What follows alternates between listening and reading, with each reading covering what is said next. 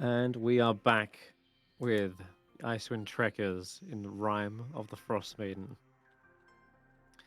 Last week, they finally travelled all the way from Icewindale to the island of Solstice. They finished off the dungeon known as the Temple of the Four Gods, gathered all the treasure they could possibly carry, and tried to get out of there before the Sahaugen fleet showed up. Unfortunately, they ran into a little bit of trouble. Perhaps their greed met with some consequences, trying to get the last vault. Then, thankfully, they still had the large sack of eggs that Glauca was protecting. The priestess who unfortunately fell in the battle against the high priestess after she unleashed a terrible deathly spell on the altar of Umberly. Thankfully, yep, you managed to use these eggs as a way to intimidate them, getting like equivalent to like a nat 20, I think it was, to prevent them from just outright killing you all. And they backed up whilst you guys managed to just loot the place and then escape. And then Barry dropped off the egg somewhere safe.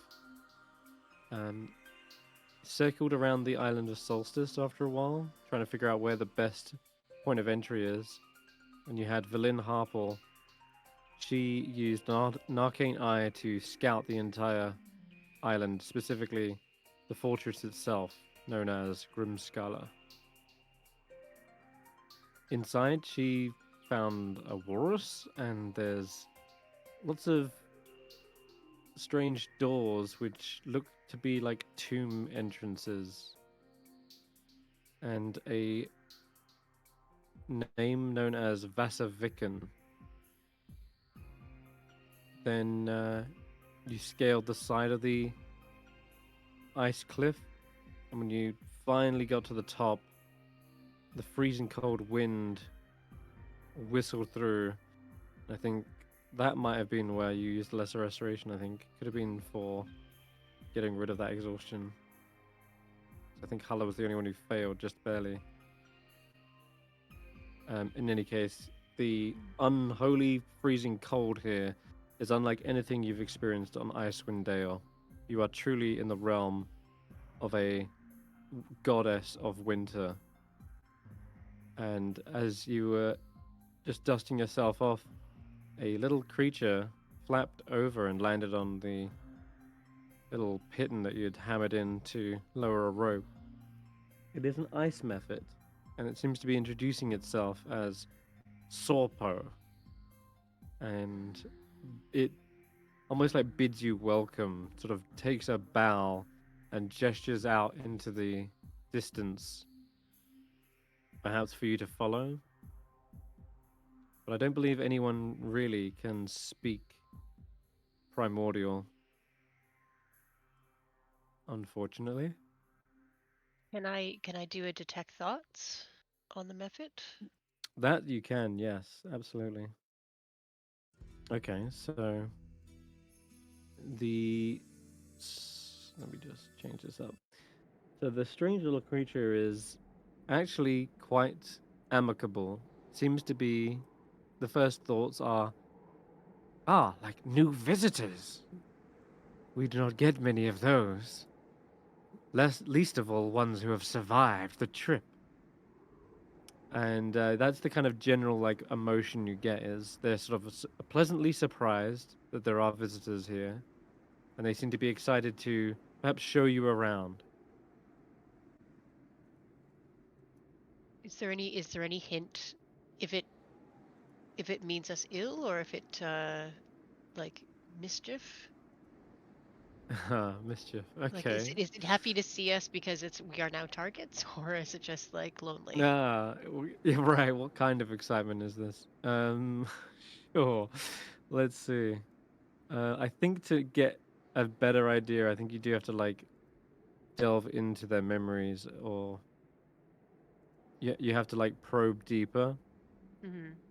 To do that, Okay. it has to make a saving throw, and at that point, it also knows that you are reading its mind. But You can do that if you wish to really ascertain if this is ally or an enemy. I am gonna try that anyway. Mm-hmm. Do I have to roll? Let me No, they have to see. roll a They intelligent have to roll a wisdom a saving throw. wisdom. All right. Yeah, Yeah. Okay. and they have to pass a Sure thing. 14. I think that's a fail then. So let's see. Silent solstice. Hmm.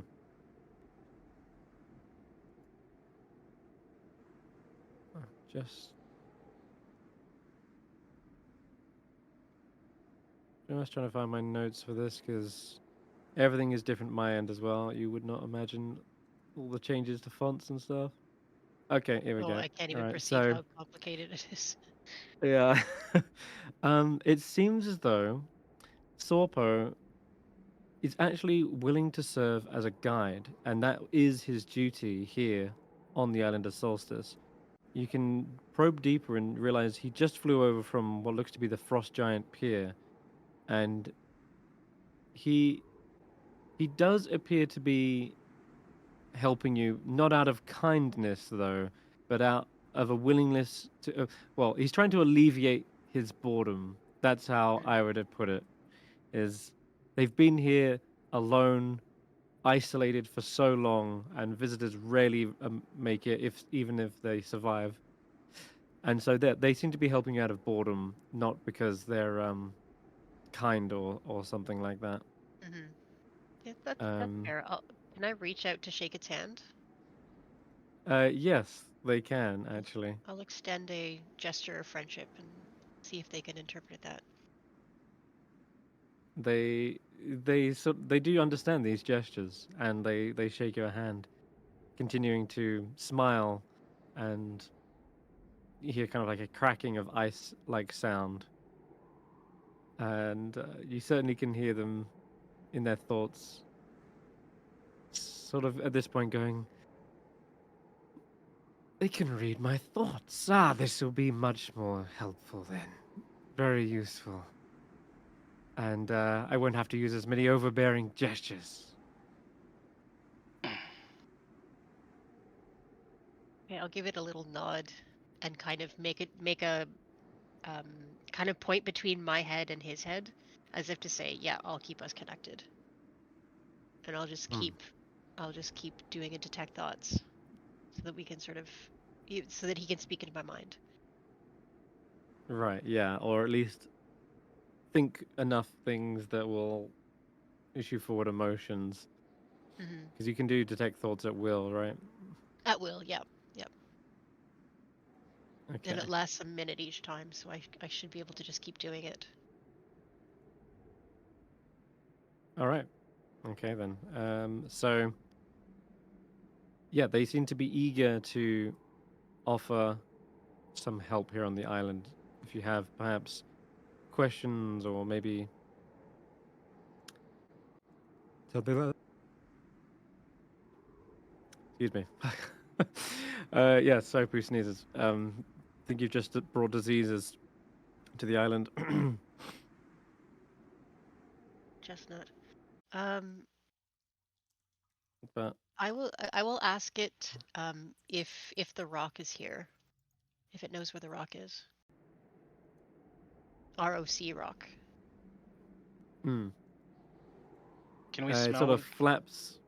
flaps his like wings like in a Yeah, yeah. big over exaggerated motion and uh, almost sort of trying to play a game of charades with you and confirm what you're talking about. And it sort of thinks to itself for a moment. Where the heck is it actually?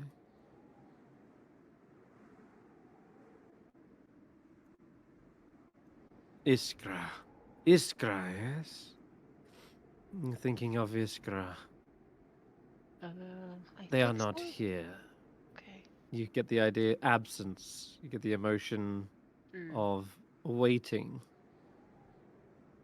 waiting for their return.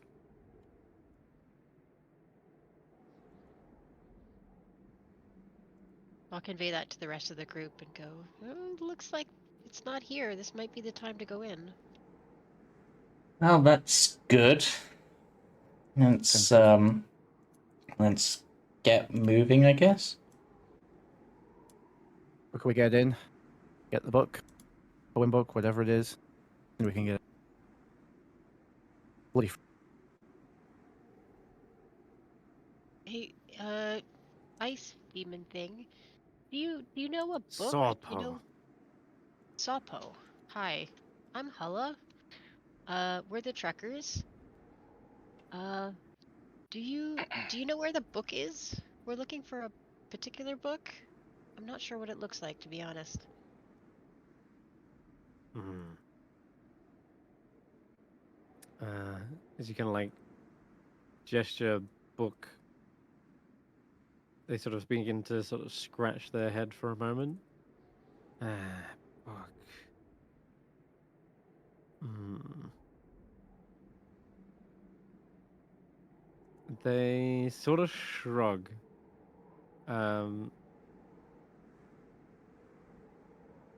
It seems as though when you kind of read their thoughts, they don't go in to. Well, they do go into Grimskalr, and in fact, as you're reading their thoughts, you picture more of these methods, and you hear their thoughts thinking, I wonder if one of the others knows. They spend more time in there than I do. And then it starts to think of deep down inside the dungeon. There's images of those doors with the large singular runes on them that seems to represent something. Must be locked away in there. I'll convey that to the others.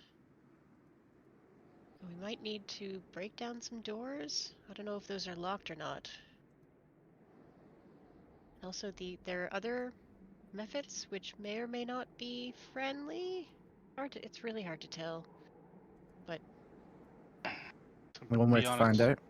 yeah, I'm think- surprised this one was friendly. So Yeah, I thought we were gonna have to fight our way in or sneak our way in, but we've lost the sneak. Yeah. well, maybe have the sneak still if Swordpo doesn't rat us out. I'll make the shushing gesture with, like, bring my finger to my lips and nod to the rest of us, like point to the rest of us and go like, we're trying to stay quiet. Okay. It seems to smile and kind of laugh to themselves. They find this humorous for whatever reason. Part of the memories part of the emotions you're getting from them is this is exciting. They think it's a little game being here on the island.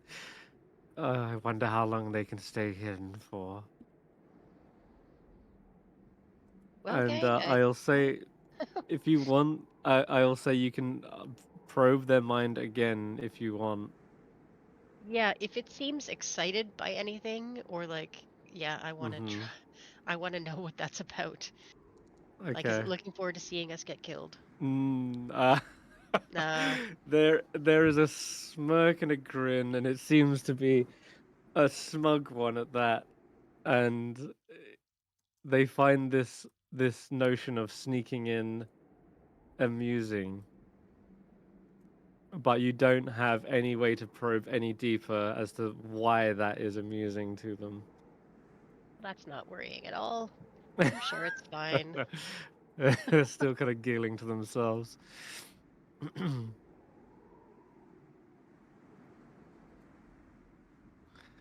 Should we go in? I guess we Yeah. have to. Yeah. Yes, Let's. Is there follow. like, is there a door or is there a fortress ahead of us? What do we see?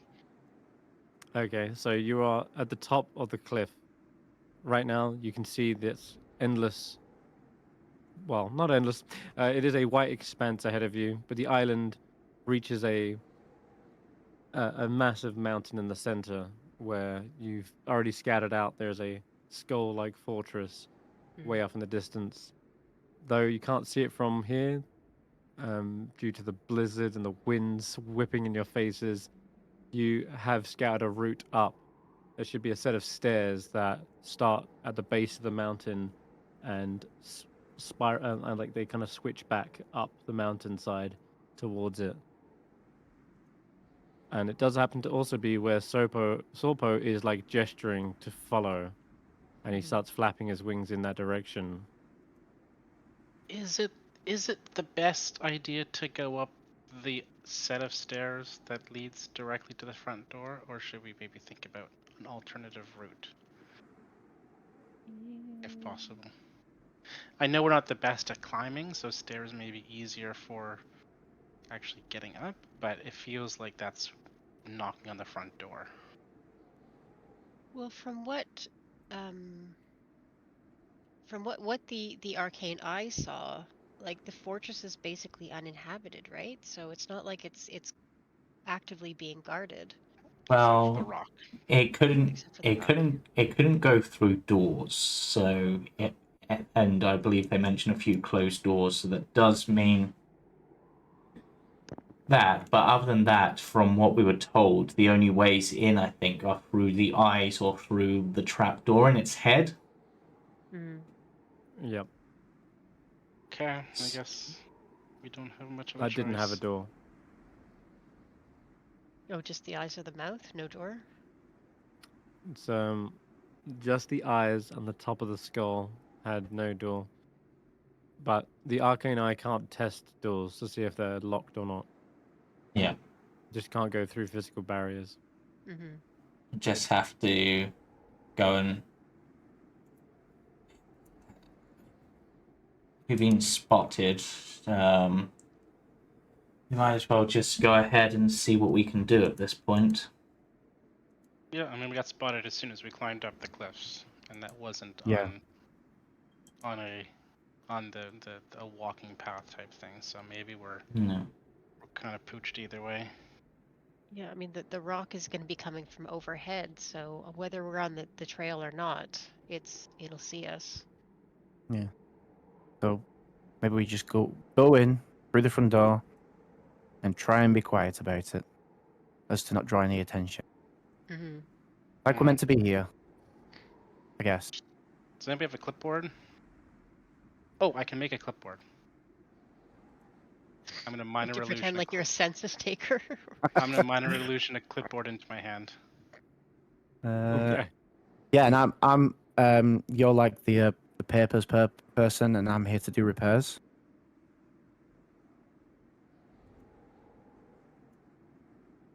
Is it concentration?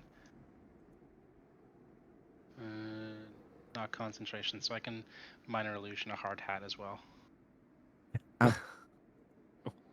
I'm here to All right. I'm here to do repairs. I bring out my hammer and tools.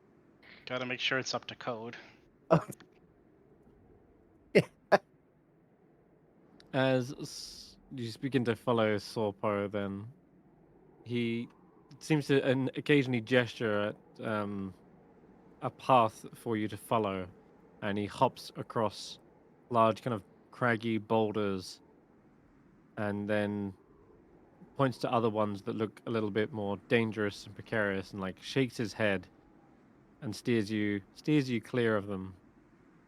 And when you get onto sort of flatter ground, you see Sorpo also gestures towards more snow mounds and drifts, and steers you away from what looks to be a large patch of ice as well. I'll give it a thumbs up And and like a little a tiny round of applause every time it steers us away from danger. Every time we approach a patch of ice or something that's slightly dangerous, I'm gonna make a note on my clipboard. Ooh, yes. Good call. Inspect it and make a is note. the general emotions as you give it that thumbs up is it is pleased. It is happy that it is that you are appreciating its efforts. And you can probe deeper as well if you want on that, but Yeah, yeah. okay. Like All if right. I'm getting the impression that we're just sort of here for entertainment, and that it doesn't really have a Hmm. stake either way. But Okay. uh, That yeah. well, there's a slight shift, a turn in this maybe as you do probe deeper, and its happiness is they seem to like me now. They seem to be appreciating my efforts to steer them clear of these minor dangers, and perhaps earning their trust. Is Uh-oh. now how they are thinking. It's like they actually trust me. This is good. Maybe I can show them a few of the sculptures on the way as well. They have to pass through one of the gardens at least anyway. Yes, yes, come along. Come along. And they lead you down the path finally to a much flatter area where up ahead you do see something peculiar. This is what was described to you before by Villain Harple. Through the blowing snow, you gradually see a a grand assembly of ice sculptures across a snowy field at the foot of the mountain in the center of the island here. And closer examination seems to reveal that the sculptures are completely faithful to their subjects. Bears, elk, saber-toothed tigers, wolves, yeti, remoras. And if you haven't seen a remoras yet, I'll bring one out in a second. White dragons and other creatures of the north. No mortal hand could have created such works of wonder. Are these life What size? does they absolutely are very faithful to their Wow. subjects. So when you Ah. see this Remoraz, you are completely shook as what this creature is a huge, perhaps 20-foot tall, worm-like creature with these wide, thin frills coming out of the side. They have these massively long antennas, bug-like eyes, and powerful, sharp mandibles. This creature is like a centipede with scales and ice. Ah, And this is completely made of ice as well. well, none of that is going to come to life and kill us, right? I mean, this is a fictional creature, so somebody has an imagination on them, I think. I I don't mean, know. Aliens? we've No. we've Oh, maybe it's technically ran into the results of one of these before and gathered up some of its mucus-like dropping that it has when it melts through ice. Yeah. Indeed, yeah. There's that These massive things hole in borrow. the. There's that massive hole in the. Yum. Yeah. The Yum, giant mammoth. The Frost Giant's Lodge, yeah. Yeah. That was a confirmation that these things perhaps are still around and are still active in Icewindale. They were thought to be all wiped out, but they lived very deep beneath the earth, so it's likely they were just simply retreating from the surface. But yes, they can pulse their body with an internal fire that melts snow as they bore through it.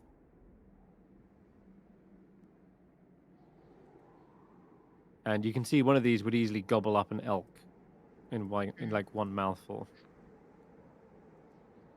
Yeah. Again, I hope none of these come to life and start attacking. That would be not. well, maybe we don't touch them just in case, right? Yeah. Uh, I mean,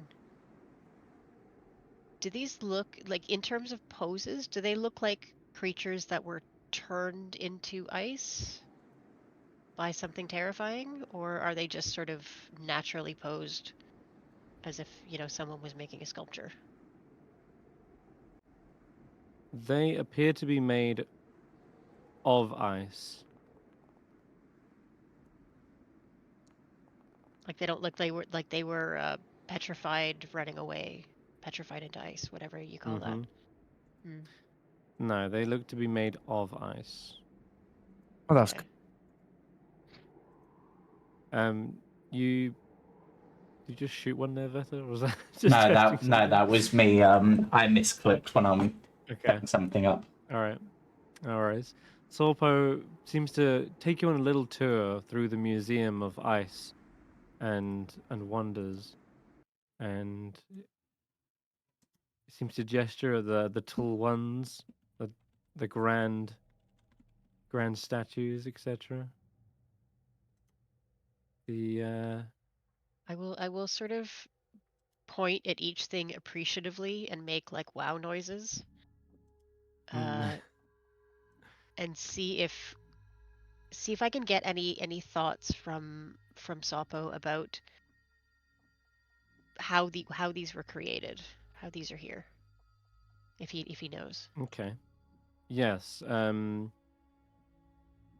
You can hear general emotions are one of awe, one of they're proud. They seem to be proud of their goddess for making them. Like, look how great the masterful work of the Frostmaiden is. They admire the statues, yes. They respect their presence. They are not defilers. And it seems to be they're sort of like impressed with you as well, that you guys aren't just destroying them. But as always, you can probe deeper if you wish. I would like to, yes. Okay. I don't know, I find these statues They very fail this time. worrisome. Yeah. This time, now you're accessing some memories as well. And it's almost like Sorpo is recounting their orders, their charge here. Yes. We must lead them through the Frostmaiden's realm to ascertain their stance on her. Mm-mm. Those who destroy the statues are marked as defilers. Those who vandalize and break them will feel the cold unlike anything they have before. And there's a memory of Sorpo as he has led previous venturers here. One of them shattered the ice statue, and they suddenly fell down, their face becoming filled with frostbite, and they'd never even made it to the front of the fortress before they succumbed to the cold. And you can interpret this like basically you make a con save DC 20, otherwise you get vulnerability to cold damage. So I start blasting. I will Yeah. pass this on to the others. Go, heads up, don't No. destroy the statues. However, there's some. Oh, go on. Sorry. There's Oh, more. no. There's more. Okay. No, please tell me everything. Okay. There's really useful information because Sorpo doesn't just have a. Look how proud. He's not just proud and basking in the Frostmaiden's work, but also there's a slight sadder tone, and you dig into that memory, that you draw forth that emotion. Why is there a slight melancholiness to this? And you realize it's because only the Frostmaiden wasn't in such a weakened state. They would be able to feel this island with such beautiful manifestations. But her work must continue. She must weave the spell each night. It seems as though these adventurers won't be breaking any. Looks like Oral won't have to wake up Korkra after all.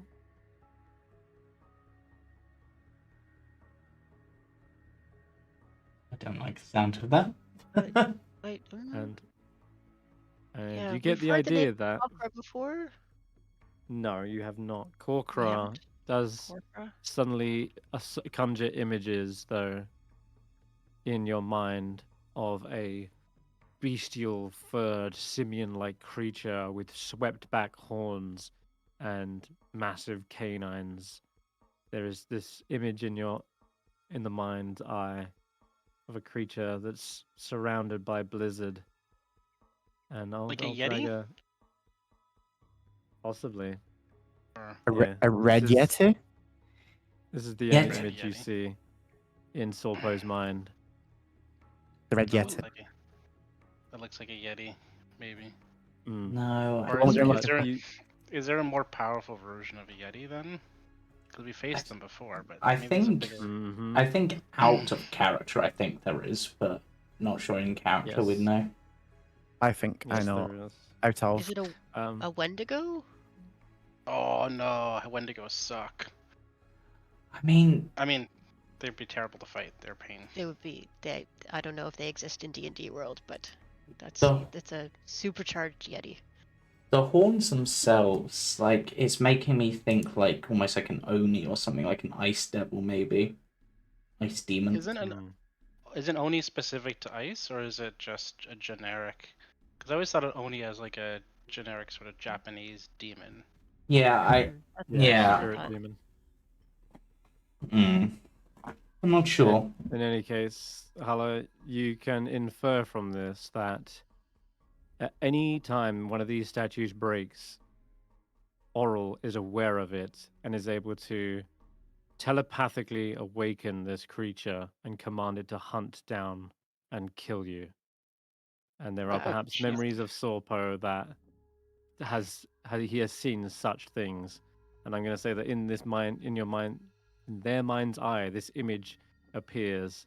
A creature that thought they could sneak in, thought the Oral would not know they're here, and this creature tore them limb from limb, and whatever last piece of flesh is being ripped out of them, it then looks up at Sorpo in this image, and Sorpo just simply slinks away and retreats. Is it for Sorpo? Is it a happy memory, or is it like?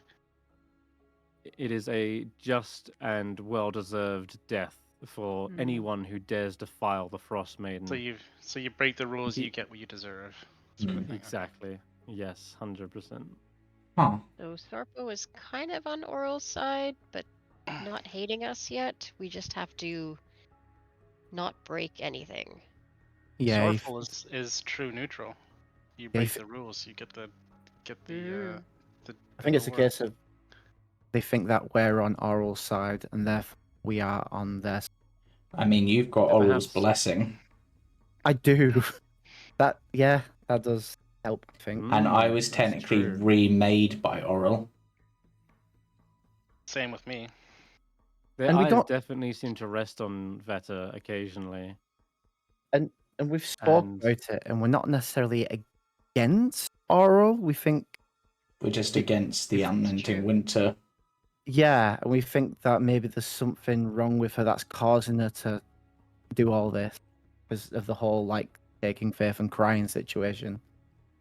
I Like she didn't mean, want to take anyone. it's interesting because Sorpo referred to her in that memory as in a weakened state. Yes. So maybe this endless winter she's having to weave is to protect her from something. Hulla, can you see if Sorpo recognizes faith? I don't know if you can project an image of faith into his mind. No, I can only. It's not telepathy. It's a detect thoughts, so I can hear their thoughts, Okay. but I don't think Okay. I have a way of communicating to them. I think we still had that could storm. request. Unless anyone You has could- minor illusion. Yeah, David How- he's got his hard hat on at the moment. But David never met But Faith, so David- wouldn't be able to. Right. Oh, that's true. Ah, very true. Yeah. How close are we to the fortress now? I mean, we've been out in the weather for a while.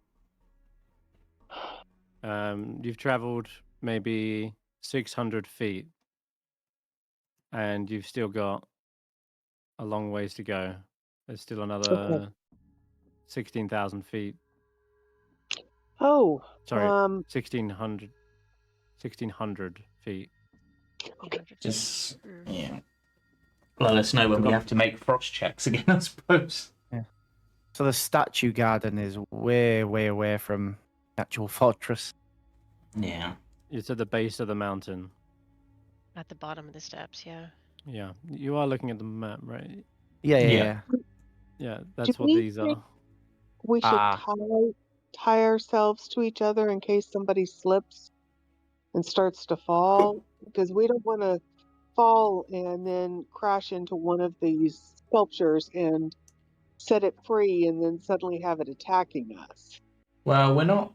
I don't think there's a chance of us falling at the moment. What with the No. crampons and snowshoes, and we're not climbing Yeah. at the moment. And I described this area as being much more flat. yeah, Sopo seems to be guiding us through all the minor hazards. We don't. Okay. As Yeah, he far does as point out another slipping bit of ice and tells you to avoid that in case you were to lose your footing and fall into one of these statues. I make a note on my clipboard. Whilst we can't directly understand Sorpo, can Sorpo understand us? Or is it only due I've to been asking Ashanti? it questions, but I don't know if it understands or if it just sort of gets the gestures. So, yeah, I was saying that earlier you were basically playing like charades when you were like flapping your arms and wings to Mhm. sort of think, they're like, you're talking about Iskra. They must mean Iskra. Sorpo does seem to only understand Aquin and Orin. Okay. But So this is just a very goofy yeah. scene altogether with the charades going on. Definitely, yeah. Though that does mean that we can discuss plans out loud and Well, maybe we don't want to shout them too much. No. Just to be safe. but we can talk without worry of immediate death. Yeah, just don't knock over one of those Okay. statues. No. Here, I actually have art for you. How I does feel one I show? feel an odd kinship towards them. Here we go. Oh, Ooh. I think looks like we have a shot of the. It looks like a yeti. It does look like a yeti with Yeah. horns. That is one of the ice sculptures. Oh, that's an ice sculpture. The yeti's an ice sculpture. Yeah, Oh, that jeez. is, yes. With each of the ice sculptures, do they all appear to be like creatures you would typically associate with like a polar climate? So yetis, white dragons, remorazes. Correct. Yeah. They're So almost all honouring creatures the of ice north. creatures. Yes. Well, or they're made of the ice creatures. It could be like the creatures came here or were found somewhere, turned to ice, and then brought back. I mean, Like possibly. the creatures might be inside the sculptures. I mean, that's I have. Well, I'll tell you what. Everyone can make a perception check since that's the second time someone's asked, are there creatures in these? thing is, let's see, does this still use my laptop? Skip text. Oop, I don't know. I don't know. I rolled a 1. Yeah, it does. Okay. 25. I make Alright, things. veteran. It doesn't highlight it in red when I rolled a 1, though. Just as a note. Okay. Yeah, Alright. currently, from what we've seen, when it comes to rolls, it will highlight green if it's successful, if it's like a saving throw attack, and red if it's a fail. Exactly. It doesn't highlight for nat ones Not anymore. to mention the nat 1 on an ability check doesn't mean anything. You can still succeed if you were to say add guidance, bardic inspiration, and proficiency I'm expertise. not going to worry about doing all that. Okay. No. In this James, case, did Ashanti veteran roll? very good. Oh yeah, make sure Ashanti Yeah, rolls. I can. Yep, sorry. Let me do that. Yep. Perception. You're actually pretty good at And perception. you do also have Android with you, right? Yes. You can roll with Might them as too. well. They have keen hearing and sight. Oh, so I'll re-roll. advantage. No, exact same roll. Might be the 20. highest. No, mine's the highest No, at 25. Okay. Alright, so Barry, Andy, Royd, and Veta, so like peering out as David mentions, what if these are like creatures stuck in here? You're kind of like scanning all of the statues to confirm that. And that's when you see perhaps off in the distance there seems to be a separate garden, is the way I would describe it, since there are these frozen trees within it. And it's not too far away from the rest of the sculptures, but it's difficult to tell what's in it because of these. It's almost like a walled garden where there's like a. Let me check actually, see the map. Yes, there's a wall of formed frozen icicles. So it's like a crystalline wall that borders it.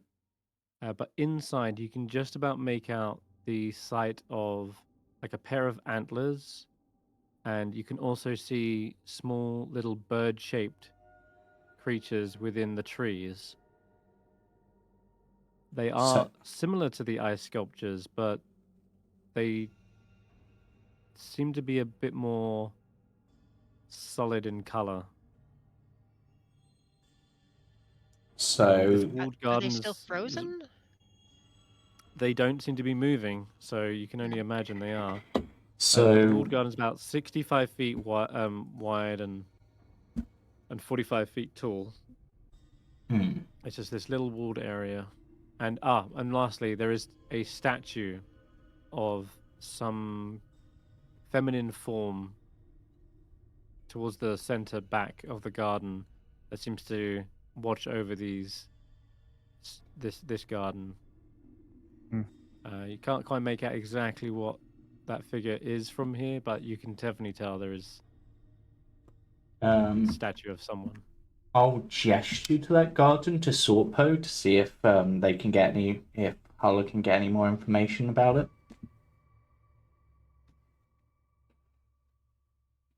Yeah? Yeah, basically just essentially gesture to point it out. Sorpo and look quizzically. Okay. You pointed out, and Hulla, you would definitely start to hear a voice. Well, you understand their emotions, and they say, yes, yes. That is the Garden of Death. Oh. It's a graveyard of sorts. Oral displays creatures that have died on the island from the extreme cold, preserving them in a coat of thick ice.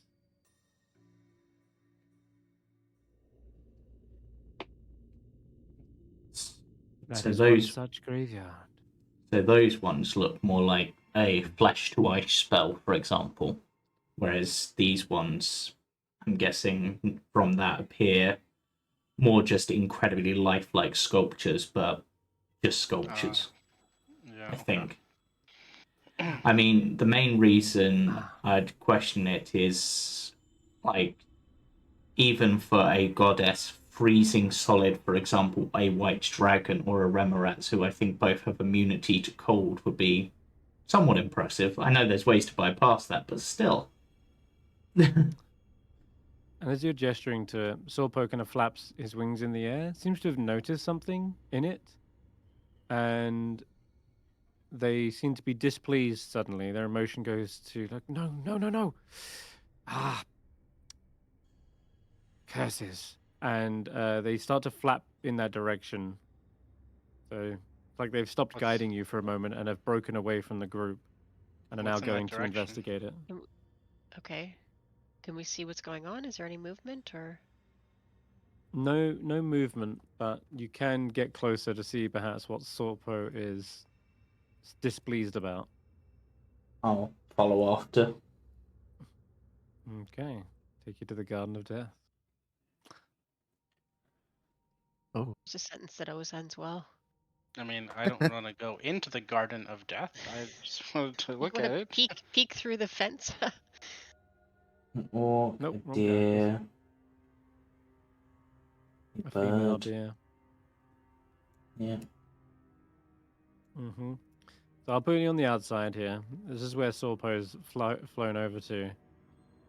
It's a break in the wall.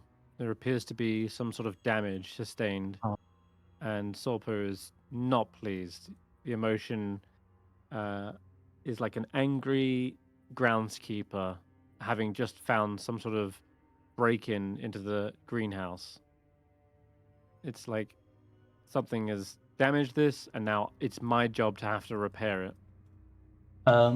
Looking at the area where the damage is, kind of like if you see like when someone's broken a window, you can tell whether it was broken inside or outside, depending on where like the glass has fallen.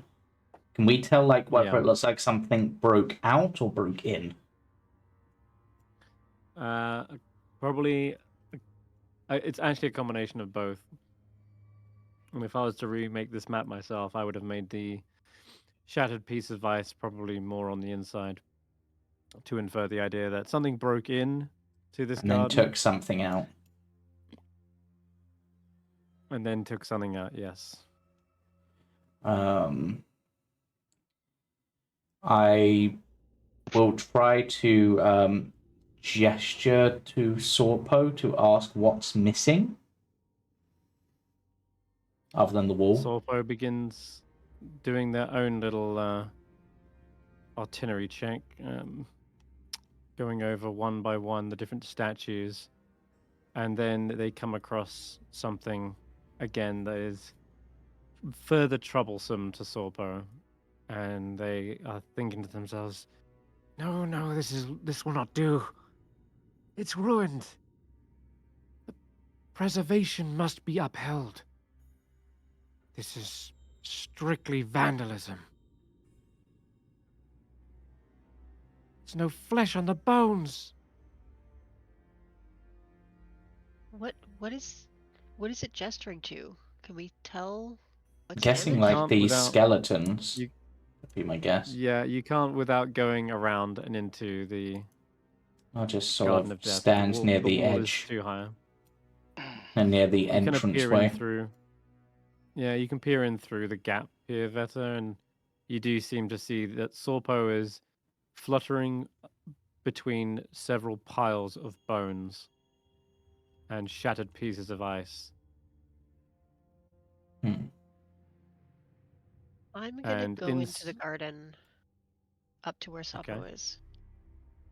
All right, you And head on in. I'm gonna kind of give it a comforting pat on the back, like, "Hey, bud, that's rough.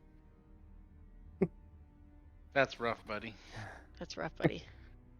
I hope I don't get the blame for this. But someone is responsible, and they must answer for their crimes. Does this break look recent, or does it look like been shaking his duty for a bit? It's hard to tell, but you may be able to roll a survival check. I'm wondering if the thing that's done it is still about, Nearby. Mm-hmm. Yeah, or go maybe, ahead. Yeah. or maybe if we help, That's pretty good. we'll Barry, get on their good side. you can see several tracks that have led in and out. They have visited this more than once. Some of the Ooh. tracks are less shallow than others, where the snow has covered them, and then they've come back, and these look maybe more fresher. And I would say within the last day, something has come in here, broken in, and then left the same way they came in. Can Are we they tell what human-sized the prints? creature is? Yeah, they are not humanoid. Well, I would say I guess, follow the same rules as a humanoid foot in that it's bipedal and it has 5 toes, but it doesn't look human. They look clawed at the end of said toes, the footprint is far larger than a regular-sized human. Whatever did this recently, within the past day or so, which means maybe they live here if they keep coming back. I mean, and if they're a bestial creature of some sort and it's flesh that's missing, maybe they've come here to eat? Maybe this is like an in for us. If we do ever bump into Oral, like, hey, we've done you a solid, helped you out. And we have your poem book. We love poems. Yeah. Looking at like the skeletal figures which Sorpo was so worried about, can I see if there's like any signs of like maybe like if like a beast is bitten into them, there might be like teeth marks left in the bone sort of thing? Anything like that? You can. You can either give me medicine or a survival check. Yeah, we'll do survival. Yep. Did that wrong? No. There you go.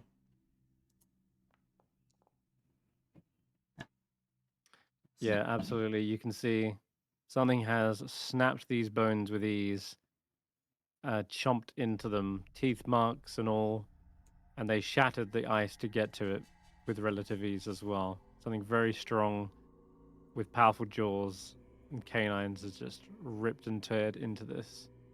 Mhm. And they've manipulated the bones in a way which suggests they have long arms and hands. I'll Easy able point to like strip meat. I'll point to the skeleton and say Korgra to Sapo. You say the word Korgra, which they do understand, and they seem to tilt their heads, perhaps doing their own analysis of the bodies. And I guess that'll be some sort of survival on their part. There's an emotion of uncertainty. They can't ascertain fully. But as you're sort of gesturing and like pointing out perhaps, Barry, that they've come in and out, Sorpo thinks of an idea. And the general emotion is trap. Yes, we lay a trap. It must return. Must be coming back here and eating each of these statues one by one. So these We could statues hide. you can destroy. Right, guys, Just I not the other ones. don't know what that thing's Hide and saying. wait. Punish I don't know what that guy's saying. I don't understand him, but I think we should lay a trap. Well, great minds think alike. Yeah. He wants to lay a trap for whatever's doing this, but it doesn't know what it is. Like, Nice. Some idea. could or Okay. could not be the Yeti. I could give us some camouflage. What are you thinking? Tiny hut in a corner I was thinking. Ooh. under one of the trees. If that's allowed with Sorpo. I don't want to break any rules. That would keep us warm. It would keep as us well. warm as well. It would keep us warm. It would provide some cover so that whatever comes through, we'd be able to see it maybe. Can we watch the outside from in there? Like, yeah. I I can make it so that we can see outside, but the outside can't see in, and Nice. I can make it like a snow, like a snow cover, like a big pile of snow or something. Yeah, well, snow will gradually build up on the outside anyway, and sort of form And a snow will build freezing up on the dome. outside, yeah. So, I mean, you guys could that also works. poke your heads out and take a look, or go out for 5 minutes and do a rotation or something. I have to stay inside of it. But there's a couple ways we can do that. Who's our stealthiest dear then? Stealthiest? Popping It's out and gonna in. be Vettrgeist is stealthiest, I'm assuming. Or Sheila. It's between the two of them. We could also leave Android in one of the trees, and just have them sitting there and alert us as well. Is Android affected by the cold long term? They're Not a mechanical? robot, so no. No.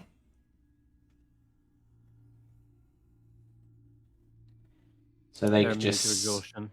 Yep, so they could just sit there. Yeah,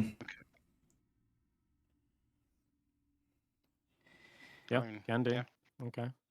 No. I think if we're going to be sitting here and waiting for Trip, I think I should set up my hut either way.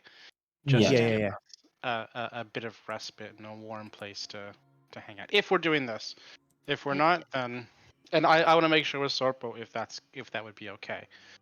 If there's any paperwork or file like things we need to file as a request to do this. So I don't. Do we need to focus on getting the book though? I'm just a little concerned that we're really, really good at side quests, and we're really good at doing a whole bunch of extra stuff, but we left Enkaroth out there, and that rock could come back, and I just want to make sure that we don't lose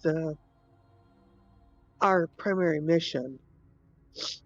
Well, this could actually help towards that, because if we get on their good side, they're more likely to help us, and it also gives us a bargaining Okay. chip with Oral later. Okay. That was kind of my thought, is that Yeah. it will be very difficult to get around inside the fortress without a guide, or with a guide who's working against us. Okay. And if That's this fine. only takes a few hours, then it might be worth it. Okay. I just wanted to make sure, because we tend to get really excited about stuff. Yeah. Yeah. Yeah, You're I not get it. wrong about that. But we're hoping this will help us get the poem book, because maybe it's like, oh, we deserve a reward here. Mhm. Have a poem book. okay. Hopefully, And who knows? Why do I feel like one of us had like a bear trap or something on the sheet? Am I just making stuff up? I do have a I might have a bear trap.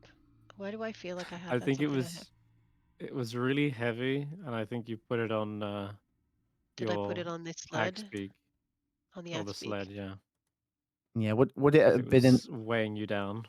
would it have been Mhm. put inside the bag of holding at this point, or would it be too big for that?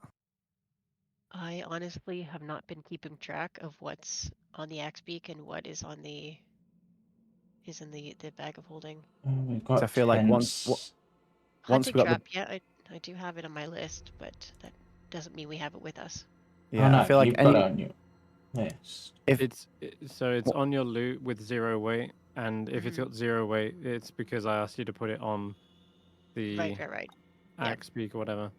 So yeah, but I'm just wondering, like, once we got the bag of holding, did we put once you anything got in it, it that could did you? fit inside it?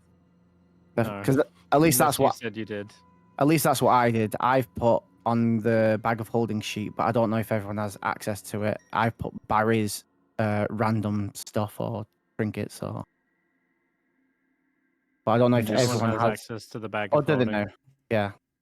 Barry's And it's- excess goods, So because otherwise I'll be over encumbered. I don't see on unless any of the axe beak sheets.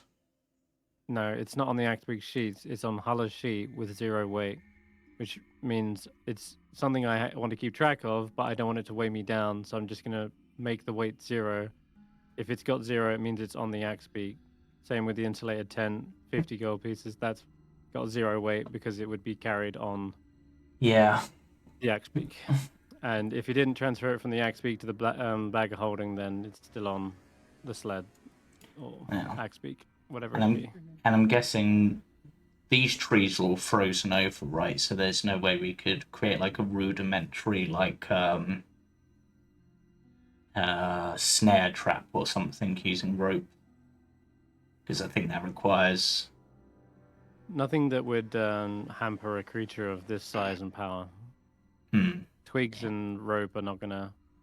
Maybe enough to catch a hare, but this thing busts through a solid wall of ice. Yep. Okay, then our the only things I could think of as potential ways to potentially slow it down for a moment. I mean, I have the wand of web. I could web it up. And I could That's a blank good- growth. Around it. And I Not could a blank bad- growth it up. So that's Yeah. 2 different sets of difficult terrain. And I have tripping attack with my arrows, so that's we can probably stop it being able to escape. So yeah. And I have a wand of wonder, and you never know what's gonna happen there. I Yep. could turn it into a snail, and then we're golden. So David, yeah. do you starting this ritual before it comes back? Oh yeah, I should probably do that. Is it okay? Did Snorpo give me the go So ahead to be able to do you that? look over towards Sorpo as to try and get an inkling of whether this is fine or not. And he is currently prostrating beneath the statue and seems to be like laying down on the ground in complete submission, bowing repeatedly, trying to revere the statue and perhaps apologize, and almost as if he's trying to make things right, Hulla. The And statue looking up is at of this- oral, right? I gather it's a majestic female that he's bowing down to, so it must be a looks like it representation has- of her. It looks like it has wings. Oh. Excuse me, I was coughing up. She's This not is the dressed statue. appro- No, she wouldn't be, since she doesn't feel the cold. Not dressed appropriately for that- the weather. She's got to bundle up. She definitely has like a pair of icy wings that stretch Icy outward wings. from it. Why Yeah. did you start with a pair of? I'll give you a pair of fists in a minute. How about that? Anyway, yeah, she is clearly like very regal and powerful looking in this kind of stance. Is it like a new daintily statue, or is it, holding like, a is it weathered? staff. This is weathered, and the eyes seem to be almost darkened out, almost as if the eyes are covered in a blackened ice. Okay. Hulla, are we okay for me to set up a hut? Okay, I will perform an elaborate charade. So I'll be like gesturing to myself and then making a crouching, hiding gesture, and then I can Maybe. literally create a visual of it and show it to him, and then you can just do a. oh yeah, you do that his- because that's yeah. Yeah. That, I will that- minor illusion the tiny hut to show to Sorpo, and then just ask him like with hand signals if it's okay, in a very rudimentary way. They seem to nod and allow you to do this, but they Okay. also still perhaps like yes, whatever. Okay. Almost sort of like just getting you out of their hair as Hulla. You So- can see they continue to offer apologies towards the statue. I'm gonna set And yes, up in this although it's weathered, corner, I guess. one probably would be able to perhaps figure out a way. Does anyone have mending? No one has mending, do they? You know who does? You used to in the is party, yeah. Scrap. Scrap. yeah. Skrapp, yeah. You can imagine Skrapp in this moment probably touching up the statue and fixing it so that it shows its full glory and splendor. Unfortunately, you don't have it with them. Have them with you? Question, Chris. If I'm setting up my hut, can I set it up around the tree, or does it need to be like a fully, like its own space? Or can I have like the I tree in the don't- middle, and then it sort of the top of the tree comes up? Because if I can set up like in the corner, a- corner, It's probably a 10-foot dome, right? Tall? Or is yeah, it it's a 10-foot dome. 10-foot dome. Okay. But if I can have the dome like edge around the tree and the tree branches, you Don't know, so it think- doesn't need to be its own full space on its own, or if it. I if think it can needs to be incorporate its the tree. own full space, because otherwise Okay. it's like getting into the Then I gotta do, weird like, over idea here. that. Yeah, I was gonna say the bottom right. That's good. I gotta do it like over here then. Yeah. I'll all be inside. Something is either in it or out it. That way you can't create like a half dome and then have a door on one side you can walk in and out of. Otherwise, it just Yeah. gets wacky. Okay, gotta so you make it- find a nice space big enough that you can make the dome. And Damn, I don't even think this space is big enough because there's too much stuff around. How much space do you need? I need 10 foot on either side of me. Do we Hulla, want to pitch the tent outside the garden? Dude, I could squeeze it over here.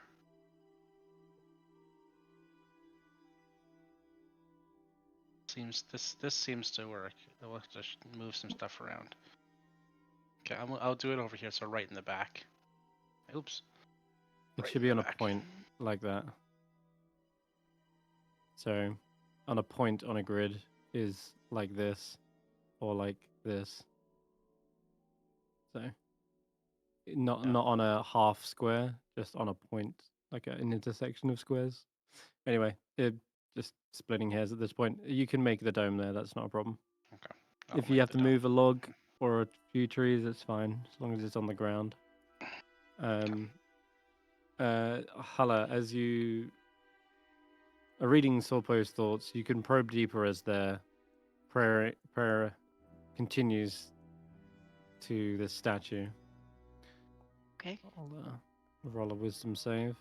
Get a 13, and I think that's a fail. So you That's a see fail. this in their mind's eye when they're looking at the statue. They visualize Oral in their full splendor, in a Ooh. humanoid form this time. And they see them as they're like their human depiction, which looks much more, I guess, almost royal, queen-like. And that's how Sorpo views Oral, as this beautiful, benevolent embodiment of winter. In my head, Oral is still like an owl creature.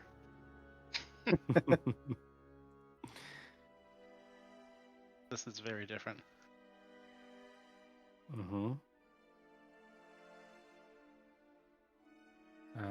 Sheila is going to try and squeeze in here, guys. Hey, Grub. We could rotate. It's just, it's. I just can't leave. Everybody else can sort of rotate in and out. Yeah, it's just I think we have to be in when you initially cast it. I think. Yeah. Right. No, I can Yeah. designate. I can designate who's allowed to come in and out. So I can designate all of you to be able to enter and exit. Not true of my rules. Oh. It prevents people from coming in and out. Oh, Otherwise, so you everybody has have to be in. Otherwise, you have an invincible dome that archers can poke their head out, shoot, and then go back in. So yeah, in my rules, you can only have once everyone's in, they're in. If they leave, it will. They can't either. They can't get back in, or it just ends the spell, I believe. So yeah. All right. Sorpo is finished prostrating themselves here before the statue, and they turn around and see your little dome of ice, and they'll come over and they're gonna help out. I'll just use a quick frost breath, Ooh. and you see them basically coat the exterior in a frosty rime, such that it starts to look like it's just a mound of ice and snow.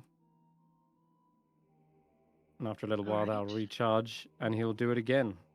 He does it a few times before eventually it doesn't look so round and out of place.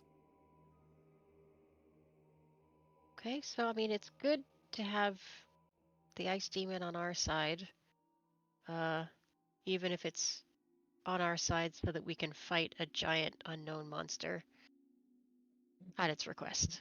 I'm sure this is fine. Okay, so I'm a little confused as to the relationship between Sorpo and the ice monster. Are they not friends? I thought they were sort Well, of working together in a way. I think Thorpo is friends with Korgra, the horned yeti, or at least they work for the same person. But Sorpo isn't sure if the yeti is the thing that is eating these statues.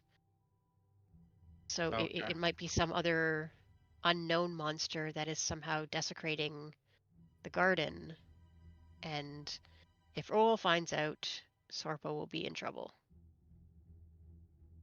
That's And it seems, Yeah. regardless whether it is Corcoran or not, you got the memory or the emotion that whoever did this must be punished. So even if it is Corcoran, then it they're seems no one going is against. exempt from the rules. Yeah. Yeah. So So 10 minutes whoever is pass. desecrating the garden has to be stopped. Yes, precisely. And the statues must be preserved. Not clear why, but sure. There's this intense, almost zealot-like meaning behind the word preservation that really rings true when they say that. There's an intense emotion behind it, like it is an edict that must be upheld. So there's an intense emotion behind that word. Okay. Okay, then after a few moments of setting up the spell, you're coated in ice and snow and awaiting whatever monster comes your way. I'm not going to have you roll frost save since you're in the tiny hut. So you can wait here a while. Yes, Shanti's right to bring up the idea that we shouldn't waste too much time. But I will say that 1 hour goes by, after which you start to see something crunching their way through the snow towards you. Wait, if it's been an hour, can those who benefit from a short rest take their short rest? Ashanti Yep. doesn't get anything, but I I don't know think y'all. anyone else needs it either. Well, I didn't I think know if I any of the I don't need spell it. Yeah. casters got their spells back or not. no one's used any spells yet, really. I think, wait, Hulla, you used one, didn't you? I I used will- one, but I don't get them back on a short rest though. No, I will but heal you up. There could. is an But option. you could use Harness Divine Power and then Short Rest to get the Channel Divinity back. I think that works. It's Yeah, only for so a you can do certain it. level of spell, though. I think. Do It's I like get It is, but second you, half your spells level. back? it I is do half my level. once Yeah. you're level Okay. 6, you can do a second level. Yep. So, Okay.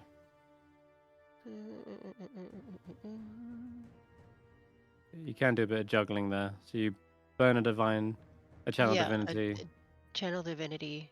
Get a spell back. and then you. That's right. And then get a channel divinity back.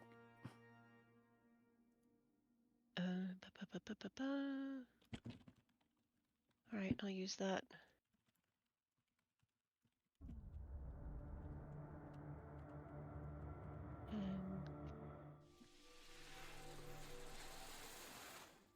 All right. And then that would go to 1. That would go to 2. And looks like you're all done. And you got a second level back. David would get all your bardic inspirations back. I haven't used any today. It says 4 out of 5. 4 out of 5. Did I use one? Oh, I used one to climb. Yep. Alright, okay, I'll take my short rest. And Okay. get my. Right, well, All right. Oh no, good point. Cool. All That's right. a fair point. Fair point. All right then. So after a long, tenuous hour waiting, knowing that every hour you spend waiting means potentially Iskra gets closer to returning, nonetheless, you start to hear that crunching in the snow as something's approaching. And it's quite loud. It's almost thumping at this point. And finally, when it gets to the edge of the wall, it stops, and you start to see a large, clawed hand reach out and starts peeling away the ice that may have either regrown or just formed slowly over time. And you see this beginning to enter into the garden. A familiar creature. Oh. A menacing, Oh. hungry ice troll.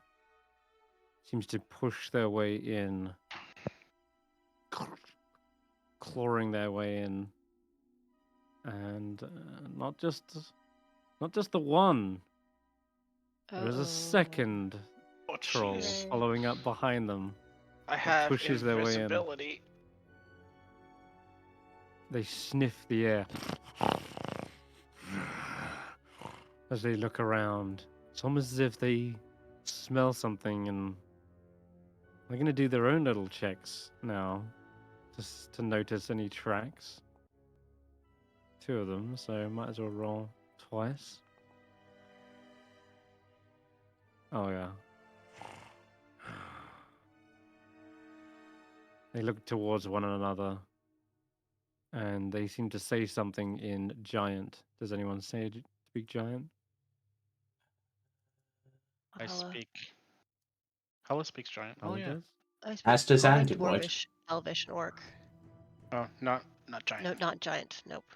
No, And okay. Android speaks giant. Do they? Okay. Yep, because they Don't know if speak they'd all the be able languages to- that Skrapp does. Okay, then Android seems to look slightly to the right, tilts their head, and their eyes go wide as they sort of do a little shake on the branch. They're trying to maybe alert you to something, but yeah, they are saying something in Giant towards one another. But it's what is Sopro thinking at this moment? Do they yes. recognize these Sorpo or? Sorpo is in hiding as well. Should roll a quick stealth check for them. They are like one of the ice statues, just a tiny little gargoyle perched on the ice wall, not unmoving. But yes, you can from here detect their thoughts as their eyes do gaze upon the ice trolls. And they're thinking to themselves, greedy invaders. They're the ones who stripped the statues of their meat. They must be punished. There is only one such fitting punishment, and that is death. They will replace the statues they took.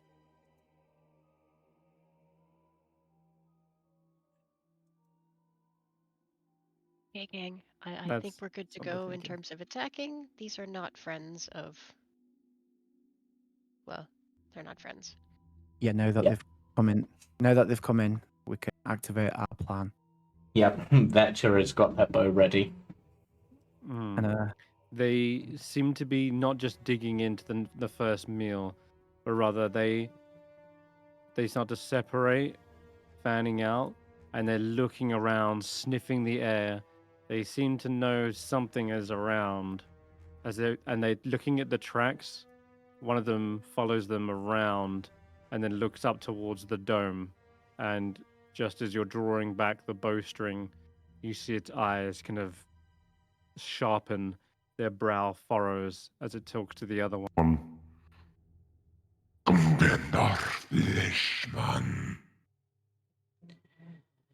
And I think we should roll initiative, as Yep. yeah, I think we they should. know something's up here. So let's do it. We know something's up. They know something's up. Everything is. Mm-hmm. Everything James, is up, remember Ashanti including the rolled tracker. initiative Yep. with advantage. Yep. Ooh, I rolled bad.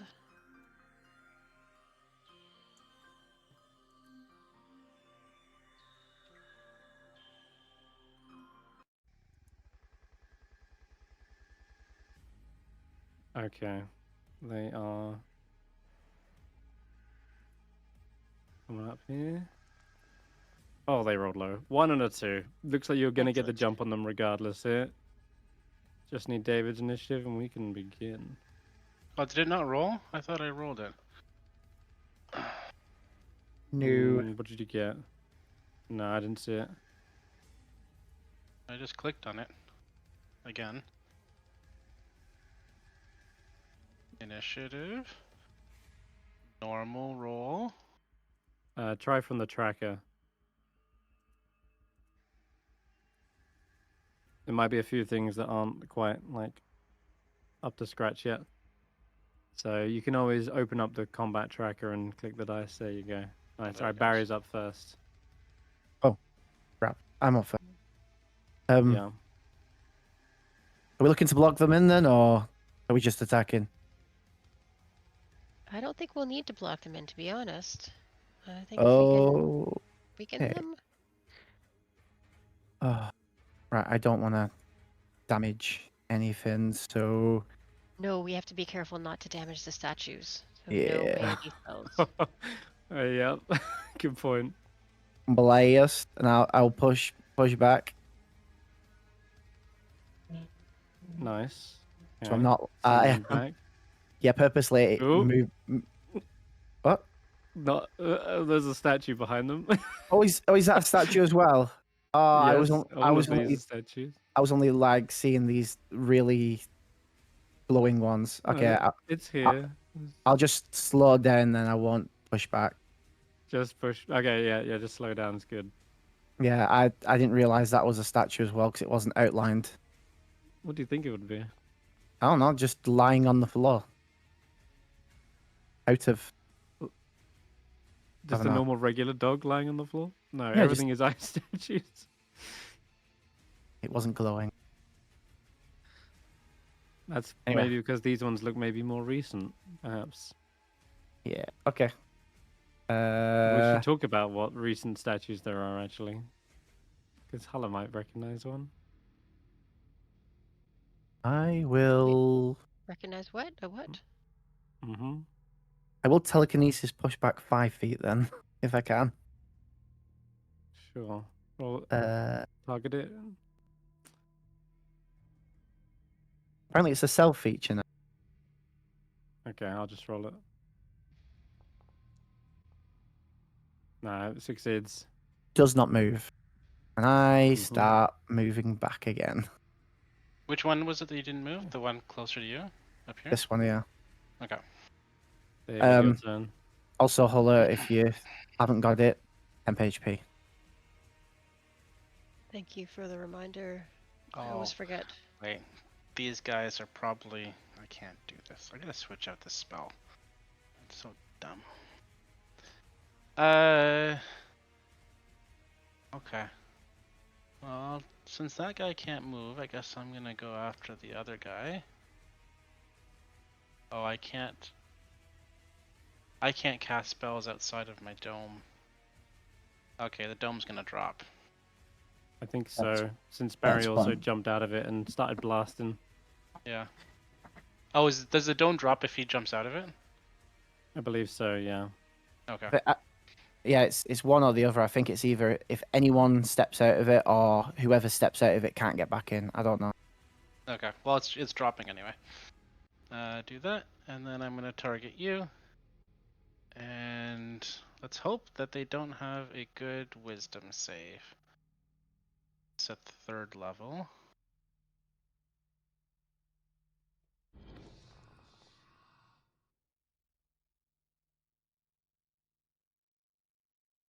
I don't know if he saved or not. Oh, that was The wisdom save, right? telekinetic. Wisdom save, yeah. It doesn't. I don't know. It doesn't tell me if they saved or No. not. It doesn't. I Doesn't think it roll. rolled. So 10 fails. 10 fails, so he takes the 25 psychic damage. Mm-hmm.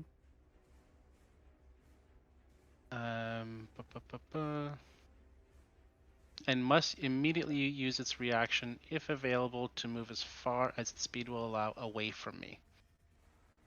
Doesn't move into any Alright. obvious danger. In that case, Yeah. it'll continue So to it backs stride up. back away. Yeah, this is like difficult terrain for them to squeeze through, so they kind of get stuck trying to climb through the ice wall. And then That'll be in their preparation reaction. for Ashanti, because I feel like she's going to need some of this, I'm going to give her a Bardic Inspiration. Nice.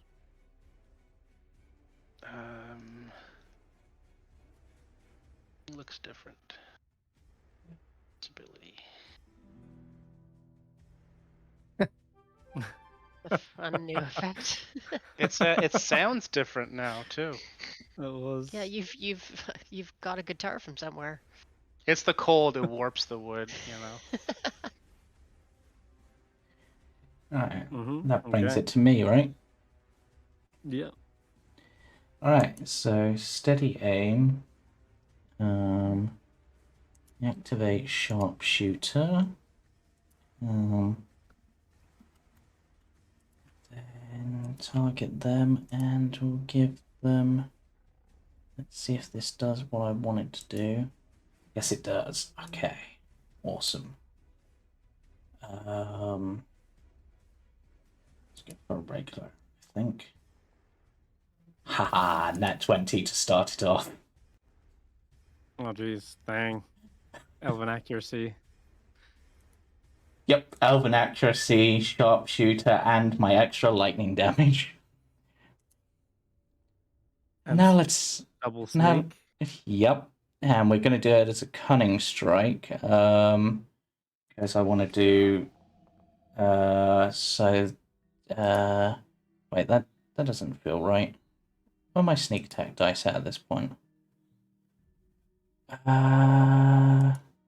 Sorry, that might actually need an extra d6. I'm just double checking quickly. Before I It's do half of roll. our level rounded up. No, it's different because he's using a cunning strike. Oh, Yeah. I just need to. Oh no, it's gone into. No, I don't want that window shared. God damn it. Just a second. If you want to move on, I'll. This one needs to make a dex save because I'm doing a tripping attack. All right, tripping. That's actually 14. What is my save? My save is 8 plus my dex. 15? Yeah, 15. So that yes, that'd be a fail. So it's not prone. All right. They fall down. Heavy thud. Wait, actually, are Into they the huge? They are large. Okay, yeah, that's fine. Couldn't quite tell. They looked bigger than that to me for some reason. But yeah. Yep, So that's all good. They do go down, yeah. Yep, they're not prone. Okay, nice. Yeah, he falls in. 7. All right. Let's go to Hulla then, as you do the rest of the damage. Yeah, it should be an extra d6 for the cunning, so and then an extra that would then be doubled, so another 4d6 damage. So 14. yeah, Jesus. 10 plus It the is 7 bloodied plus after the that shot. 24. Yeah, Perfect crit, that probably one. right between the eyes. 41 damage altogether. Mm-hmm. That is a big hit. Normally, this would mortally wound a creature like this. And I would say that the shot goes right between the eyes, and they fall down. What you would expect to be seemingly dead, but there is still some twitching from them. And it'd be Hulla's go. So they're looking how bad? That one's bloodied, Bloodied. and This one's still I'm okay? laying down, prone on the floor. This one's fine. Okay. Let's. That changes what I was gonna do.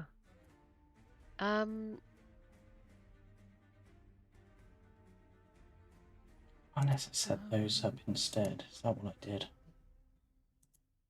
It's like clever.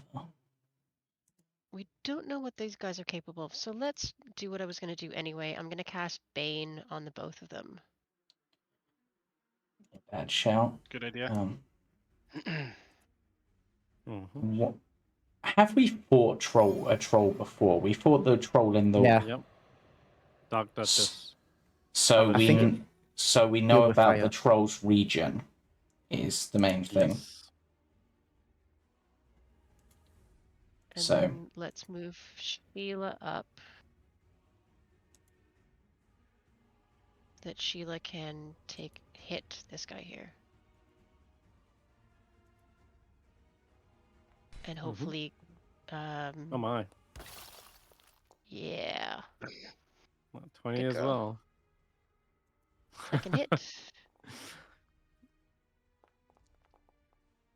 No. second one's a miss. Everything is Right. balanced. Yep, and that's us. Okay, cool. Check the damage. Yeah, really clocked the troll across the face. A tooth or a tusk comes flying out. That'd be Ashanti's go. Right. Did Hulla do that? What was their turn? James, how Yeah. close is Ashanti to the trolls? You could. You're within 30 feet, I think. You could probably get round to get to one of them easily enough. In Okay. fact, actually, how much movement do you have? You have 40. I have 40. You could, because you've got reach, you could get the one that's prone, and you'd have advantage on that. Yeah, I'd like to do that. So, the vicious halberd, big swing, and then the second, attack, Yep. with the halberd. Yeah. So, do you want to go? Yeah, we'll go for the big swing, as she said. Big swing. Why didn't that roll with advantage? I'll just roll a d20 for checking advantage because it's prone. No. And then follow that with the I missed? second. No, you hit. You hit. Okay. You just didn't crit because you have advantage on it. So I checked the crit. So you hit with both attacks. But the second one is a crit. Oh, joy. So allow me to roll Starting off that. the day with 3 crits. Allow me to roll that extra 2d10 of damage for that. For an extra 15. Oh, and the D4 necrotic double on a crit. No. Okay. Yeah, so just an extra 15 damage then. And before my turn ends, I meant to say at the beginning I would like to rage. Because when that second troll comes after me, I'd like to minimize the hurt as much as possible. I think you're already raging. Yeah. Which would have ended after the... Yeah, It it would was have ended the after rage the 10 minutes cliff. casting. Oh, okay. ritual. Yeah. But, yeah, so I'll just use a use of rage. Yes. Yep, there we go.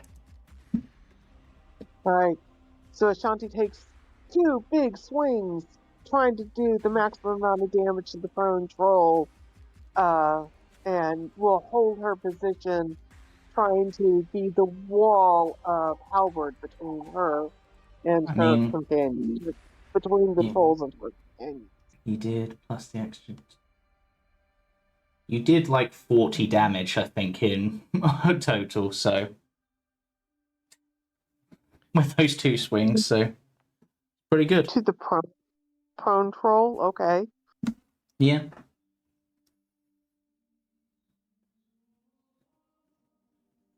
Okay, so at the start of your turn, the start of its turn, the ice troll's regeneration and cold Wait. aura kicks in. I actually just forgot something, actually. Ashanti has a vicious weapon. There's an extra 2d6 damage on top of that. Oh, God, make it stop. There you go. All right. So we're brutal critical? I've done brutal critical, yeah. Okay. Anything else? So that would nearly kill this thing. Was a devastating chop down onto their neck, and that arrow went straight through their head. You suddenly see their arm reaches up to the arrow, yanks it free from their probably their brain matter, and you start to see that head slowly sewing back together.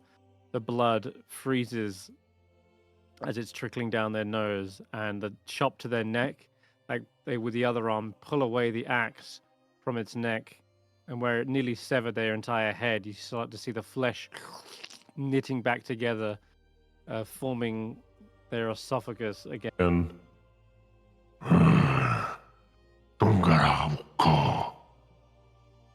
And he starts to lift himself back up and will retaliate against you. But there's something to note. This regeneration seems far more faster than it had before in the Dark Duchess. It looks almost as if it's empowered here in the freezing cold realm of Oral. Same with the cold aura as well, which is dealing double damage at this point to anything around it. So I'm going to say that Sheila takes 22. And are you within 10 feet? Sheila? Yes, you No. are. Oh, yes, So I am. 10. Okay. Ashanti is in within 10 feet. You're But not, Hulla. Ashanti only takes half because Ring of Warmth. Okay, so they would take 11 from the first one. And there's 2 trolls, so double the cold. That's 15 reduced to like 8. And then it's their actual go. That's just the start of their round. Now, they did get baned. Both of them were baned by Hulla. I think he's just going to shove Sheila aside for a moment and try to get to you, Hulla. Just see the best way to do that. Yeah, we'll go that way. Okay, Hulla, you see the claws come forward with a flurry. And I'm going to try and crit you back. There we go. Yeah, not the only ones who can crit today. Let's go. Sentinel at Death's Door. The anti-GM fun move. If you wanted to. Yes, I would like to. That's on. I can do that on any creature, right? Mhm. That's Any crit. Any crit. Like, yeah, I Where think is it's that? within a certain range. You are within range of Sentinel you. Death's Door. Yep. Yeah, Yep. you can see a creature you can see within 30 feet. Yep. I can see me. So it is as long as you've turns got it a into a pocket regular mirror. hit. Yep. That will still do a bucket load of damage. Normally the claw is 2d6 plus 2d8. No, 48. What the shit?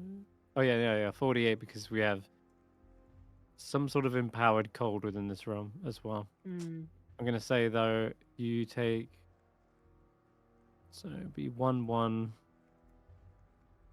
Oh, the way the new dice are laid out, I'm gonna have to read from like top left. Like I'm reading a page down, so it would be 1, 2. Also, the Sheila has to be within what range of you to take half?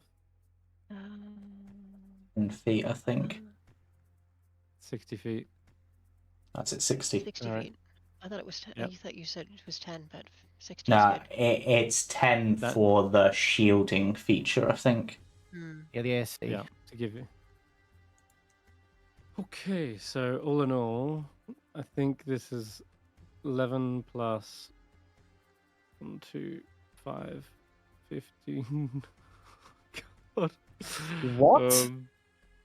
15. What? What's what? I don't know. It's just a Oh, high number that you're Yeah, I totaling thought up there.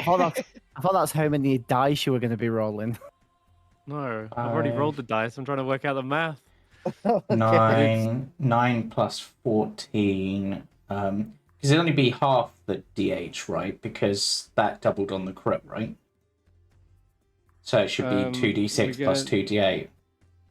No, I'm taking the full cold because these seem to do extra cold damage here Oh, on the okay, island. so 5, 9 plus 22, 31 halves, so 15 each, basically. There you go. That helps. That helps immensely. 15, I All can right, take 15. now. Did it what roll the else? concentration throw for me? It looks like it did, but I can't tell. There should be, yeah. Not the Okay, so it concentration. did roll. Constitution. Yeah. It did roll. You got a 4. You don't have Warcaster, do you? No, I don't.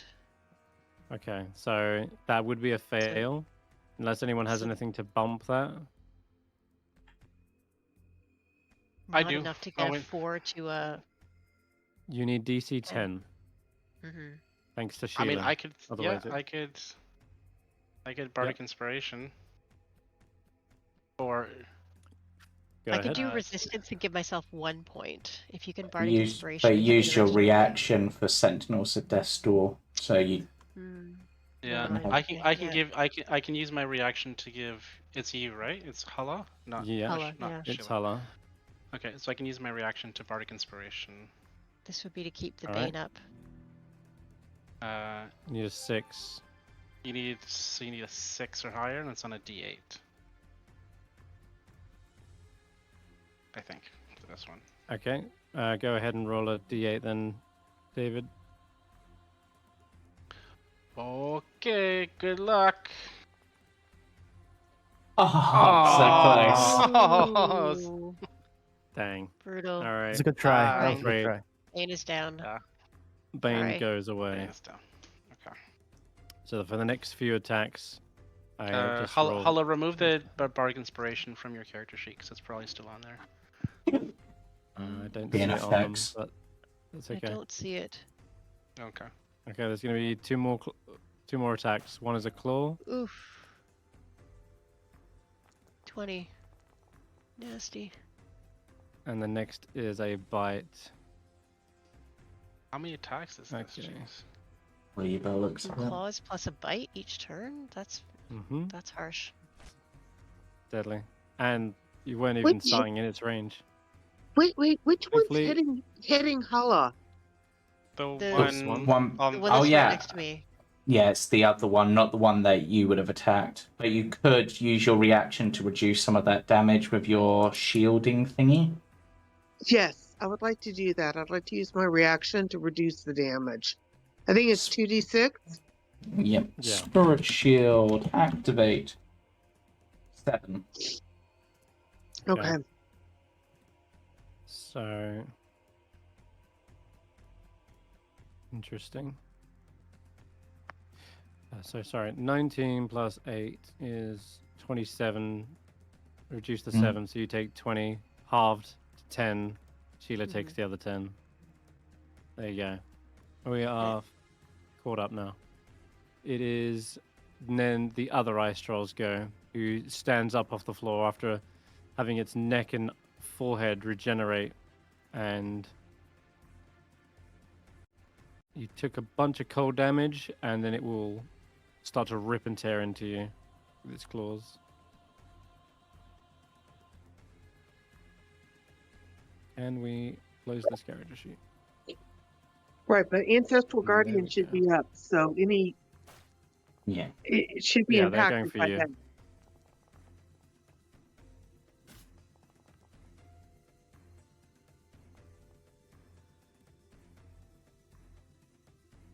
Hey, there we go.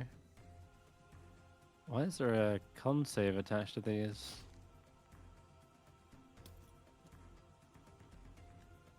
Now 1. Oof.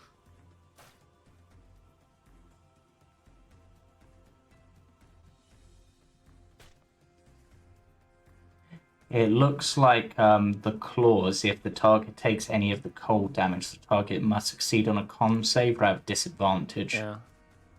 Yeah, true. Okay, then okay, that's 1. And then I missed with the bite. And then somehow missed with the claw as well. Alright, Ashanti, you're doing good still, standing tall. Just double checking the damage went through on the what's it called? So the cold should be 29. halved. Yeah, it looked like it was. The slashing should be halved as well, though. It will just be halved. So it should be like 29, reduced to like 15. Yep. But it says like 11 instead. I think this might be because they had temporary HP. No, because that would have gone from the initial cold attacks. Okay, a little bit weird. In that case, I'm going to take away another 5 and call it that. That is their goes. Back to the top of the round with Barry. I am going to position myself next to Veta. And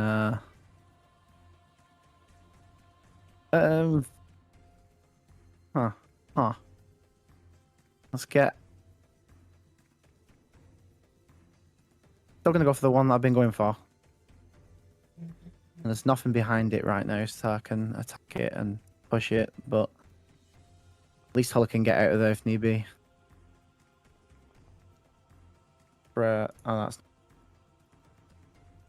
keeps tripping me up thinking that I'm getting crits. It's not anymore. I'm gonna boost And that. tripping you up, thinking you're a 1. Yeah. There might be a way to change those, but I'd rather keep it as green and red and then change the color for a crit to be something. 13 hit? 13 is miss. Okay. That's a shame on that second one. But yeah, I'll push back and slow down, and then at least Hulla can move out of there if need be. Thank you. Ashanti likes to be surrounded by enemies, so it's all I was good. gonna, now they're focused on her, which is not great for her, but... She's a tough cookie. David's go. Alright. I don't like how many things they're doing on their turn. So instead of damaging anything this time, I'm just gonna... They just need to take it a little easy. Right? And they need to slow down. Nice. Slow. I don't know. Did he use? Yeah. Cast spell. Okay. And I'm gonna put it around this area here. And it's creatures of your You can choice, exclude isn't it? certain targets. As creatures of my choice, it's targeting everybody. Sorry. Just It's gonna target let everybody, it but fly. it should. I'm just gonna only the ice trolls, Well, obviously. How big is this thing? Maybe move it a 40 little to the foot left. square. So, It's massive. It's massive. It's a 40 by 40. Drop it okay. there.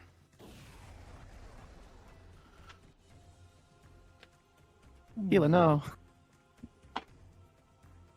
It's only the ice trolls that need to Like Mhm. the effect.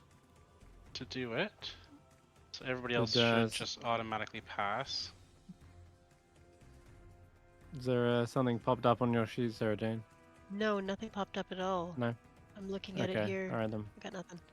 Alright, just double checking. I'm, I will just roll nothing's for supposed these to pop two. up, right? No, yeah, I'm still kind of getting used to when saves appear in the thing. Yeah. Whenever I place a template, it's just gonna affect. It automatically affects everybody in the template, even though. So I don't know how to designate only the ice trolls. With when I in the settings, Chris, for when we automate these, it is possible to set it so it doesn't affect allies. Yeah, I'm Because I've aware. seen then the spell automation. bonus action, bardic inspiration to Hulla for Rio this time. And then for my movement, I'm just gonna stay. Can I back up a little bit more into the corner? I'm gonna stay right up against the wall here. That's my turn. Okay, let me just roll them manually. I don't know if the ice trolls. Oh, jeez. 16. 16? Oh, wait. 16 saves. And a 15? 15 fails though. Okay, so we'll say that the one here is slowed. This one isn't. And then it'd be Barry. Yeah, no, Vetta's go. So, Damn. That's a -1 too. what sort of action economy would it be for me to reach into the bag of holding and pull something out? It is an action. Oh, is it? Oh, I thought you could just freely It's grab. great as a storage, but no, if you want something on you, Yeah. you're gonna have to pull it out ahead of time. Yeah, that's If- what I. if I- Yeah. Okay. If I'd have known, I would have used my turn to do that. But yeah, but No, it's fine. We can do Oops. that next turn. We just need to. Because I don't have the fast hand use item thing. Guess I'm just going to try to bring that one down. So I will once again, if I'm not moving, if I'm not, I will steady aim. I will activate sharpshooter. You haven't moved since that dome went down, have you? Nope. Which is funny because you probably get buried in a load of snow. Yeah. Like when the dome falls, it just like falls on your Yeah. head. You've just been standing there like a snowman ever since. Yep. It's now they're getting killed by the snowman. Just stick with regular arrows for now. Yes. That'll definitely hit. And then 3 plus 3 plus 4. Yep. Because the 3 plus 3 is sharpshooter. Yeah. And then the plus 4 Just is a lot of yeah. Just a lot of modifiers. It's a Yep. solid shot. Once again, you have sneak attack. Yep. So MIDI damage. And you're tripping them again? Yep. Didn't see a save. So Yeah, I roll that think it's manually. a separate thing for that. Let me just try this, see if it. Let me just try if this I'll roll it works. manually. Right, shit. Now you're doing it. Oh, it did both. It did the damage on the second one as well. I think, or did it? I You don't know got a if it 10 was. anyway, so it's definitely tripped. Yep, so it's tripped. I don't know if it redid the damage or not because I could see the 3d6 twice. But I know how to No, use that did it for the once. future. Actually needed it once. Cool. Anyway, And looking that's good. yep, that's my turn. Yeah, all right. It flumps down onto the ground again with a heavy thud. It's it's Hulla's go now. Okay, Sheila's gonna move up in front of me, Move and it is gonna punch this guy. Mm-hmm. 20's good. And with the other fist. Yes, excellent. 30 And then- damage. Oof. Crunch. Excellent. Back to being bloodied. Good. Let's see if it lasts. Hulla's Wait. gonna move back, Tell a lie. and then Just adding a mod twice, so oh, I give it back 8 HP. I'll It's fix something we've that. still got to fix. Yeah, cheers. let's do a Sacred Flame to see if radiant damage will do anything that keeps. It fails the Very save. strong. It fails. Does start Okay. to sort of burn its flesh a little, but it doesn't seem to be stopping the regeneration process. Okay. I'm also going to cast Spiritual Weapon Okay. and call up Cerberus. Cerberus. Oops. Why didn't... Did it take the attack? No, I think it should ask you to place a Yeah, token, it didn't. right? I've got nowhere to place it. Okay, It's so weird. it's another one that's needing to be fixed. And I don't have Spiritual Weapon attack on my sheet anymore. Okay. So how much does that do? Just do it manually. 1d8 Yeah, it should be a plus wisdom. spellcasting. You gotta hit first, right? So Yeah, which should be a spell attack roll, so d20 plus whatever your spell attack is, d20 plus 6. Melee attack. Yeah. Yeah, it's a d20 plus 6. Yeah. Okay.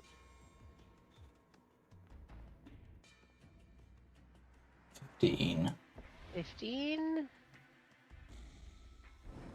Does that hit? I am just fiddling with something. Seeing what happens here.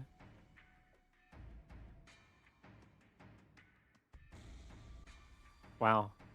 Okay.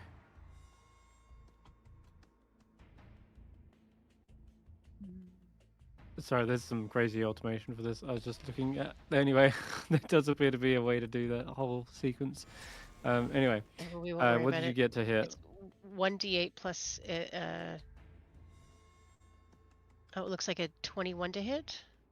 And then, Okay, yeah, there, 1d8 we'll take plus it. 3 There it is. damage. I sort of rolled it for you, so we'll take that and use it.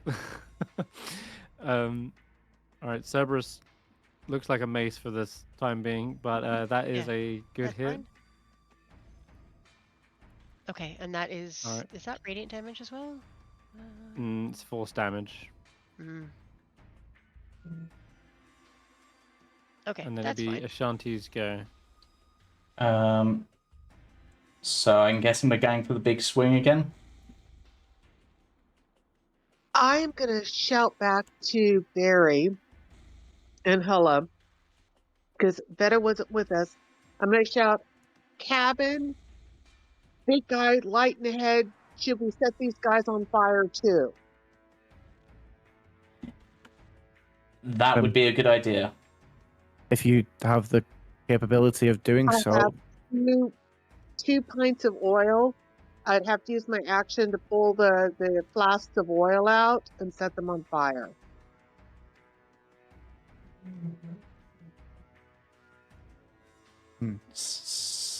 That's what you want to do. Yeah, I unless Hulla or Barry say no.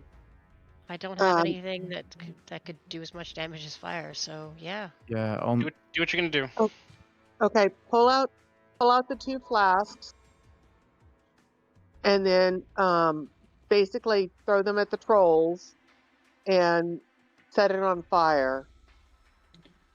I'm only seeing one flask So- on your sheet. yeah, I'd feel like I- that's probably going to be 2 I- actions. Okay, then 1 flask at the prone troll. Okay, so I'll say as a free action, you can draw out the flask, throw it, and now someone needs to use their action to set it ablaze. To do that, they'll likely need to also use their free action to pull out a torch, action to light it. Is using the oil would be considered an attack, like a right? Mm-hmm. Yeah. So could, and this is just Ashanti, hit it with the oil and then just use a fire cage arrow as her extra attack to light it on fire. Just like stab it with a fire cage arrow. Like an improvised weapon. Do they have a fire cage arrow? Yes. They do. Yeah, I do. I bought them at the tree. Okay. And then we talked about as we were crossing the tundra that Veta was All right. working with Ashanti on practicing with her longbow. All right. So then, give me a strength. Just give me straight strength with advantage. What the hell is that? Oh God.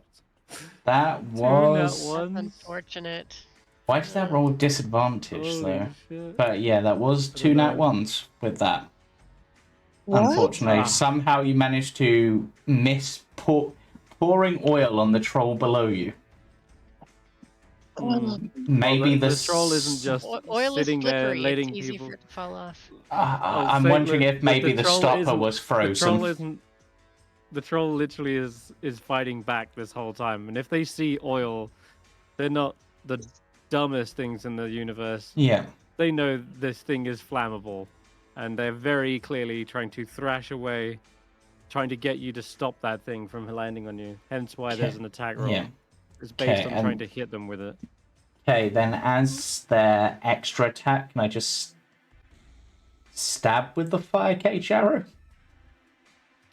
That is gonna be awkward. I'm gonna say you can just roll. It's not gonna add any proficiency. Another strength check. But it'd be an advantage make still, it- right? It is advantage, yeah.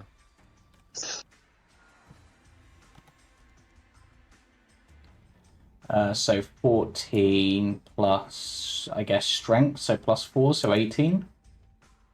That's a hit. All right, Okay. you do still manage to stab down. The oil, I'm afraid, is wasted as it's about to be poured. It backhands the flask and it spills across the snow. Then the troll, seemingly kind of smirking in its victory, doesn't then expect a second hand to come stabbing into its heart with a fire cage arrow that deals 1 point of fire damage. But that's all that matters in this instance. Because it seems to suddenly burn that heart and you hear it like wincing in pain.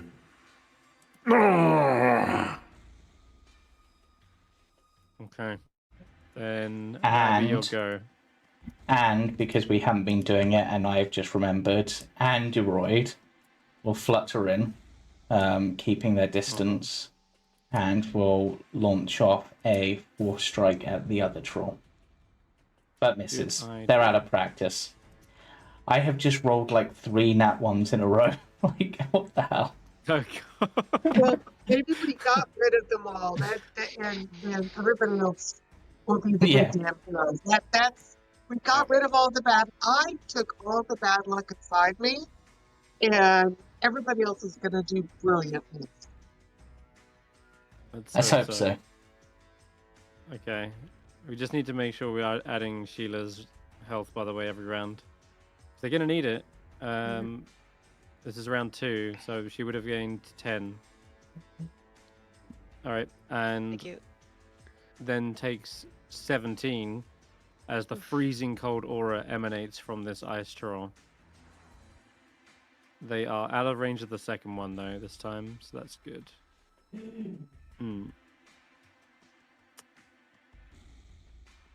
Ashanti also takes that as well. Yep. Okay, so this one's also going to stand back up, but it's slowed, isn't it? Never mind. That would be the whole... Wait, can they? They can still get back up. It's just half their movement, Yeah. which is halved. It's their movement is halved.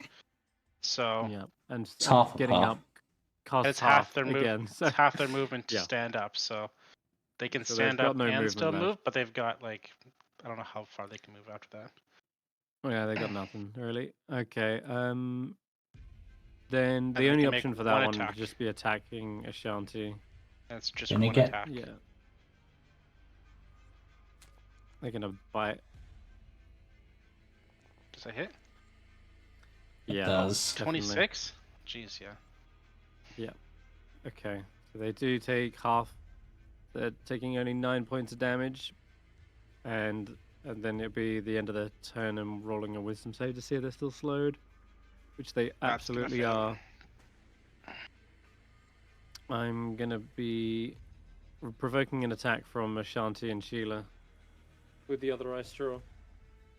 Oh, Okay. 12. I assume you want to take that, Ashanti, the attack?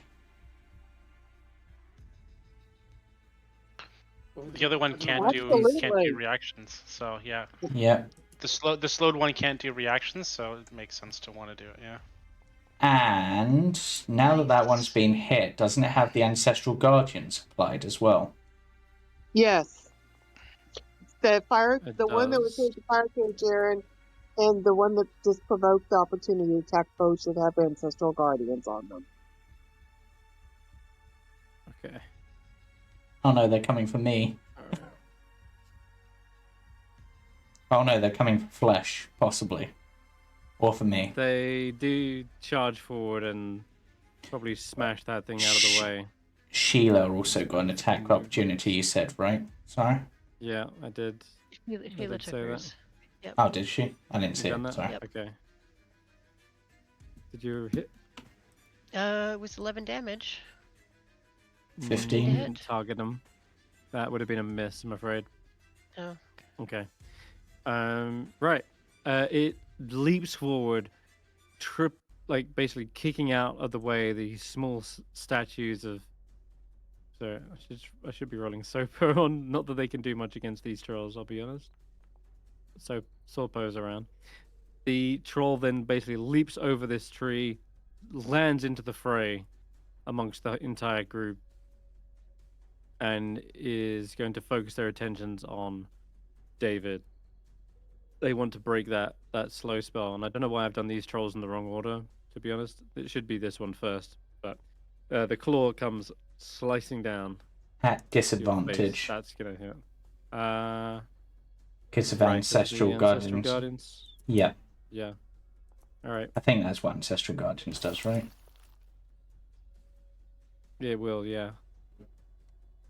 So let me just roll another claw. That's not gonna hit. That'll be a miss. All right. That's a miss. A 12 is a miss. Okay, then the second claw.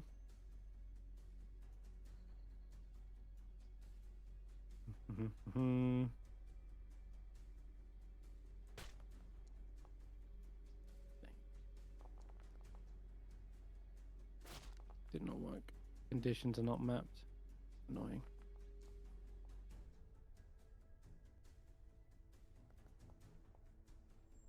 This one was a 19 to hit. So it definitely hits. Okay, so you take a good amount of damage from that. You did 3 attacks to me. So. Nope, I've done 2 so far. Oh, okay. Okay. See. The bite's yet to come, but I do need you to give me. It's already done the a Constitution saving throw. That is for something else. That is for.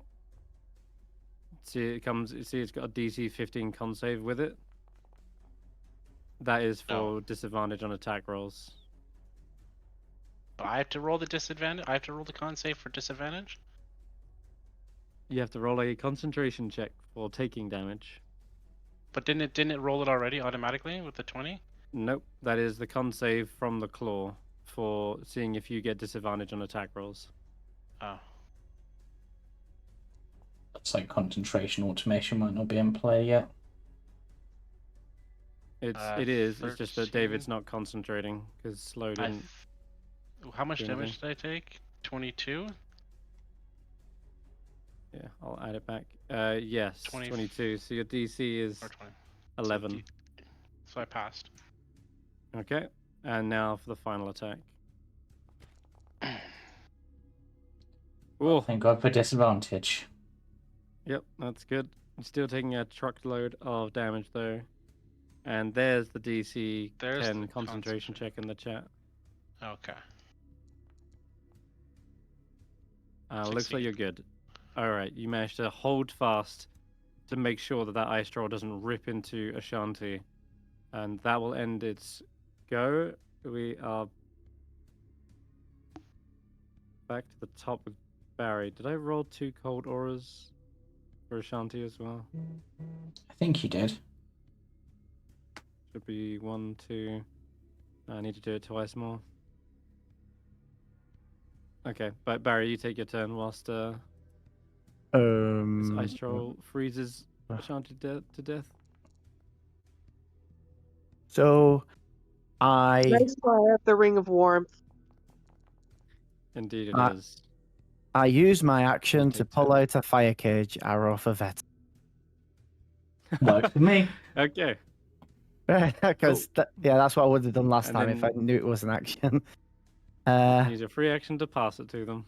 Yeah. So I'll do that, and then I will move over here. 5, 15, 20, 25. And you don't want to be there, do you, Veta? Not particularly. When you're going to be using that arrow. So telekinetic, I'll pull you out of its range. Yay. Clever. And if you still want to use your thing to give yourself advantage, nah. Yep. Good shit. David's go. I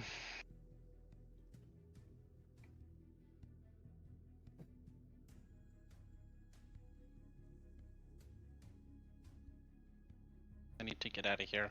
He's gonna kill me if I stay up. Yeah, there is a Oh. freezing cold aura around the troll as well. Yep.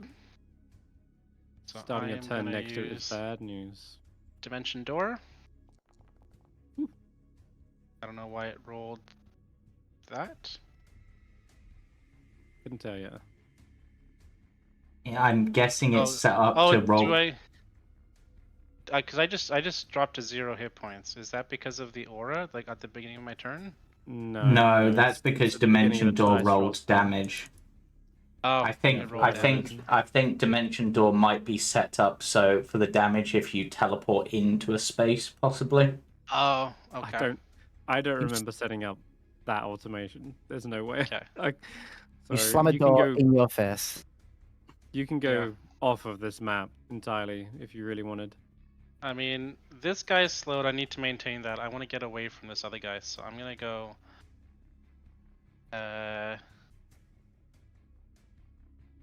Press spacebar afterwards. I think you might want to Yeah, just. I'll go. Like. How far away is this guy? This guy's 50 feet away from me.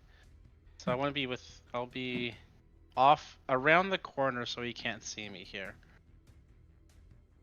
Okay. I'll be over here. It probably says I'm colliding with a wall or something, but I want to be over here so I can still poke my head around this corner, but I want to be in a spot where this guy doesn't see me. Oh, could I have taken... Oops, I don't know what's going on there. I don't know what's going on there. Clicking all over the shop. You can take someone who's next to you, like I could have within 5 feet, taken right?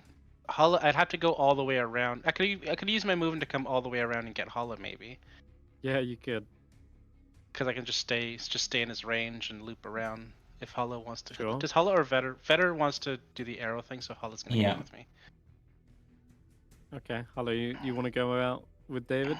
Do you want to come? I'll happily get out of its way. Yes, I do not want to be close to this thing. Yeah, Okay, cool. Okay. It hurts. It hurts me. And then bonus action. I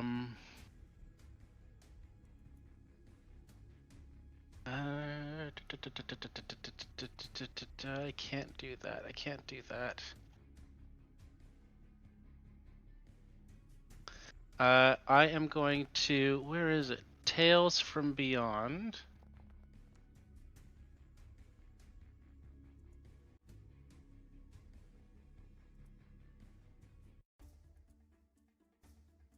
So I'm going to use Tales from Beyond on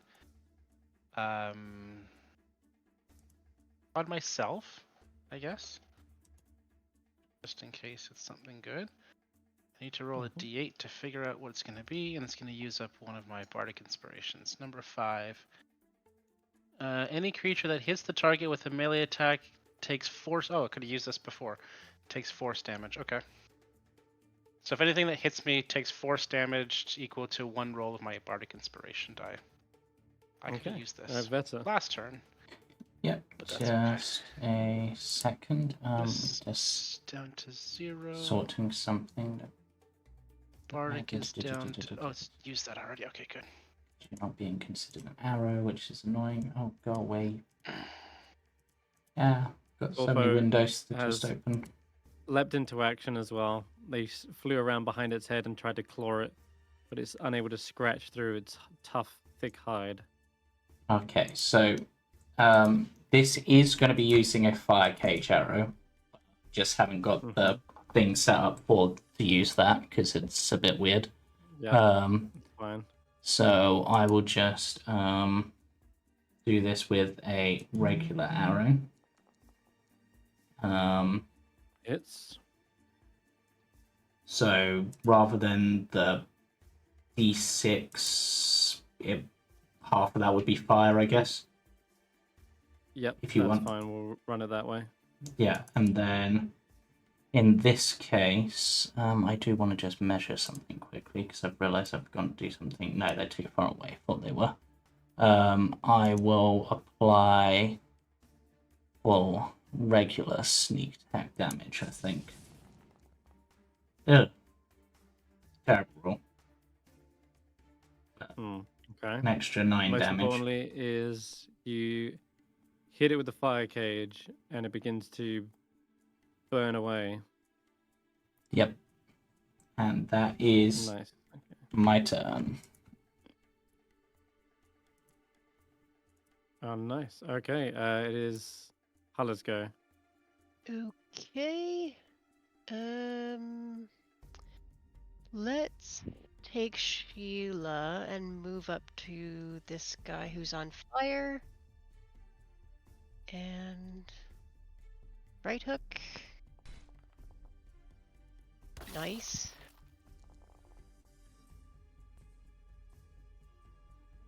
And left hook.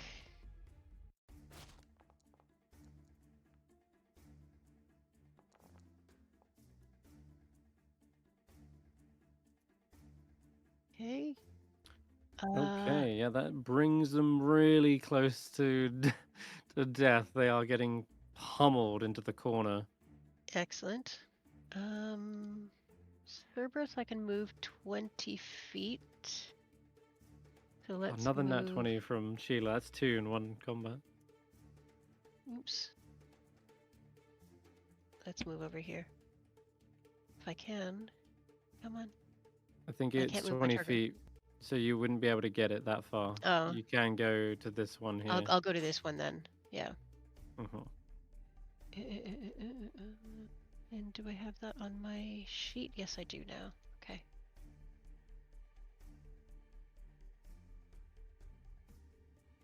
Did it take?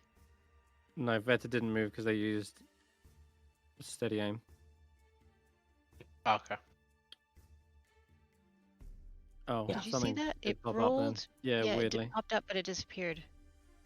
I think you will Uh, also you would need to move close enough to see it and then move back again. But just again, roll me a d20 plus 6. Yep.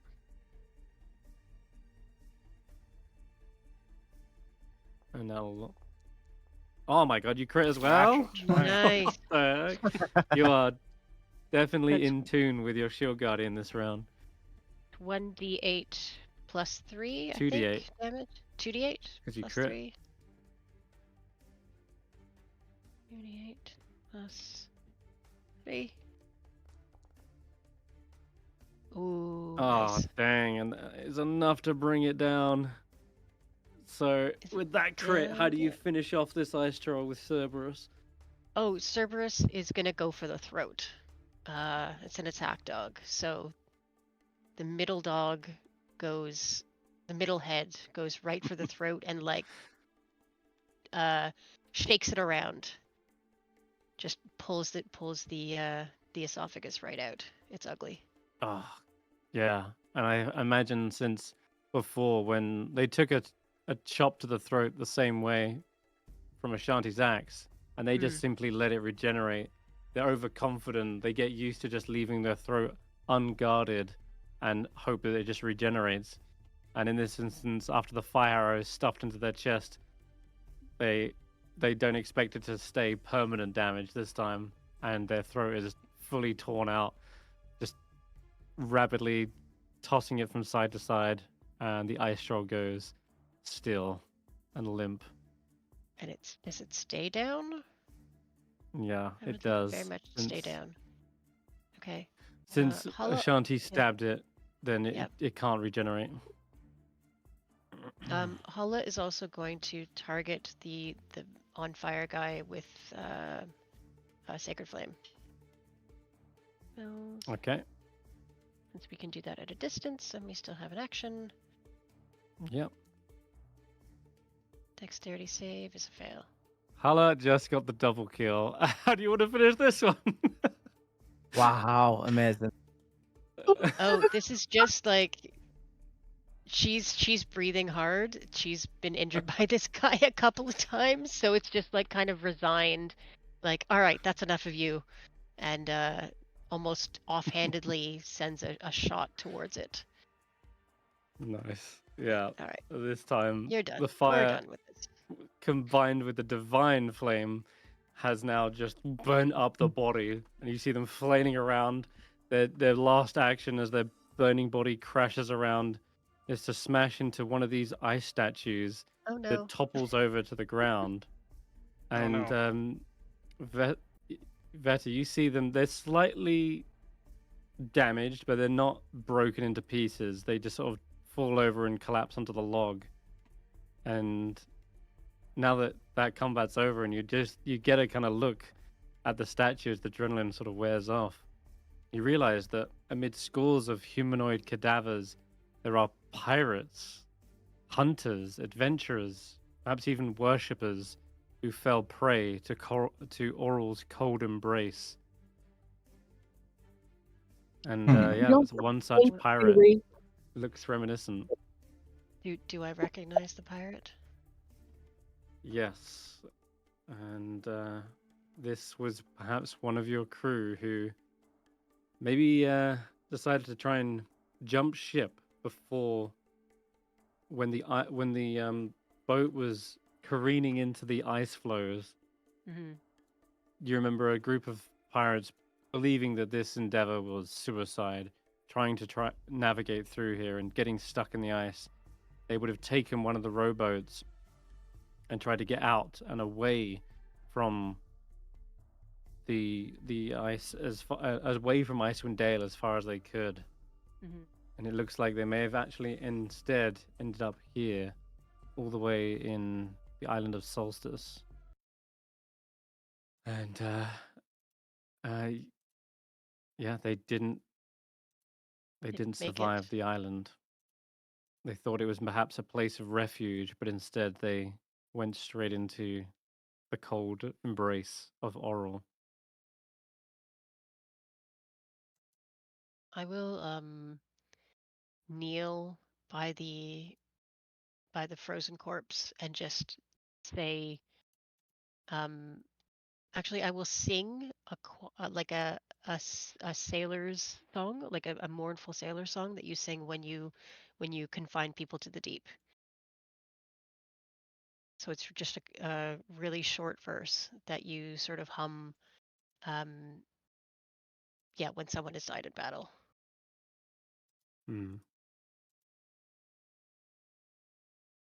There are similar frozen statues as well. Perhaps others who try to escape with this pirate. Let's call him Osgood. This was Osgood the Orc. We don't see Faith, do we? No, you don't. There's no tiefling by the looks, and amongst the corpses and skeletons either. None of the skulls seem to have those horny protrusions that you would expect a tiefling to have. Ashanti and Hulla should regain 8 hit points. I don't know, it did the spell wrong there. Didn't do it automatically, but thank you. I will Didn't add do that. And to How me are as you well. It's doing? targeting Sheila. Do you need a cure Uh, wounds? Thank you. I could use a cure wounds. Ashanti could also probably. I will do I'm cure wounds on you. also First. going to use So these my spells refueling ring to give my spell slot back real quick while we have a second here. So these guys are toast, right? We don't have to worry about them regenerating. But they were burning when You they managed died, to deal. You They're managed to deal fire burning. damage to them before the start of their turn, and then they died. Yeah. and now they don't seem to be getting back up. Okay. Good. Good. In the Don't last seem to session. be getting back up, or are they not getting back up? Yeah. They There's don't seem to be getting back up. Otherwise, yeah, I would have not killed the combat order. And I'm gonna try to stand this one back up and sort of prop it against the tree so it looks like another one of the statues. Yeah, it'll probably oh freeze yeah, over. nice, good idea. Solpo approves. Yeah, And I'll we'll do do the the same with same this for one. yeah. Yeah. just post them against the This trees. one is like clutching their chest where the fire arrow was stuck in. Yeah. And you see like a charred dent in their chest. Can I roll my survival check to try to get my arrows back? And possibly Ashanti's arrow. Yes. Yes, you can. We're going to see something cool here. Unless you're all poo. Okay, that's good. No, you got your reliable talent. Okay, better. The one that you fired, well, they both died to fire cage arrows, right? Technically, you shot them. As you pull out the fire cage arrow, the way its kind of barbed head is positioned, it seems like some of the metal did sort of splinter out. You can get one of them back, but that'd be the one that is probably on the troll you last killed here in the bottom right. So you managed to retrieve that one. The one that's stuck, it seems as though the metal has frayed and become like this barbed hook, and it's stuck on something. And as you're like reaching down and really like giving it some welly, like placing your foot against the chest and pulling back with all your might with two hands, it finally breaks free and seems to pull out, and you hear a rib snap as you yank it. And on the end of the damaged arrow, you see there is a slightly charred heart of the frost troll that you've managed to yank free from the rest of the tubular veins. Shot through the heart, I guess.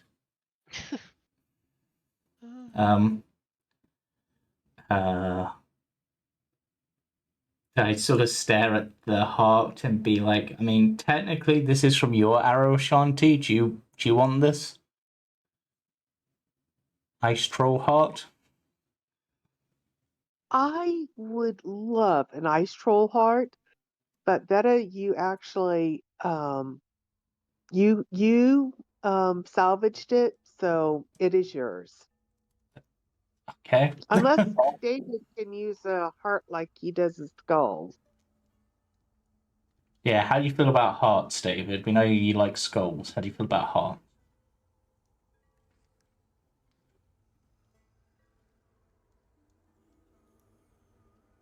He's muted. Ah. Are you sorry AFK, about that, David? Yeah, Oh, yeah. No, I was sorry. I was here. I was just thinking in my own head for a second about all the good things I could do with a heart troll. Sticking in a stew, maybe give us some. Could give us some benefits if we ate it. I think. You know, a troll a day keeps death away. As they say. It's a saying in the Twitch chat. Wait, who's saying that? Is that Tracker? So is that Zaylon? It's Zaylon, yeah. I will take I'll take a stab at it and see if I can figure something out to do with it. Yeah. I mean, it might not be actually eating it, but I'll see if I can figure something out. Maybe Hulla can take a look to see if it's actually something we may or may not eat. Just in case as well. This is an odd one. Can I ask the spirit of the elf that's inside me to see if they've dealt with frost trolls before, to see if they would know what could be done with this? The elf, yeah, the one that was in the elven tomb. Because they were like druid nature sort of thing. Yeah, you can give me a nature check. Okay, nature. I don't get reliable talent on this. No. Shame. No, the spirit, you would need to like cool up the spirit over the course of a long rest to gain that proficiency bonus, right?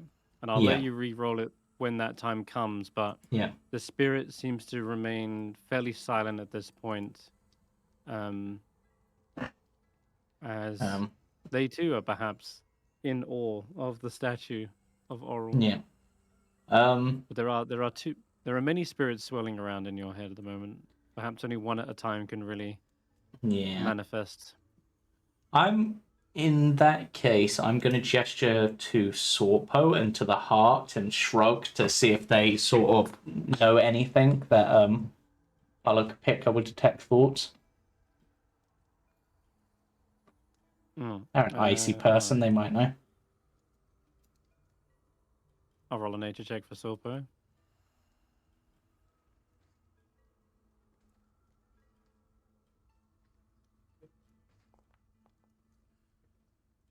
It's pretty good. They know a little bit about them. As they're looking at the heart, Sorpo definitely seems to be thinking, well struck. Right at the source of their regeneration. That's what brought them down so quick. These are powerful adventurers. In that case, that's the source of their regeneration, you say, and that one's had its heart removed. I'm gonna walk over to the other one, pull out my dagger and gesture to its chest and then to Sorpo, basically, should I cut this one's heart out? Mm-hmm. They don't seem to understand. They sort of shrug. They got as far as knowing that you worked out how to kill it, but they don't know what you're going to do with it after that. Sorpo just sort of just acknowledged that you did a good kill. Fine. So Sorpo doesn't, just sort of confused afterwards. I will try to cut this one's heart out as well because it's supposedly the source of their regeneration based on that. So if these things can come back from the dead, hopefully this will stop it. Roll a survival check. Well, don't bother because you got reliable 18.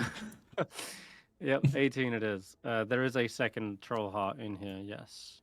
Yep. You can salvage. Yeah. I will just This one's not as damaged. The other one was like punctured through with the arrow and charred. This one looks much more intact. Okay. Do you want to hold on to both of those, David, and put them on your sheet or in the bag or yeah. No, we can do them. They're just hearts, right? What are we doing with them again? Well, you don't know. Eating them or just keeping them for they might have gold? some use if we find someone who has more knowledge. Maybe if and when Velin contacts us via sending at some point, probably to let us know what's going on, we can ask the question. They might know. So Yeah.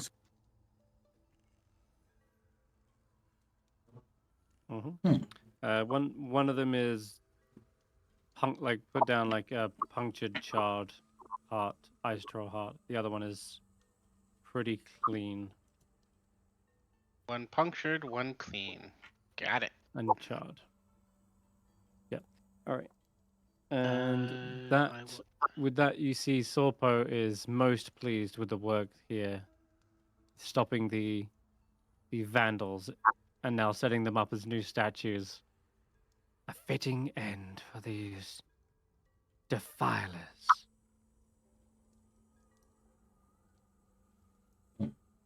You've done well. And they again do a little bow. I still don't know what he's saying, but I bow, I guess. They say, no, don't bow at me. Bow to Oral. I will give Oral a hunter's salute. So he lines up against the statue. I'm literally just following what Hulla does because she's the only one that seems to know what's going on. I'll be sort of doing a side theater whisper, like he says, "Don't bow to him, bow to Oral," and he says, "Good job." So like I was acknowledging it, but yeah. Do we bow then? Show respect to the statue, and then I think we made a friend. Yeah. He knows it's not actually Oral, right? Or is the statue Oral? We know it's not Oral. Oh, okay, it's not Oral. Well, you do see there is a Sudden flash of magic over the what looks to be once dark eyes. They now sort of flare for a moment. Just a cold blue light, and then they dim back down again. Oh crap! It is oral. Almost I as if, almost as if they acknowledge that prayer. Okay, well that's weird. Okay, are we bringing Oral back right now? I mean, I don't think so. Let's. I'm going to gesture to Sorpo and just say Grimskalr. Grimskalr. Yes. Up the mountain we go. Not far. About an hour's journey. He says it's not far. That's I guess, good. Okay. well, and I guess Oral isn't coming to take revenge on us for damaging the statues, so Well, yeah. I mean, It we wasn't- didn't. We protected the statues, actually.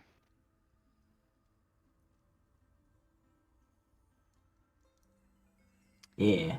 He just has a little look over the ice wall, and he gestures, "Come now, come. Need to close the Garden of Death." Yep. Let's be on our way. Not sad to be leaving a place called Garden of Death, to be honest.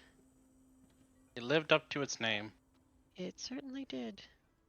I'll say, Hulla, you can, Mhm. as you were making a singing Ashanti to a few of the frozen pirates here. Mhm.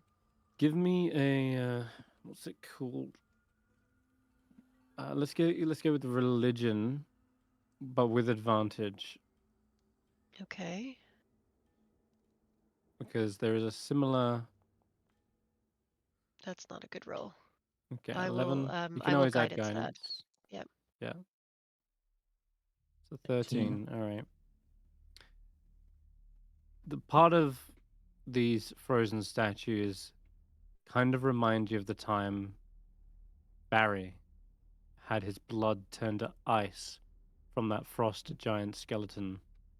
Mm. It looks as though Okay. their deaths were.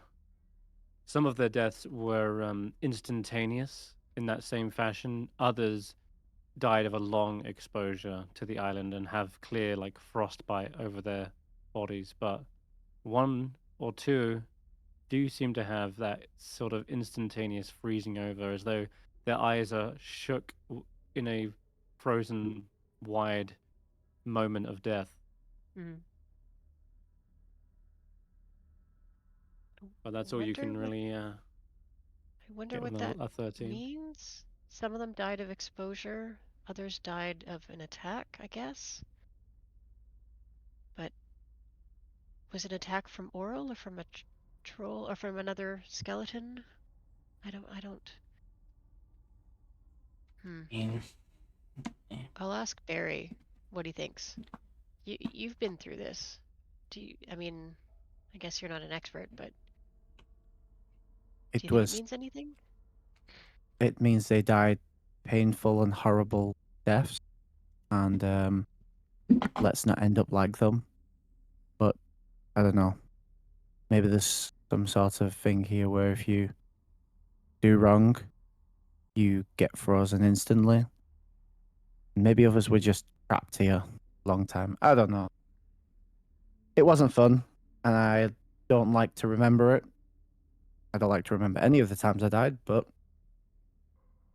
Okay, sorry, I y- didn't mean to bring up no, bad memories. I just it's all good. It's all good. It makes sense, you know. They died like this. I died like this. I would like to not die like this again. Grimskalr. Grimskalr, to a Grimskalr we go. Up the stairs, Okay. uppy, uppy, uppy. Sorpo begins to ascend up a massive steep incline, and you see it starts to switch back, and then there's a set of stairs, and then that gives way to another sort of flatter surface as you edge around the mountain. and it will take roughly an hour to go back and forth, switching back as you zigzag up the mountain. So we will get a frost save in a second, but let's just take you to the exterior of Grimskalr. Drop you down here. Grimskalr. Have I got scene notes? Yes. Okay. Fantastic. Then here you go. Let's get this music. All right. Rising before you is a 600-foot tall mountain of glacial ice. Its peak carved to resemble a gigantic skull wearing a crown. Weaving up the mountain's southern slope are enormous stairs hewn from ice. These steps, which extend to the base of the mountain, to the base of the mountain, to the base of the fortress, were clearly made for giants. And so, remember when you was a toddler and stairs used to feel like a mountain? Like you'd have to like use your hands, like lift yourself up each step. It's like that again. These aren't just things you can lift your foot up. You have to actually clamber and scramble up each an individual step, and it takes a long time. By the time you reach this section here, you're exhausted, weather-beaten, and maybe even hungry, as you've probably built up an appetite. And I will need everyone to give me a frost saving throw. This is going to be not automated, so just bear in mind. Well, it might. You can roll it and see what happens. Yeah. But Because Barry is smaller than all of yous, he's just using his vine of climbing to pull himself up each step. Sheila's probably Not- the only one not having trouble. They are only ones able to lift their knees high enough to walk up the side. Ooh. Okay, it does look like it is working. So yeah, on your It's sheet not there should be a working for button. me. It's not working for me. It says attribute configured to be consumed by MIDI save activity on frost save could not be found. Okay.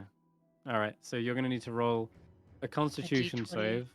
Constitution plus save. Plus 15, I 15. think. Yeah. Plus your con bonus. It should be con save, so that will automatically to add in your con. 11 plus 15, 26. That's rough. Let's Situational bonus gonna need a little modifier type higher. in plus. I think I'm going to be 5 and below. Real good. Oh no. 2 of us are 5 and That's a below. 4. Oh god. Hulla is not 5 below. No, but It's and 30, right? yeah, it's what we DC need. 30. Right, Yeah. I can raise mine. I can raise yours probably too, actually, as well.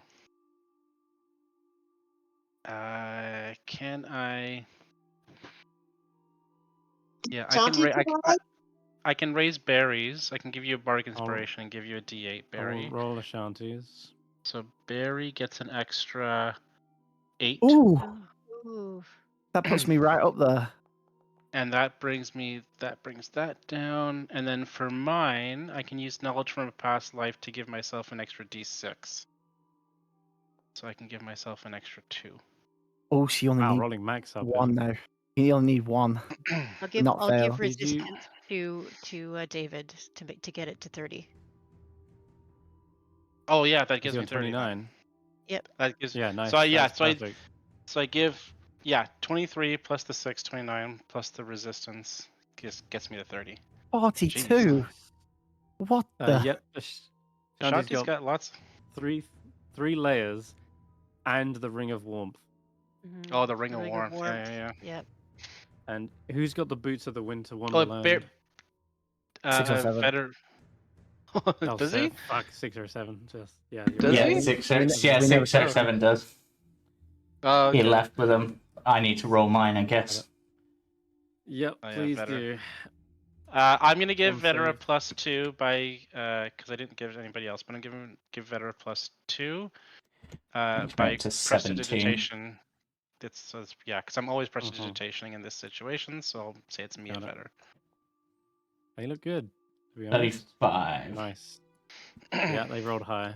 The others, wow, you are exhausted a little bit, but with David, how do you pick up people's spirits? It's it's a bad situation climbing up this, but I'm gonna tell tales of a really manly man who used to go to a castle with a skull on it like this, and just tell some tales about him and his friends, and some stories about his cat. He really likes his cat that he could do stuff with, and basically out of character, he's gonna recount like a couple episodes of He-Man and the Masters of the Universe to sort of distract them Yeah. of how bad it is.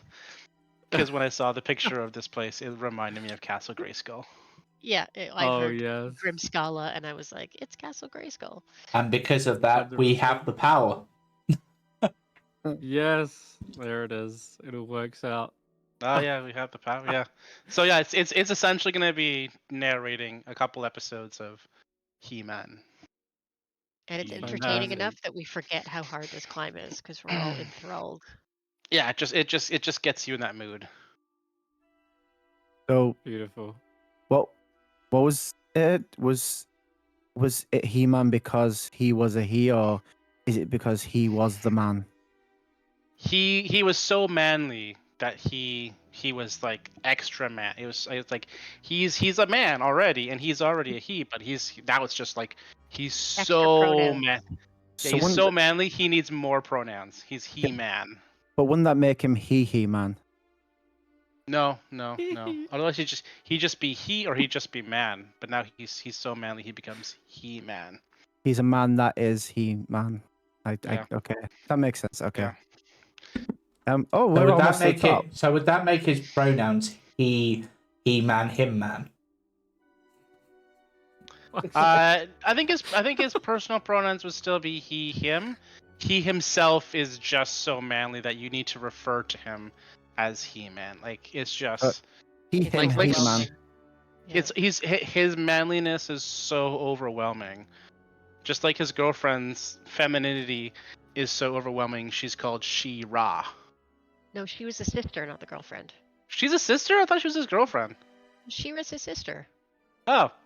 Well, Yeah. there you go. That's why they have that excellent hair. They have the same excellent hair. Oh, I thought they were. Never mind. Cousins. Okay. Are they not cousins?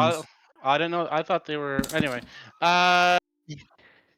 Okay, so yeah, so maybe the family is just really big on pronouns.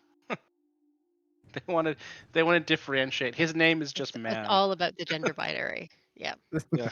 His name is just man, but he's you need to differentiate. And her name is just Ra. Okay. Boy man, Beautiful. boy he man, female She-Ra. So- you can so sense he's- a rising frustration from Sorpo as you draw ever closer. But So this conversation keeps you guys, your spirits are higher the whole time. So he's called Man and she is called Ra. Okay, got it. Yeah.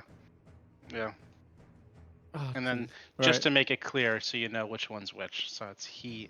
Actually, what's his name when he's not He-Man? It's like Prince something. Prince Adam. Adam, isn't it? Adam. Prince Adam. Yeah. Yeah. Oh yeah. Oh, he's a prince. Okay.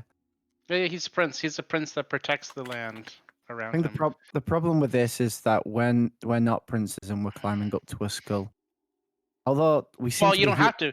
He becomes He-Man when he needs to save his people, and so he needs to invoke the power of He-Man. Oh, okay. And then, well, I guess I can invoke the powers of Zybilna, the fairy. Yeah. Powers of the fairy. Okay. The And steps you- end in front of a double door. And I mean, we have Sorpo, and they had Orko. You know, we have Sorpo and they have Orko. We keep going. Oh Lord! All right, I I'm gonna mean, start if Oral is striking just down lightning. if Oral is just a really buff dude in a skull, then you know. Oh my God. I'm gonna start. I'm gonna awaken that. I will awaken that abominable yeti if I have to. Oh God! All right, Sorpo will just be like, "Fuck it, I've had enough of these." No, you get to the double door made from There's- slabs of ice with dragon There's- skulls and bones embedded in them. And carved into the lintel is a single word in the dwarven script that Villin has already translated for you. But those who can read it can confirm that it reads Grimskalr. Or Grimskalr. All right. It is clearly the remains of some white dragons that have been used to decorate the exterior. Before you go in, do you know of two other ways to enter? And that is through the eye sockets of the skull itself, or through the top of the skull, which I don't know if you can see with your dark vision. Probably not from here, but I'll move you closer since this is an area that you have seen, or rather have had explored. Ah, shit, might have just dragged you to a different level. Whoops. Yeah, sorry about that. We just doesn't matter too much.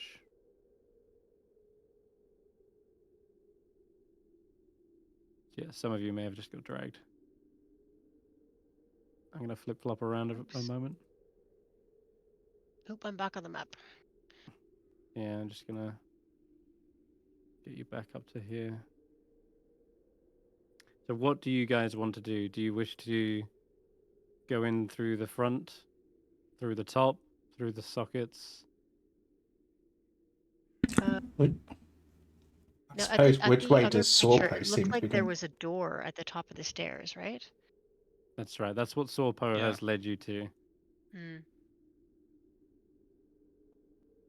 Can I detect thoughts on him to see if the door is safe, if there's anything on the other side? Like, what's he picturing? On what's he picturing? Well, his general emotion is finally we are here. Just as well. I couldn't put up with their nattering any longer.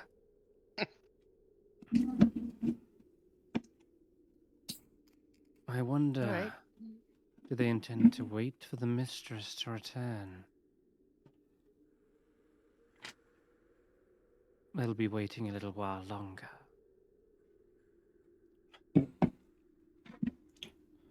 He says she's not due home for a while yet. So That's probably hopefully, a as long good as we thing. don't trigger anything, she won't be alerted. So just to be clear, we're here for a book and faith. Yeah. Well, Yes. the book's a definite, faith's a bonus, but yeah. Mm. Was that we- it? We don't know where Faith might be. Maybe she's Yeah. here. Hopefully she's here. Maybe she's here, but even if she's here, we might not necessarily know how to free her. Yeah. Because the last person we tried to break out of ice, we collapsed a cave on us. Mm-hmm. I guess we try to go. We'll I try the mean, door, I guess. I can. Yeah, let's try the door. Okay. Trying the door. The doors are covered in this kind of thick rime. They're pretty heavy looking. One of you will need to make a athletics check to budge them. After all, these were made to be not keep the cold out. They were made by frost giants, clearly. I will help because I now have Something like 19 strength. And Yeah, Sheila do it? that's Oh, yeah, actually you have true. nine. Oh yeah. Are you the strongest person right now, Barry? With a I think we 19? all have. I think we all got the 19 strength from Yeah, the I I have have a a Dustin. 19 19 strength. too. Oh Yeah. yeah. Yeah, So I I have a think- plus. Nice. I'm as strong as Ashanti when it comes to athletics. That's kind of hilarious.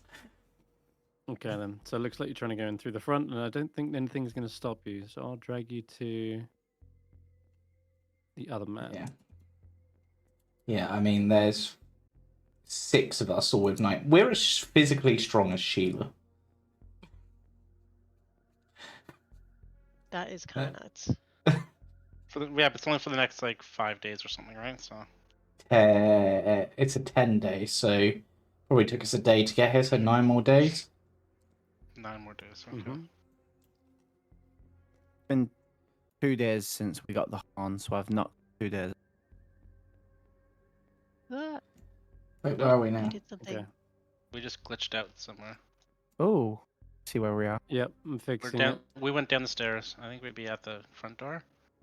You should be down. Yep, should be down here. Oh, we're down there. Yeah. Oh, okay.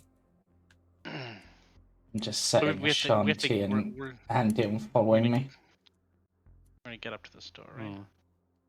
You can actually see as you're coming around to the side, up above you, it does seem as though the aurora is its origin point starts here. You're quite literally at the end of the rainbow, so to speak, as you see at the the sun. scintillating colors of the aurora begins at the top of that skull. Wondering if that's what the egg's for. That's up there. Somehow. Egg. Yeah, there's Egg. a silver dragon egg up there, remember? I don't remember, but I'll trust you that it's true. Are we? That's what And That's what we there was saw a with the harp arc. and a chest. as Are we well. wanting that? Do we I need to mean- do anything with the dragon egg? I mean, taking a silver dragon egg away as a bonus prize would not be necessarily a bad thing. Oh yes, I remember. I remember Vetter saying that silver dragons are usually good. So why is it here? Yeah. I mean, I think they are normally cold related, so that makes some sense. But But they're not usually considered.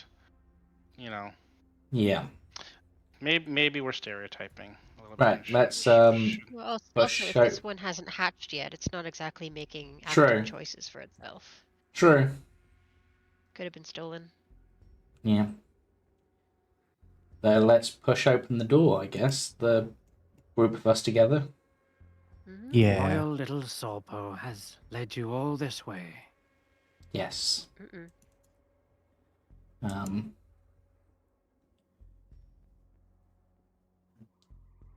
I offer What are him. they waiting for?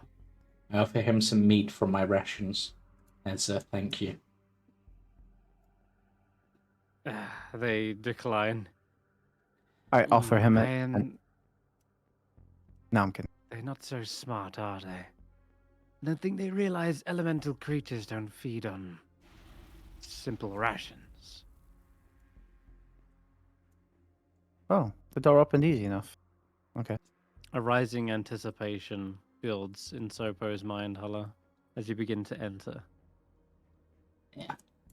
And, I'll I mention guess- this to the group. It's getting excited. Do you wish to delve deeper? Yes, I would like to know what it thinks is going to happen. Well, it doesn't let you. It's keeping its mind an icy cage this time round. And I think with that, it just waits at the door for David to finally pass in. We Sorry. gone a different way. There were other options. There was going in through the eyes or going in through the top, but it seemed to be the way Sorpo wanted us to go, so With your combined strength, you're easily able to push the doors aside, and there's a scraping sound as it slides across the thick ice-like floor. The steps inside lead to a long rectangular room. There is a doorway at the end of it, double door, and then it turns around to your right, and it looks like this place has long been abandoned. There's no signs of, foot traffic or anything. But then it would be hard to leave footprints on a kind of icy slab-like floor. Mm. But this place has withstood the elements. Even though there's some signs of like chunks of ice, it looks like the stonework has remained stalwart and hasn't crumbled. Well, we've got a few options. Do we just want to open doors and hope we find the right one? Yeah, I guess. I don't Yeah. know what choice we have. We have no clues as to what's here. It's never steered us wrong in the past. Oh, Let's have. Do we want to have she? Oh, never mind. Okay, and inside here is There's the a room really is cool-looking strewn with sword. pieces of rotting wood and rusted metal, the remnants of giant weapons and weapon racks. A rusted out helmet sized for a giant lays near the back wall, next to a battle axe or some kind. These are all far too large normally to wield, but I mean, you've all got the strength to actually pick them up.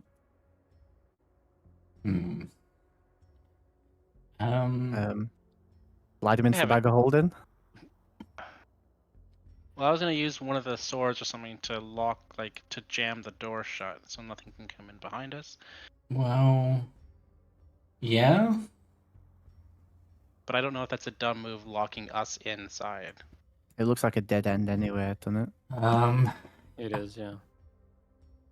Could we have a quick look over the room to see if there's anything that still of like value? Because like I can see like what looks like the image of a sword here, which looks like it could be our size. But I don't know if that's just the art. You look at that sword and then quickly realize this is simply a dagger for a giant. And The sword yeah. is just a dagger. Mm-hmm. Yeah. The real sword is this behemoth Yeah. that looks to be probably twice the length of you. And yeah, you could pick up these daggers, but they would act like long swords for your build. Other than that, the weapons they probably may have some value, but there's nothing like baubles or shiny things. This is probably like a guard room. Yeah. Hulla, you can detect magic, right? Yes, I can. I'm just Would you wondering if like it me might be to- worth having that up, just because it might pick up something as we're going round.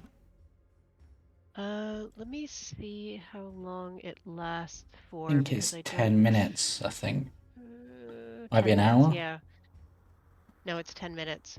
Do you think we can clear these rooms in 10 minutes? Because I don't want to waste it on a guard room. Well, there's gonna be can't you extra ritual slow. cast that so you don't use a spell slot? This is just the top floor, though, too, right? It goes down, probably. If you have it prepared, Hulla, you can ritually cast it. Take 10 And it doesn't minutes. use a spell spot if it's a Yeah. ritual? Correct. Okay. Alright. Then yeah, let's do that. Yeah. Consume spell slot, no. Okay. Well, let's just pause with the room then for a moment. Is there anything anyone wants to do whilst that 10 minutes is going by? Or are you going to stay together and wait for Hulla?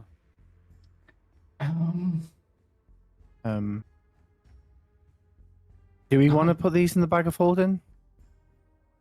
I Do you mean, want to take a couple of daggers just as kind of cool trophies? I don't know that they're I mean, if we take, valuable, but if we I mean take the big ones. I mean, if we take the daggers, I mean, we could use them as potential to rearm guards for 10 towns once it's put together, because I imagine they'll be somewhat desperate after the destruction. Well, as someone who sells trinkets, something that's that big would look good as an ornamental piece. I mean, if it'll fit in the bag, go for it. Just don't break the bag. Can the bag break? Yeah. I don't want to test that theory. Yeah, do we want to do that then? Okay. Do you guys want in stuff? Be careful with the pointy ends. It's really Yeah, spicy. I slide them in handle first. Maybe Do wrap we them in like some also leather or something. want to save some room just in case we find more loot deeper in? I mean, don't know. daggers are nice, but I mean, I would hate to suddenly have to play. How are we going to manage the crates and barrels on this wagon? In the wagon train, so that we can put other crates and barrels that are more valuable onto it. Yeah, the thing is, I don't know how this bag works, but it just seems to take and take and take stuff. I don't know where the bottom is. But there's only one way to find out, I guess. Yep, I say take it. Like I said, just probably if there's any like cloth or anything in here, wrap the weapons in that. Oh, yeah, sure. Is there any cloth in here? Cloth, not in the guard room, no. Yeah, I'll just slide them all in handle first. Okay. So this So- thing can hold up to 500 pounds. I'm just telling you as a as a warning. As a player, I don't have a clue. Sorry, as a character, I haven't got a clue. I know, I Well- know that it has a limit, but Barry does not. So Barry does not. Okie dokie. So one large greatsword. Two large greatswords. And to be honest, we've then- not been tracking the weight of anything that's in there, so Nope. Nope. I'm looking at it right now, and it looks pretty heavy. You got I don't know. All the you things got a look lot of zero weight. treasure. No, let's be honest. They're gonna Ze- have a weight. Zero weight, zero weight, zero weight. See, everything's fine. They're in a trans-dimensional space though, right? So they're weightless. There's zero gravity. No, the bag can only contain 500 weight. It's a space, but it seems to work on a totally different magical law of physics where it still takes into account the weight, and that weight is like pressure that builds up and builds up as more and more are loaded in. There is a whole rack of javelins. There is a table full of heavy metal weapons. Wait, there's a table? I don't. Yeah. I'll probably take the big sword as like, or someone would love that on their mantelpiece, and then I'll take some of the daggers as they wanted. If there's like a whole rack of javelins, I don't think I'm gonna spend the time stuffing them all in. Okay. The battle axe probably wouldn't fit in just as because of how the wide width it is. of the... Yeah. But the sword, the giant sword and a few of the daggers. Quotation marks. Got it. Put on your sheet, large, great sword, and large daggers times like 3. Large. Great. Trying to remember. Yeah, Barry doesn't know how this works. We got sold this, and no one actually told us the specifics of it. Oh I don't think we ever really took it into kidding? consideration before. I think Hulla definitely assumed it was infinite. Yeah, and so would Barry. Because they're just like, yeah, bag of holding, it can... You just throw stuff in and it doesn't get heavier. Like, I don't see what the problem is. Fuck.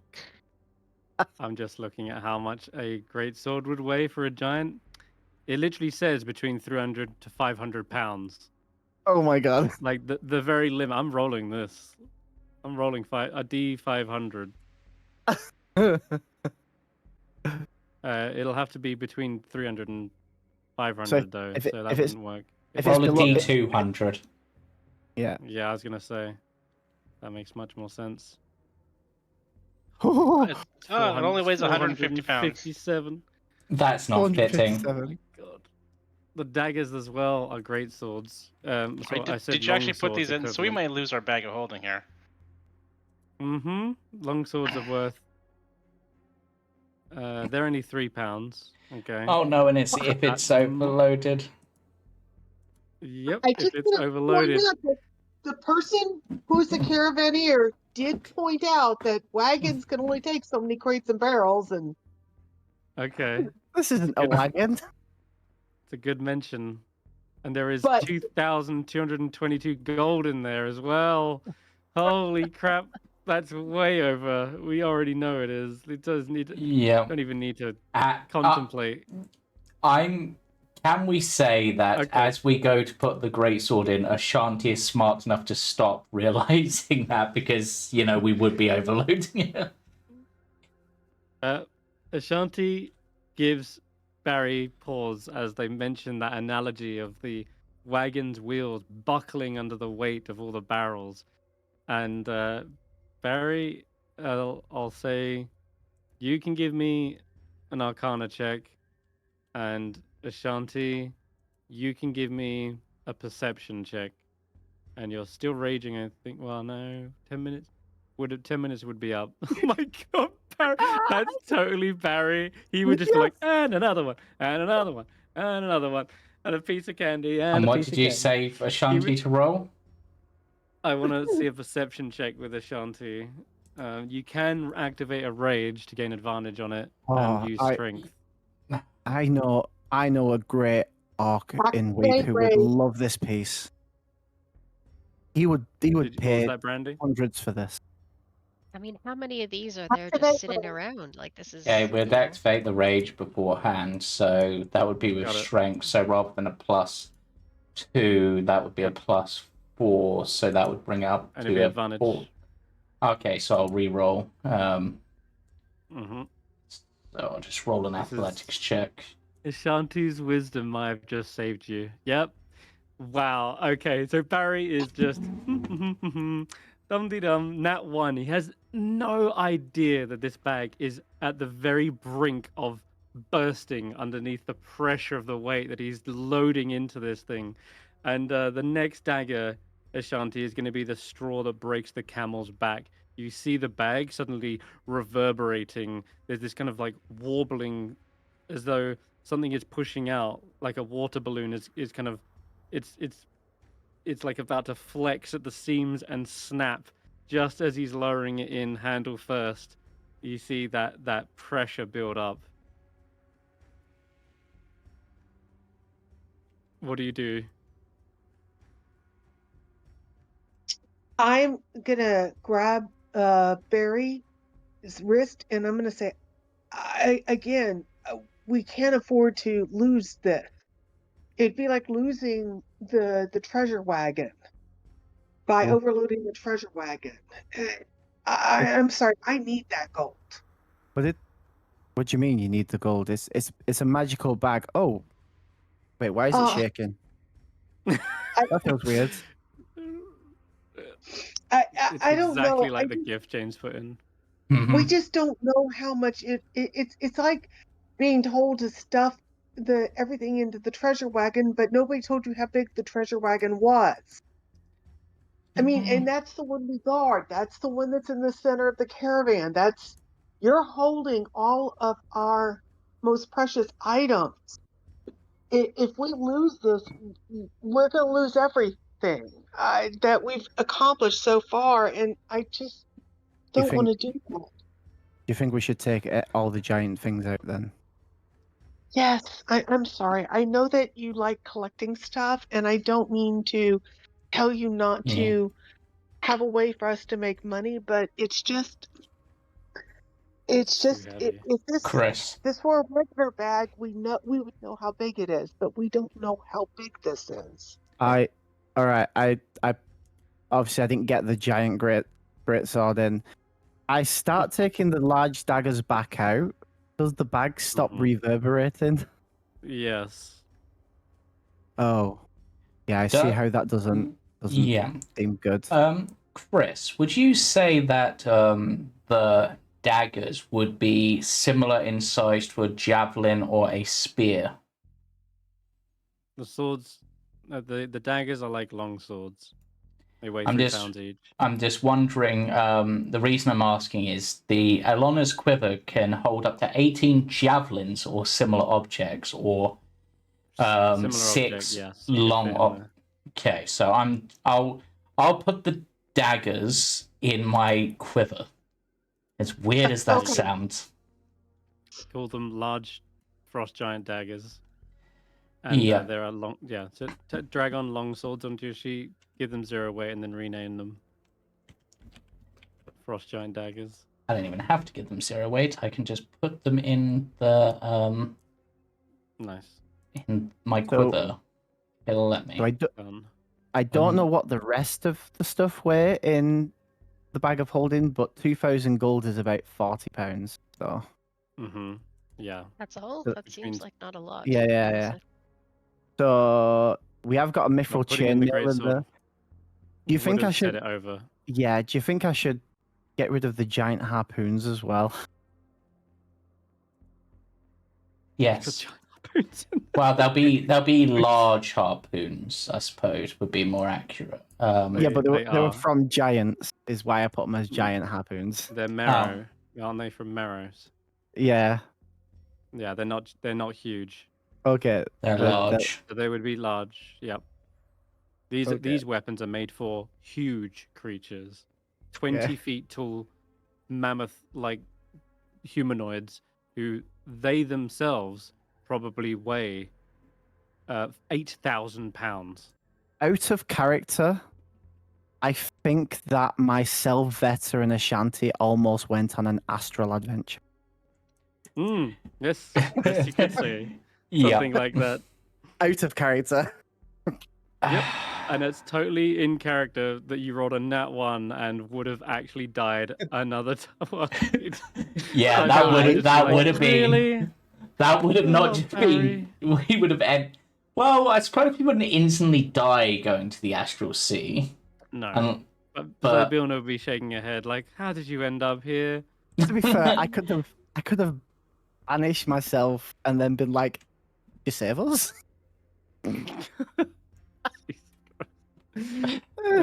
Good job, Ashanti's caravan wisdom Yeah. prevented a disaster right there. Okay. But Barry now knows there is a limit because the bag started shaking and Ashanti noticed Mhm. it. Yes. Do we have a way of firing the harpoons, or is it just the harpoon ammunition They're that we're thrown holding? harpoons. They're Yeah. thrown. But for you, basically. I'm loath to get rid of those until we've dealt with the rock. Yeah. Okay, so keep hold of those then. Yeah, I've kept hold of them. I've just renamed them large. I thought they were giant ones like these. But, yeah. Mm-hmm. But that could have gone bad. To be honest, you want to do with the helmet at the back? The helmet. Like, do you want to outfit Sheila with a sick ass helmet? Oh, Yes. kind kind of do. While Hulla's doing that, I will tinker this onto Sheila's head. But Sheila Sure. already has armor. What are you trying Yeah. to ruin her True. vibe for? Because because They do have a centurion like helmet. yeah, Yeah. this okay. That's true. I was gonna say this one has horns, so is that not like Could death and She's all got that? feathers. She's got feathers. if we're on about tinkering Sheila, do we think we could store, like, attach like one of the swords to her arm so she has like a piercing fist attack instead? Ooh. That would take some time to outfit. But And we'd need to put the sword in the bag of holding. And you learned that's a bad thing. Fine. We'll do it with the daggers. When we see Skrapp next, we'll get Skrapp to weld them on. And like weld on the 3 giant daggers like Wolverine claws. Cool. Anyway, so the incredible. detect magic happens and Yes. Okay. We're doing After all anything of that this looting, thing. Yeah. Hulla, you begin to fill out the room. Any magical items? There aren't any in this long forgotten guard room or outpost. But this will then now last 10 minutes, so if there's anything else within here, Yeah. I'll make sure to ping it. All right. Moving along, a large set of double doors to your right. You have to actually like reach up to the handle to push aside. Yeah, let's. Same method as usual. Oh God. Oh. Okay. Hello. Across the way, a withered old frost giant leaning heavily on a great axe sits in front of a tall door in the far wall. The giant wooden stool upon which he sits creaks under his weight as he stares at you with cloudy eyes. But frozen. Blind. Did he He just? does not look frozen. He is breathing, and you slowly see an exhalation from his nostrils. It's a cold-looking breath. What do you do? We Oh. close the door. No. Can I look at him and say, hello? I am Ashanti of the Thunlakalaka, and I'm sorry, my brain just went dead. The other tribe, the Thunlakalaka and the Akanafe. Akhenathi tribe. Akhenafi. Hmm. We have passed the trials of those trials we did that I completely forgot the name of, but I was going to say the name. And we saved Oral's Garden of Death. Dead Garden from things. Trolls. Yep. Wow, he's intimidating. Yeah, he's kind of scary. He does not respond. Oh, I think he's frozen. Let's just Continues to breathe. we'll just leave you there, and Okay. just slowly pull the door closed. Unless Hulla wanted to. Was Hulla you? Did you want to go in? No. I'm fine out here. Did you want to detect his thoughts to see if you could just the surface thoughts? Oh. Ooh, interesting. Oh, Yes. that's yes, you can. Now that you're aware of some other intelligent life here, though, I will say, it's intelligent. Sorry, hold on. Detect magic is concentration. So if you were to do detect thoughts, you would I would lose the break. concentration on detect magic. Ah, But I can recast detect magic as a ritual, so I can redo it. You can, but it then would be another 10 minutes. Yeah. Yeah. So you're not losing anything, but time. That's really it. I But if you think wanted to, 10 minutes is worth knowing what there's a giant guardian figure doing. Like what's and going what on they're there. thinking. Yeah. All right, fair enough. Okay. You start feeling out the thoughts and emotions of this incredibly old and war-torn giant.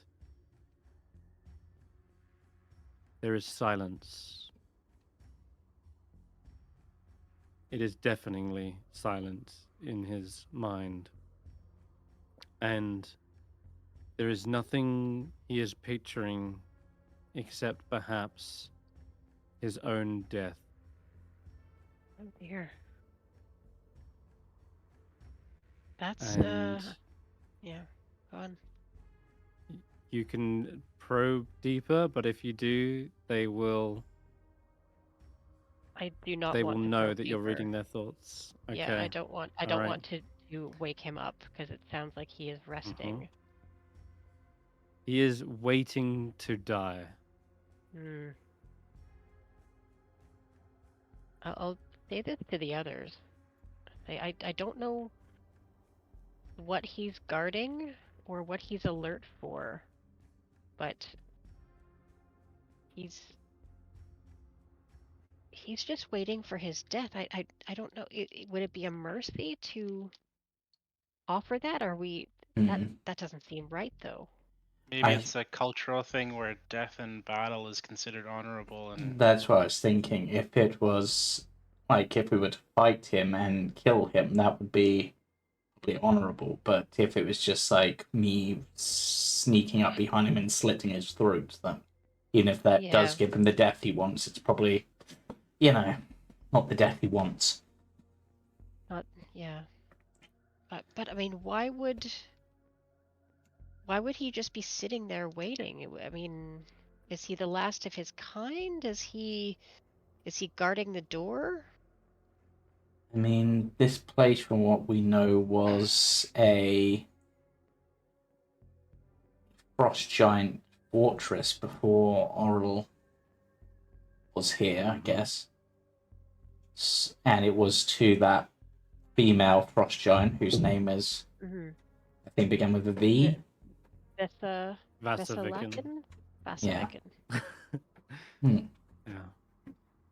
Yeah. You can hear Sorpo's thoughts as well.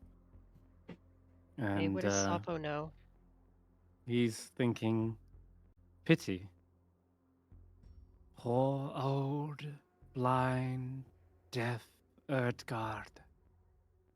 Oh, he's deaf It seems as well. as though he won't get the honorable death he seeks after all. And he thinks that as you close the door. But how can you can't challenge him to combat if he can't hear you? If he's blind and deaf, how would we? I don't have any spells that could communicate. Unless I That use would suggestion. explain why, Ashanti, you didn't get any response from them when you introduced yourself. Well, whacking them with a sword is a really good way to start a battle most times.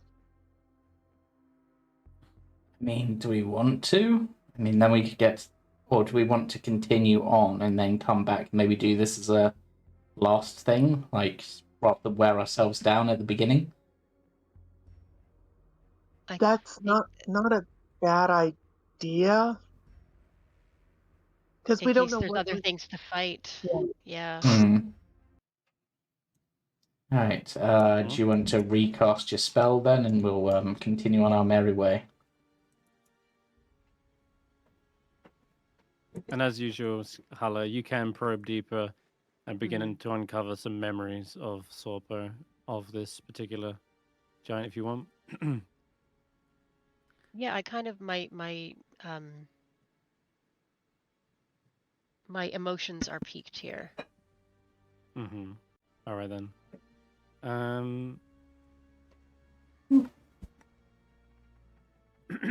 It's a DC what? 14? DC 14. Okay. I think for this, as you are interested and he can sense you're digging deeper, he will let you in only so far.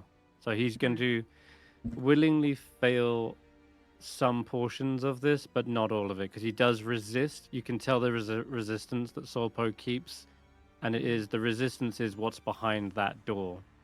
It seems like Sorpo knows, but is refusing you to see beyond it.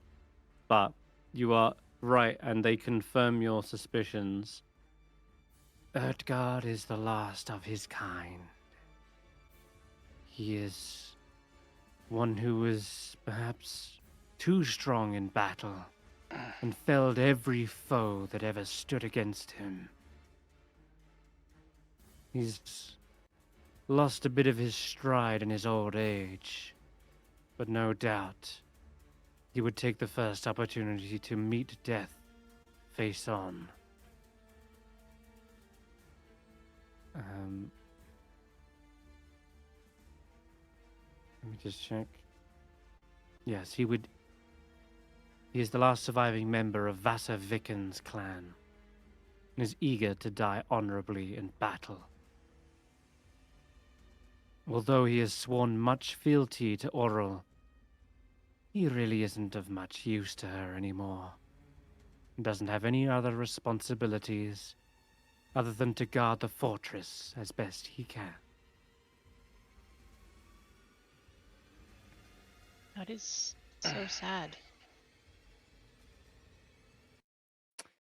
Yeah. Gang, let's leave him alone for now, but I think Why? giving him death would actually be That's what he wants. a good thing. It would Yeah. be letting him choose his own path. But I think, And but as you said, for now we should probably continue exploring and come back do this as a last ditch thing, because I doubt he's just going to sit there and take it. no, he'll have to fight back. I mean, that's part of the thing is he needs to die in battle. I mean, you know, the other thing that we learned is he is the last frost giant.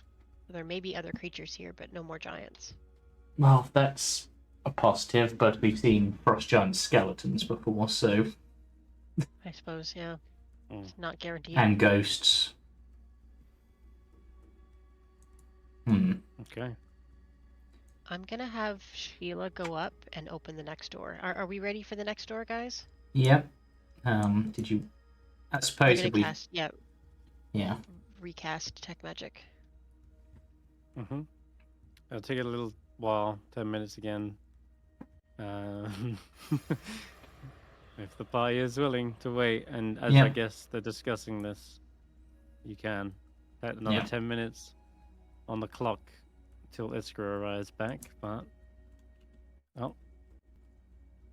Did we lose... Oh, Brandee, Brandee. okay. Right. So Sheila's going to open up this door. Feel free to Yes, the old... Okay. Inside here is a ruined kitchen. Frost covers a bloated trestle table that stands amid rotting barrels and casks in the middle of what used to be a kitchen. Storage racks along the walls have collapsed into piles of rotted timber, along with the jugs, tankards, and drinking horns that once rested on them. A roasting spit lined with icicles is mounted above a 10-foot diameter iron brazier coated with rime and situated near the back wall. You don't detect any kind of magic from this room. Should we just move on? I don't see the point in exploring this. Just looks like a kitchen. Yeah, I mean, there's a bit further south, so it's like a dining area, possibly? Anything you see of note, Barry, if you're still interested in baubles and trinkets, is one of the mammoth tusk bugles is still intact. Sorry, no, what am I talking about? Never mind, that's not here. That's in the next room, which you can see as you look south. There is there is an immense hall that stands 30 foot long and 10 foot wide. Oh, this one. That's right, south of you. A 10-foot high dining table carved from ice and surrounded by a dozen blocks of ice that once served as chairs. Wooden braces against the west wall hold a pair of 14-foot long bugles made from hollowed out mammoth tusks. And an ascending staircase of ice in the southwest corner has sort of this mist rolling down it. Didn't we want to? Didn't Lion Guy say to Hulla that the book was likely to be in the dungeons? Yeah, The one that maybe. they're not upwards. Though, I would think. that being said, we were also told there was a chest, weren't we, up on the top, right? Oh yeah, the dragon egg. Yep. A chest, Yeah. a harp, a dragon egg. Do we want to go for that first, or do we want to? I mean, Get the that's book, I mean, the book could be in the chest, is what I was thinking. Like, Oh, just because decision, Sorpo didn't know for certain. What are you Sorpo guys didn't know where thinking? the book was. I mean, a chest seems like a logical place to put an important book. Okay, We don't that really makes know. sense. And if we want to deal with anything before the rock gets back and becomes a threat, the rock will only be a threat outside, in theory.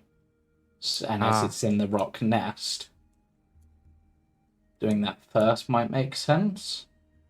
Okay. Assuming we can get up to there from the inside, because I don't know if we can. When Velin scouted into the bedroom area that was beneath, did she see any other doorways in there that would lead to further in the fortress, or was it dead end? You mean on the second floor? Yeah. Yeah. There's no other doors. Because she went through the hole on the top of the skull, right? Mm-hmm. And Yep. went into what looked like a bedroom. Yeah, there was no other doors in there. Okay, so or entranceways. So the only way to get there is from the outside. Mm-hmm. Yeah. So Sorpo does seem to be flying around near your head, Barry. But Yes. there are, what was I going to say? Oh, that's right, the bugle. There's one of the mammoth tusk bugles is intact, but it looks like the other one is cracked. You can leave those if you want, or continue on. But there's no magic coming from this room either. I guess That's I what I will. was gonna ask. Yeah. I will take the. I fix stuff, so I'll take them both. Good lord. Wait, how much do these weigh? I pick them up and How much does? Oh, you're gonna Mammoth you're gonna tusks? judge it. Yeah, I'm gonna yeah. I have 19 strength, so I can actually judge how much these weigh in terms of. They weigh. Okay, you judge it. You weigh it. A mammoth tusk, on average, weighs 450 pounds. What? Oh, That is not what came up when I looked up, but I stuff them into the bag. Come on, Hulla, we're going on a No, I'm kidding. no. Oh, that was the largest. Yeah, I mean that's what it says. They're literally, I mean, look at the size of them on the map. Yeah, Right. they're pretty big. Oh yeah. They're like 10 feet long. For the love of God. No. It's insane. I didn't see them there. They are. Oh my Okay. God, Barry. So No. yeah. Right. No. I look at them in admiration, and I look at Ashanti, and she probably shakes her head, and I look down in sadness a little bit, and then carry on. That's exactly what Yeah, and Shanti's doing in real life right now. She's shaking her head, going, Like I pick one up to judge it in terms of the weight of the sword, and I'm like, yeah, okay. and this is why Sorpo is fluttering around your head, because he seems to be saying something repeatedly in Aquan, which is. Can I detect his thoughts to see what he's talking about? That would lose detect magic again. Oh God damn it! He's just saying. Click, Let's crack, do charade. click, crack. That's it. That's all he's saying. I just give it a pat on the horn, and I'm like, "There's a good bit of kit here." Okay. And So back up, going up these misty stairs. Then, well, it should work. You just drag your token into the stairs. Oh God! You want to drag Bright your light. token? Oh God! There he goes. I got dragged back again. I don't know where Ashanti is. I think they went back down. Oh God! They're up. They're up, they're down, they're everywhere. Here we go. All right, there's Sheila. Okay, so you making your way up the stairs. I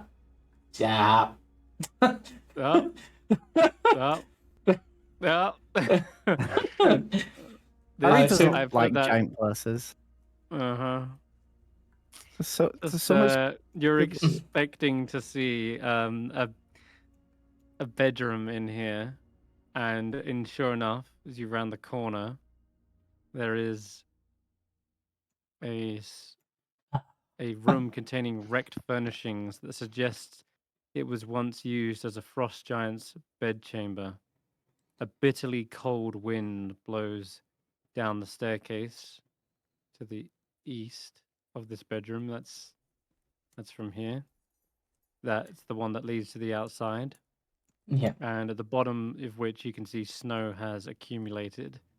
As you're looking Yeah. over the bed suddenly, I'm going to pause the game because you're moving forward too fast. You almost expect to suddenly see Oral here. There is this massive mound of feathers. And as you look towards it, you mistake it almost immediately for like something's there, something's in the bed. Yep. As you kind of Hence my draw a bit reaction. closer, you realize it is simply a skinned fur of some animals. That's all. Nothing more. But it looked like it could have resembled something underneath the covers, but yeah. You take a sigh of relief. I'm dragging you back because you shouldn't have got that far, because this is the other room you're in. It is a semicircular room that has a forest of icicles hanging from the ceiling. Some of them as much as 8 feet long. And against the curved wall to the south stands an enormous throne of ice, decorated and carved with images of winter wolves and mastodons. Yeah, that's what you see. Is the detect magic pinging anything?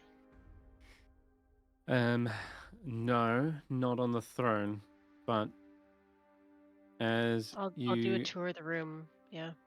Okay. Oh, once the game unpauses. Yep. All right. I see everyone's doing a tour of the room, in which case then Sorpo at this point flutters up in a way into the corner by the stairs, right up into the corner here. And you haven't got your detect thoughts up right now, so you have no idea what he's thinking. But I'll tell you, out of game, there is a little smirk that kind of spreads across his face, which you don't see. But as soon as you are exploring the room, and Barry goes to step forward out of the chamber, is when suddenly you hear a crack above the ceiling. And several creatures suddenly dislodge themselves They're piercers. from the roof. They're ice right. piercers. Ice piercers. A What the frozen hell? stalactite lands onto each of your heads. And as they fall off after potentially concussing you, you see little mandibles and a singular eye opens up with a jagged smile of teeth. Where's I'm gonna David? have to roll. Yeah. I'm don't know in the room. David is. As He's underneath the Ashanti. as a quick thing, I don't think Hulla does. Does David by any chance have Featherfall? Nope. Damn. Featherfall is the perfect counter to piercers. It is a surprise round, however, since you are caught off guard. We can get this combat done fairly quickly, so we will jump into initiative. It's been a while since I've dealt with piercers. I don't think I've ever come across a piercer. Yes, yes, you have. Baron. Yes, you have. I think we dealt with them once, and didn't Elravan Featherfall to stop them from getting us? That's what. Oh. Barry is the most unsuspecting because he's just like, I'm going into this room. Yeah. Okay. He saw there was nothing in here and was like, "We've got to keep going, I guess, to the top," and just followed where the wind was coming from. Three of them together, but kept the rest for some reason. I don't know why. Why did they do that? No one's got just one for those three. No one's got a weapon of warning or anything, have they? No, that'd be really. No, but I have danger sense. Yeah. Or the alert feat. Okay. So the first one positions itself probably above Hulla as you're, like you say, exploring the room, and will drop down. Nat 20s, bang, right on top of your head. Oh god. Oh my god, that's a lot of dice. Jesus. Reaction? Oh Use I'm your my going surprise to round. my sentinel Surprise. thingy. surprise cancels it. You're surprised, so you can't use a reaction this round. Oh my That is god. half Oh my due to God. Sheila, though. Yeah, that's true. That part will still carry. That part will still work. Oh my god, though, that was That almost insane. knocked me What a out. hit. Oof. Jesus. All right, 1 You- second. Let me 56. revert that. Crazy, crazy. Make you take 19 damage instead. Right? Yep. Okay, and then Sheila can take the other 19. 19. Yeah, the other Jeez. 19. All right. Which one was that? Yeah, after that, it's clearly these creatures are a one and done show because that is their one priority, so to basically stab and kill their victim in one hit. Because afterwards, they fall onto the floor, kind of wriggle a little bit, and they start to maneuver away from you, and you see it climbing back up the throne, and it gets perhaps 10 feet, and it's going back up the wall to try and perhaps go for another fall. And that's their go. Huh. One and done. I, There is I another ju- one in here, though, which will maneuver above your head and drop. Oh no. That's gonna be brutal. Another one. Ugh. I just thought of a Oh, really Lord. deadly combination between these and a roper. Yeah. Where, because the roper could use its tether on like 6 of them and just pick them back up, put them back on the roof. Imagine, yeah. That'd be hilarious. 16 Does it does 16 Oh, these not. are also. No. They should be. Hold on. The reason they're gonna get advantage because they have a false appearance. What? Yep. They're completely indistinguishable from a normal stalactite. So when they fall, they are doing so with advantage. What the heck? It just teleported. Whoa. But after Yeah, I've been attacked once, I know what it is. And you Yeah, s- and so, you like, s- and you said this one had to move over to get ahead of her, above her. So wouldn't she have seen then it move over? That's like true. only the first one would get As long as the it remains surprise motionless. advantage. After I've been attacked, Not I would. necessarily. The first one would have advantage purely because it was hidden and you walked right underneath it, and it basically just drops the moment you walk underneath it.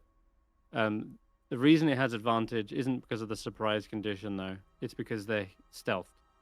That said, this one has to move to get into position, and false appearance only works so long as it remains motionless. So the moment it moves, you do start to see it. So it does get only a 16, and you're able to bring your shield up in time to stop that one. As a result, I will leave it prone on the floor as it kind of bounces off, lands there. That'll be their go. All right, the next one. What do we got? Okay, so this one would have dropped the moment David went around the corner and into the fray. So I will slam down on him. And that's gonna hurt. That's gonna be 17 points of piercing damage. And it too starts to wriggle away onto the wall. Okay. And then what else? This one was right bang smack on Barry.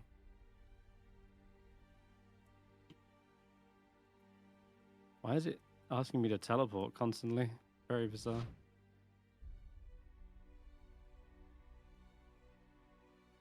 Anyway, weird. This one is at advantage because you are directly underneath it.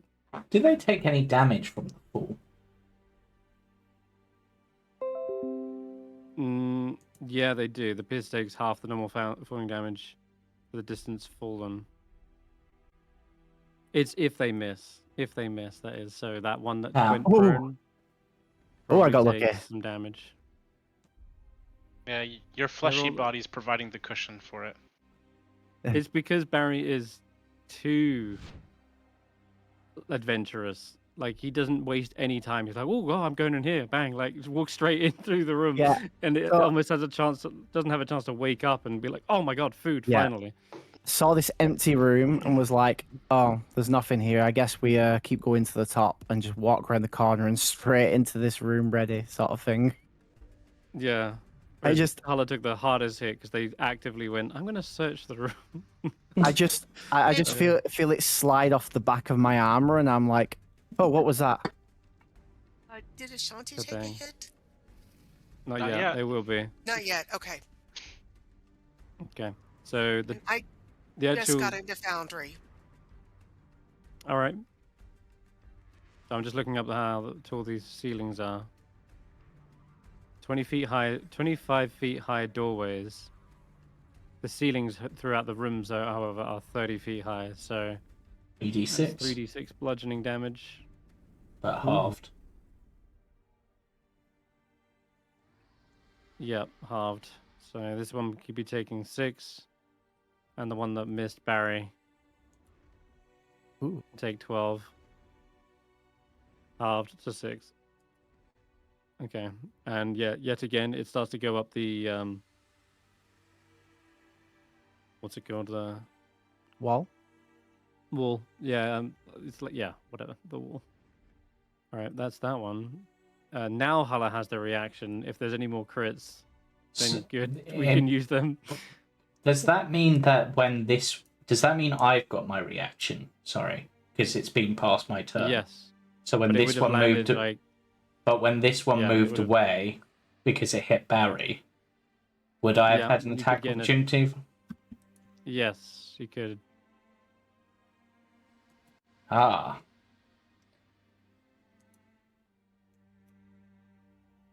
Don't know if that hits. Did that do a roll? I don't see one. Okay, awesome. Did I not get my turn? No, Or yeah, are they still all on this. going this is first? I think surprise round. it's still on the surprise Still round. surprise round. Okay, I okay. don't think my short sword attack worked for some reason, so I'll just roll it manually. D20 plus 4 plus proficiency, so D20 plus 7. Did my dice roll? I saw it roll, yeah, 22. I'm gonna have to refresh. I think my Foundry's playing up. Okay. As you look up Hulla, you see another one maneuvering through the forest of icicles and positions itself above your head. Ready to drop. Okay, and then the last one is on Ashanti's head. Which again should have advantage. Since you walked basically directly underneath it. But I'm raging Uh, for the perception check. I was raging. right, but then you took another 10 minutes to do another detect magic. Oh, okay. So But that is I a think part of the bummer. damage is cold damage. So you'd be halved on that, I think. It's true. Ring of warmth. Yeah. Yeah, I'm just having Don't to know if wait. I even hit you though. I It misses completely missed. either way, yeah.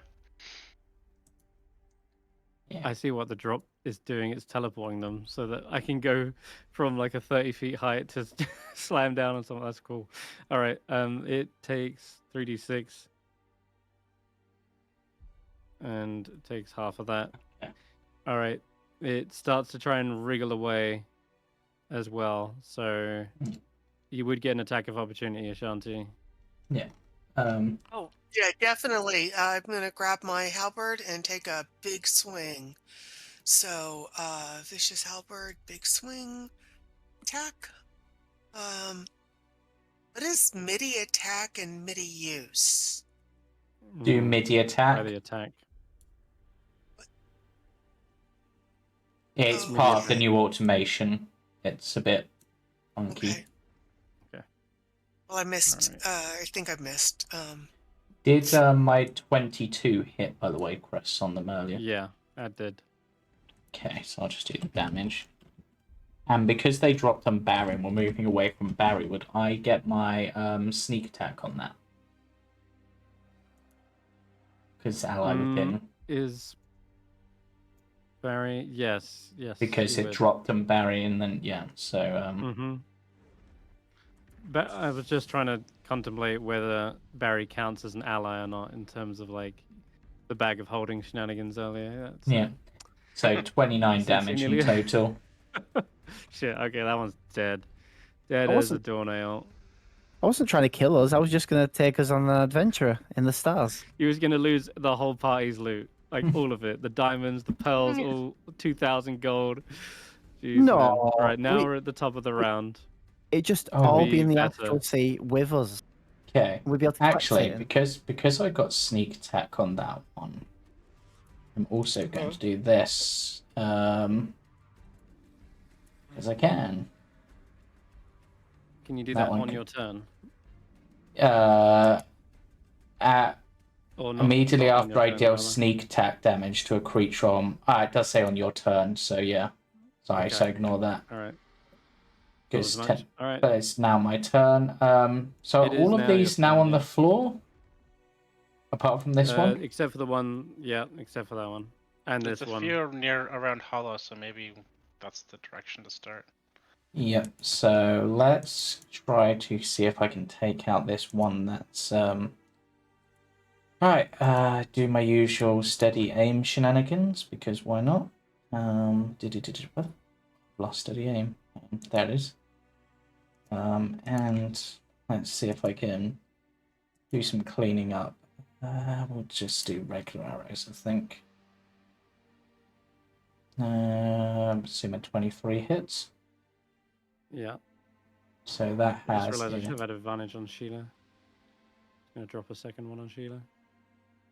Yeah, it would have hit. It would have hit Sheila after all. That's 11 damage, and then...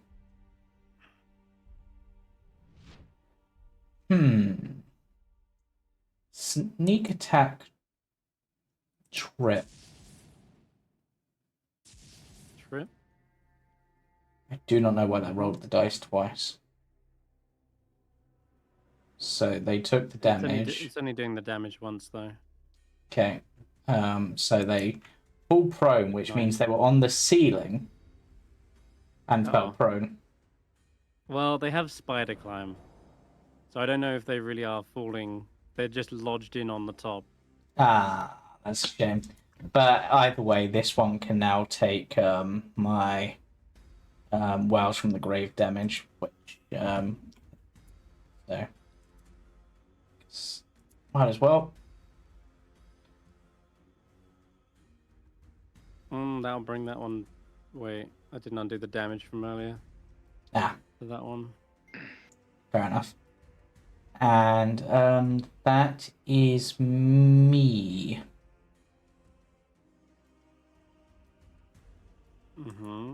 Okay, so 6 damage to this one. 10 damage rather, right? Okay, so it's nearly dead. And it's Ashanti's go.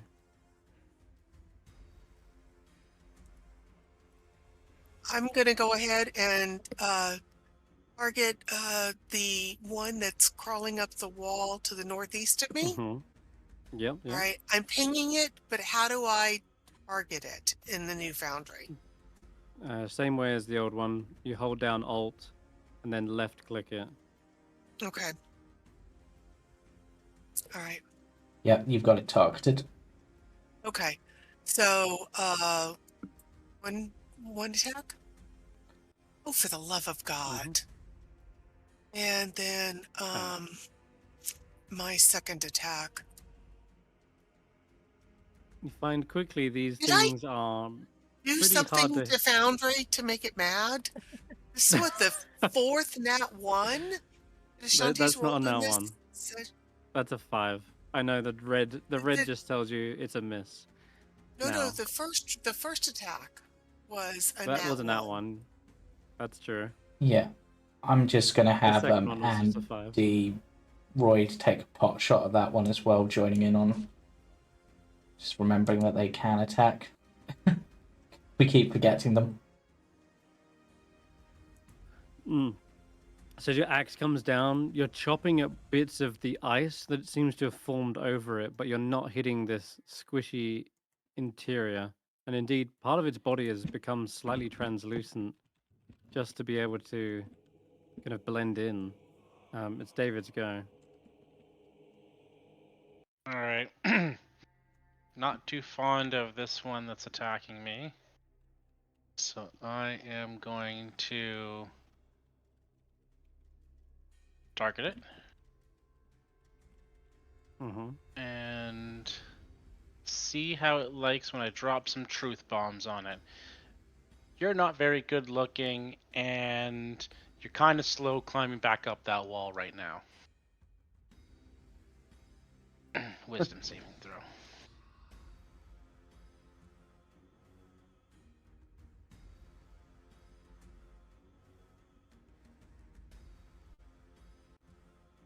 Okay, looks bloodied. Okay. And does it have to move use its turn to like? It has to use its right? movement to. Yeah, if it fail, did it fail? I Yeah. didn't see. It did. So it has Oh to no, use its you're right. movement It's to. not rolling, is it? But I'll roll it. I'm pretty not sure seeing it's if it's rolled or not, so I don't know. Yeah, it failed. Okay. So it has to use its So movement. then- So 17 damage, and Mhm. it needs to use its movement to move away from me. It's gonna try and climb up the wall onto the ceiling here. I think it was already. It can't get 5 closer feet to up. me, so it can't move above me. But does Well- that move mean it's moved out of Ashanti's attack range by going further up the wall? Well, when it landed on David, it would have moved 5 feet up and away. It had already anyway. moved. It had already started to move away. Yeah.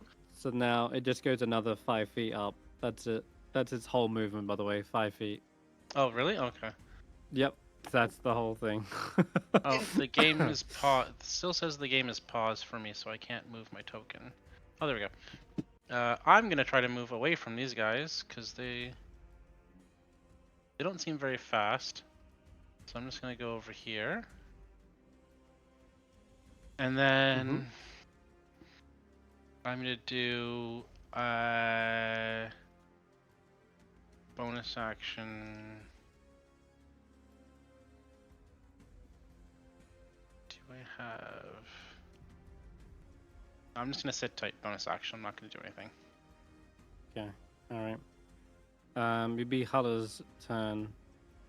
Okay. Now I think we forgot to roll the concentration check as well. Yes, we So did. just roll me a con save. Yep. I automatically I got rid of automatically rolling concentration checks, but I think I might. All right. We That's got I fine. might used at to it. least add it back. Yeah. I Now won't of the automatically remove it, but you're good. that's fine. Of the three surrounding me, I know this one is on the ground, and this one is on the wall, right? But the one Yeah, this above one's me, climbing up the throne. That one's above you, 30 feet in the air. 30 feet in the air. Okay. Mhm. I want to attack the one that's on right in front of me on the ground. I want to smash it with my hammer. Okay. Yeah, and similar to you, you Attack. might need to roll MIDI attack. Yeah. Hey, there you go. And that will crunch it, I'm sure. With your 19 strength, that will kill it. Yep. Bang. All right. Forget. Good. This is the first time you've really used your own strength after getting the blessing of Malar, and you feel that Yeah. bestial energy suddenly surge through you, and just cracks the ice into pieces. Feels good. I will move away from the one that's above me. Yep.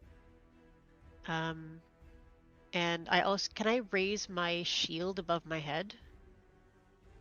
Take Yes. reaction, so that these things don't attack me again. Mm-hmm. And then Sheila is gonna go towards this one on the wall. And she's gonna punch it. You see Sheila's kind of rubbing their head a little bit after they got bonked as well. Oh, Did they get their healing this turn, by the way? They Yes, they do. did. They got So They're on she's at 51 now. 61. Oh, you No, already they upped were it? at 41. Yeah. Okay. All right. Attack again. That's better. That's a better hit.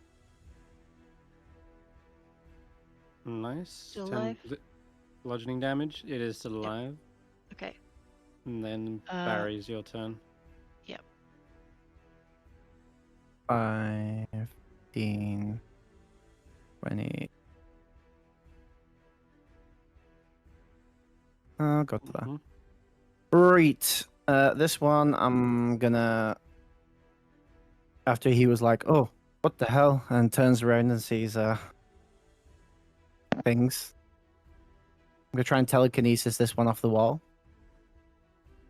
I didn't do a roll, but yeah, Strength. yeah, strength. I think it fails. Yeah, Peel Played it off the- away and you can roll a d6. 10-foot drop as well. Yeah. No. Oh, I don't- dang! All right, it's looking This pretty one. damn close to death. With disadvantage as well, because it was prone on the ceiling. Yep. Yeah. That confused yeah, me as well. I was hoping it would drop from being not prone. Yeah, I grasp and pull it off the ceiling.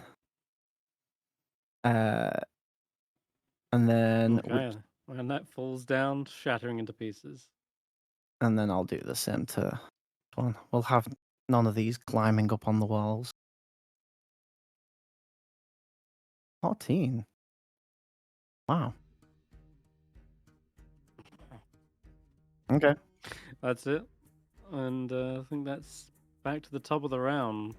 That's what I got. Vetters go. That will. Sheila looks like they've got those ones. Ashanti's probably got those ones. I guess. Yeah, I'll go for this one. We will do the old steady aim trickery, because why would I not? I have no reason to move at the moment, once again.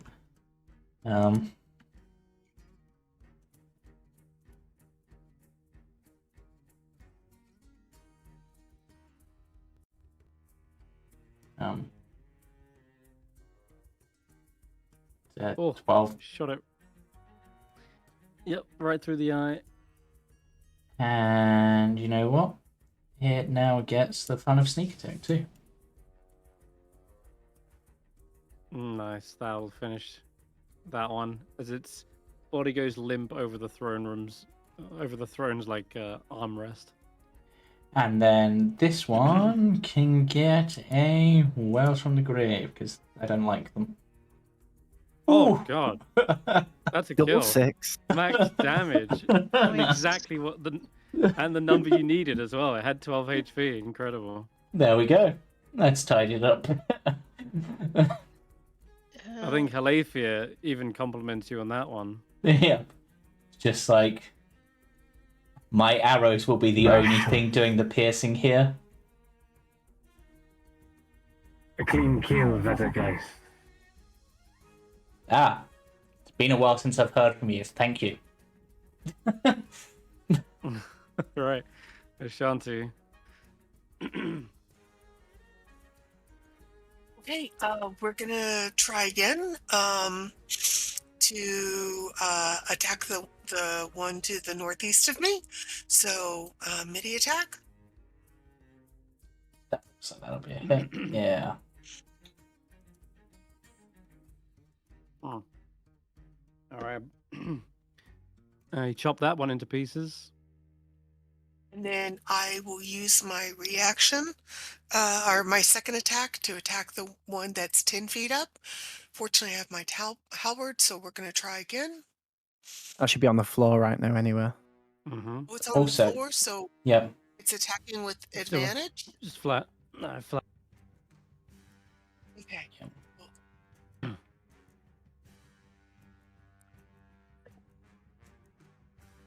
Okay. Nice. This one's kind of coiled up after having this psychic assault. Then it peeled off the wall and then into Ashanti's axe. And that will bring it down. And then Android blasts it as well, just for funsies. And then yeah, it's double tapped.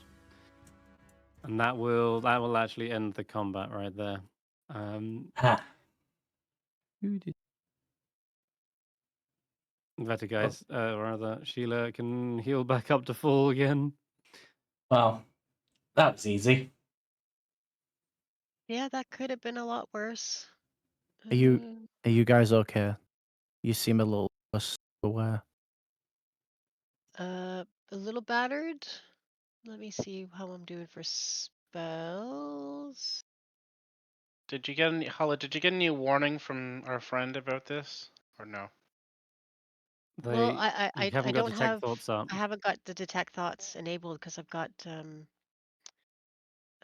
magic spell. Detect But magic. I'm going to. But they didn't They actively didn't like say, "Be gesture careful." or indicate in any way that anything was happening. No. Okay. Who all needs healing? Me, please. I think I've got the 3 of us targeted. Barry, you're okay. Vetter, you're okay. Yeah, I'm Yep. okay. I You're could full? use. Yeah. Yeah. Okay. I will. Barry hasn't been hit at all today. I don't think I have either. Everything just keeps falling like behind me, and it seems if you just stride on with confidence, nothing happens. You can include yourself in that mass healing word as well, Hulla. Oh, I thought I did.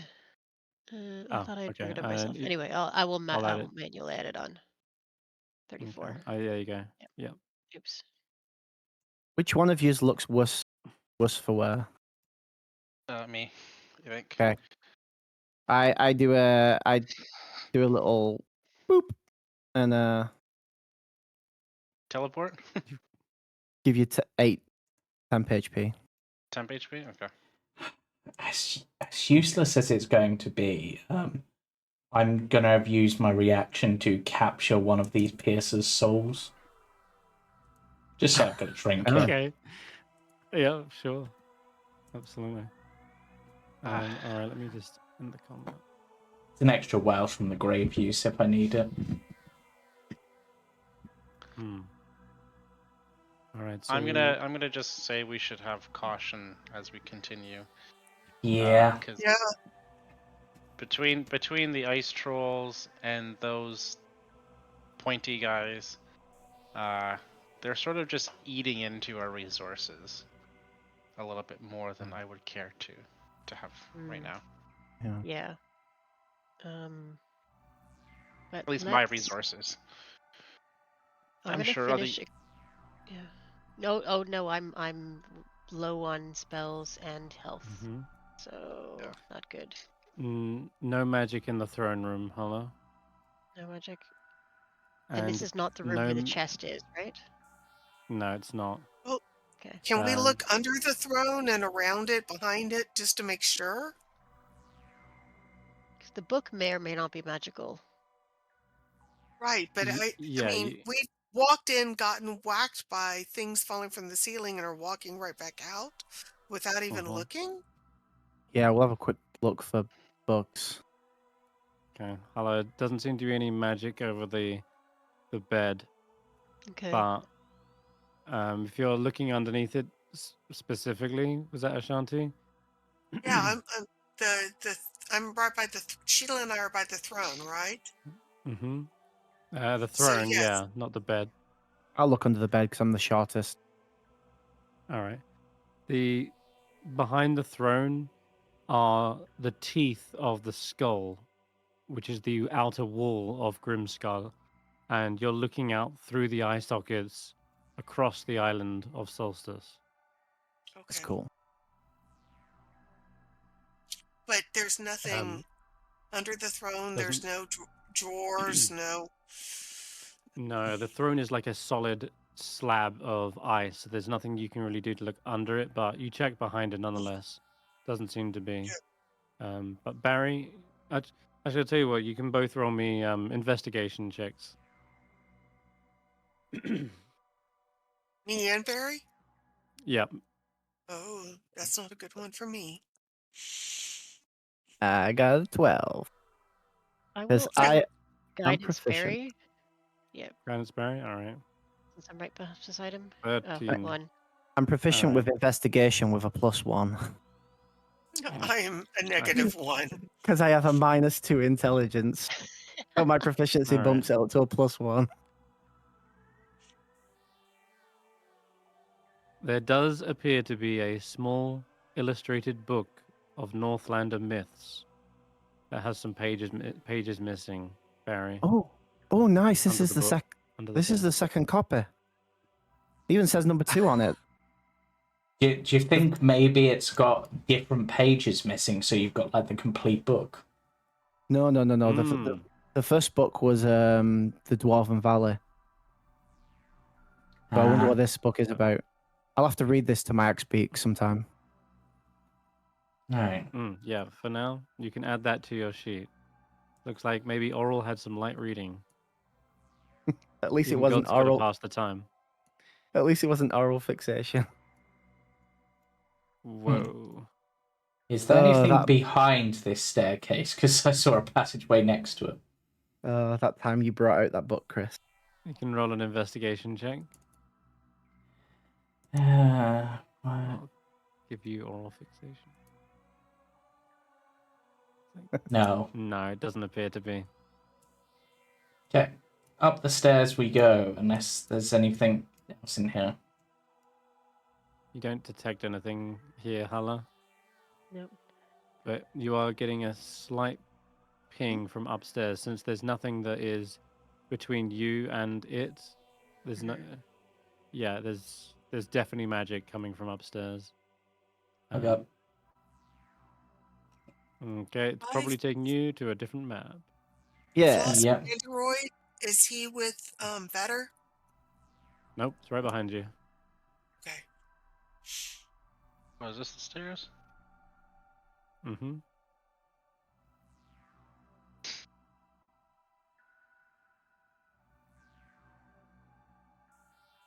Let me move Android and you can be on the next map. Okay, so you should be on the exterior now. Yep. Ooh, Okay, it's so cold up then here. this is the like map you saw from earlier. Mhm. Inside the nest. Oh boy. I don't see anything. I will tell you what's in there. I'm still on the old maps, I think. Oh, okay. 1 sec. I'll drag Unless it's you- supposed to be in this up here in the top right. Oh, there we go. Ooh, it's windy.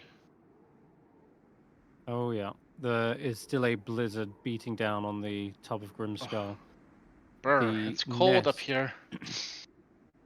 Must be a rock in the atmosphere. This icy crown encircles the fortress and doubles as a battlemented rooftop. Each prong of the crown extends 40 feet above the roof line, and the prongs have 10-foot wide gaps between them. Situated in the middle of the roof is a nest almost 30 feet wide. Inside the nest is a whole array of different treasures. Ooh. At first, you see the chest. It's a sea chest covered with bird droppings and sealed with a heavy padlock. There is also a carved harp of exotic wood and ivory inlaid with zircons and gemstones. And finally, that 5 foot tall, heavy looking, silvery, metallic dragon egg. Oh, I What's want the to sign of take that that with book? us. Yes, I agree. I gauged the weight of the dragon egg. I was just gonna say, is do we about- have space to carry it? You Will appraise it the egg. fit in the? Yeah. It's 150 pounds. Ooh, Okay. I can drop maybe stuff. we can just. Can Sheila Yeah. carry it? It's a hearty breakfast. I think it's probably better if it's out of line of sight. It's a 5-foot tall egg. Holy cow! Okay. Do I seem like... It's not does it- going to fit in the bag. Are How- any how- of these radiating magic specifically? Because you said detect magic Mm. was starting to pick up magic, right? Yes, from in the chest there is something magical. How Mm. big is the Right. egg, wide-wise? Is the chest? Check if the chest is locked and check if it has traps. Yeah, Just in I case. will And I'm check. gonna stand. Where's the chest? I'm gonna stand. It's in the is that- nest. It's in the nest? Okay. I'm gonna look over the chest, see if I can find any traps. I'm gonna I stand. would like to keep Mhm. an eye on the skies in case there's a big flying owl. Mm-hmm. A rock, Okay. yeah. Good to know. I'm moving Sheila You- for some reason. Yeah, again, just drag a box to unselect everyone and then select David. It's not going to fit in the bag, Barry, I don't think. Yeah, it's too big Okay, to I fit tried- through the gap. Yeah, I tried to like ask how wide it was. Can Sheila carry it, or can I carry it? Why are we taking it again? What are we gonna do with a dragon egg? Not let Oral have a dragon egg. The last thing we want is Oral having a dragon on her side. I mean, Sheila can carry it, but like, we have to do. Oh, aren't silver something. dragons good though? I mean, if Essentially, unless they're corrupted or unless they have influence. Like Yeah. if you're raised by Oral as a dragon, maybe you're not such a nice silver dragon. Yeah, Mm. your parent has a big influence on how you are brought up. Can Somebody- we strap it to Sheila like we did the heat lamp? somebody took a baby away from its mother, of Yeah. course we need to give it back. Yeah. I mean, yeah, but we don't. Okay, yeah. I guess we we find- just carry it with us. Yeah, if we find this Uh, dragon's mother, Sheila, come here. Okay, then I am going to try to pick open the lock. strap it to the back of Sheila like we Strap did the it to heat the lamp. back. Yeah. Wait, check it. Did you check? Oh, no traps. You can see. I see. Yeah, I got a nat 20 on the check. Take Okay. it back inside so at least we're not out in the wind doing this. Grab everything, go back inside. I'm gonna leave the no. I want to leave the chest here. I'm gonna because I can take what's in it, lock it back And then up, leave and the then it chest. looks like Yeah. we've not been here. So What's gonna notice the egg gone? yeah, but 17. Maybe it's gonna think it just hatched. 17 on the Lock thieves' picking. tools, right. The chest has a heavy padlock, and it's going to be... Let's check. I mean, you got Sorpo, by the way, looking at you and witnessing all of this as well. Just want to point Yeah. that out. Yep. So, knowing, even if you do seal it back, I mean... Yeah. Yeah. True. All right. For the love of God, where are we? Do we No, kill right. Sorpo?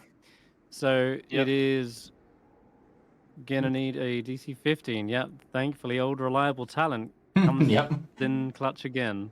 Yeah, and this And time I didn't you have to deal with can fish pick- bones. This thing looks like it was built for giants again, and probably has enough room that you can fit your whole hand in the lock, and you just Had to say. fix the tumblers into place. They're rusty and they kind of stick in there anyway, so they don't have any threat of falling down.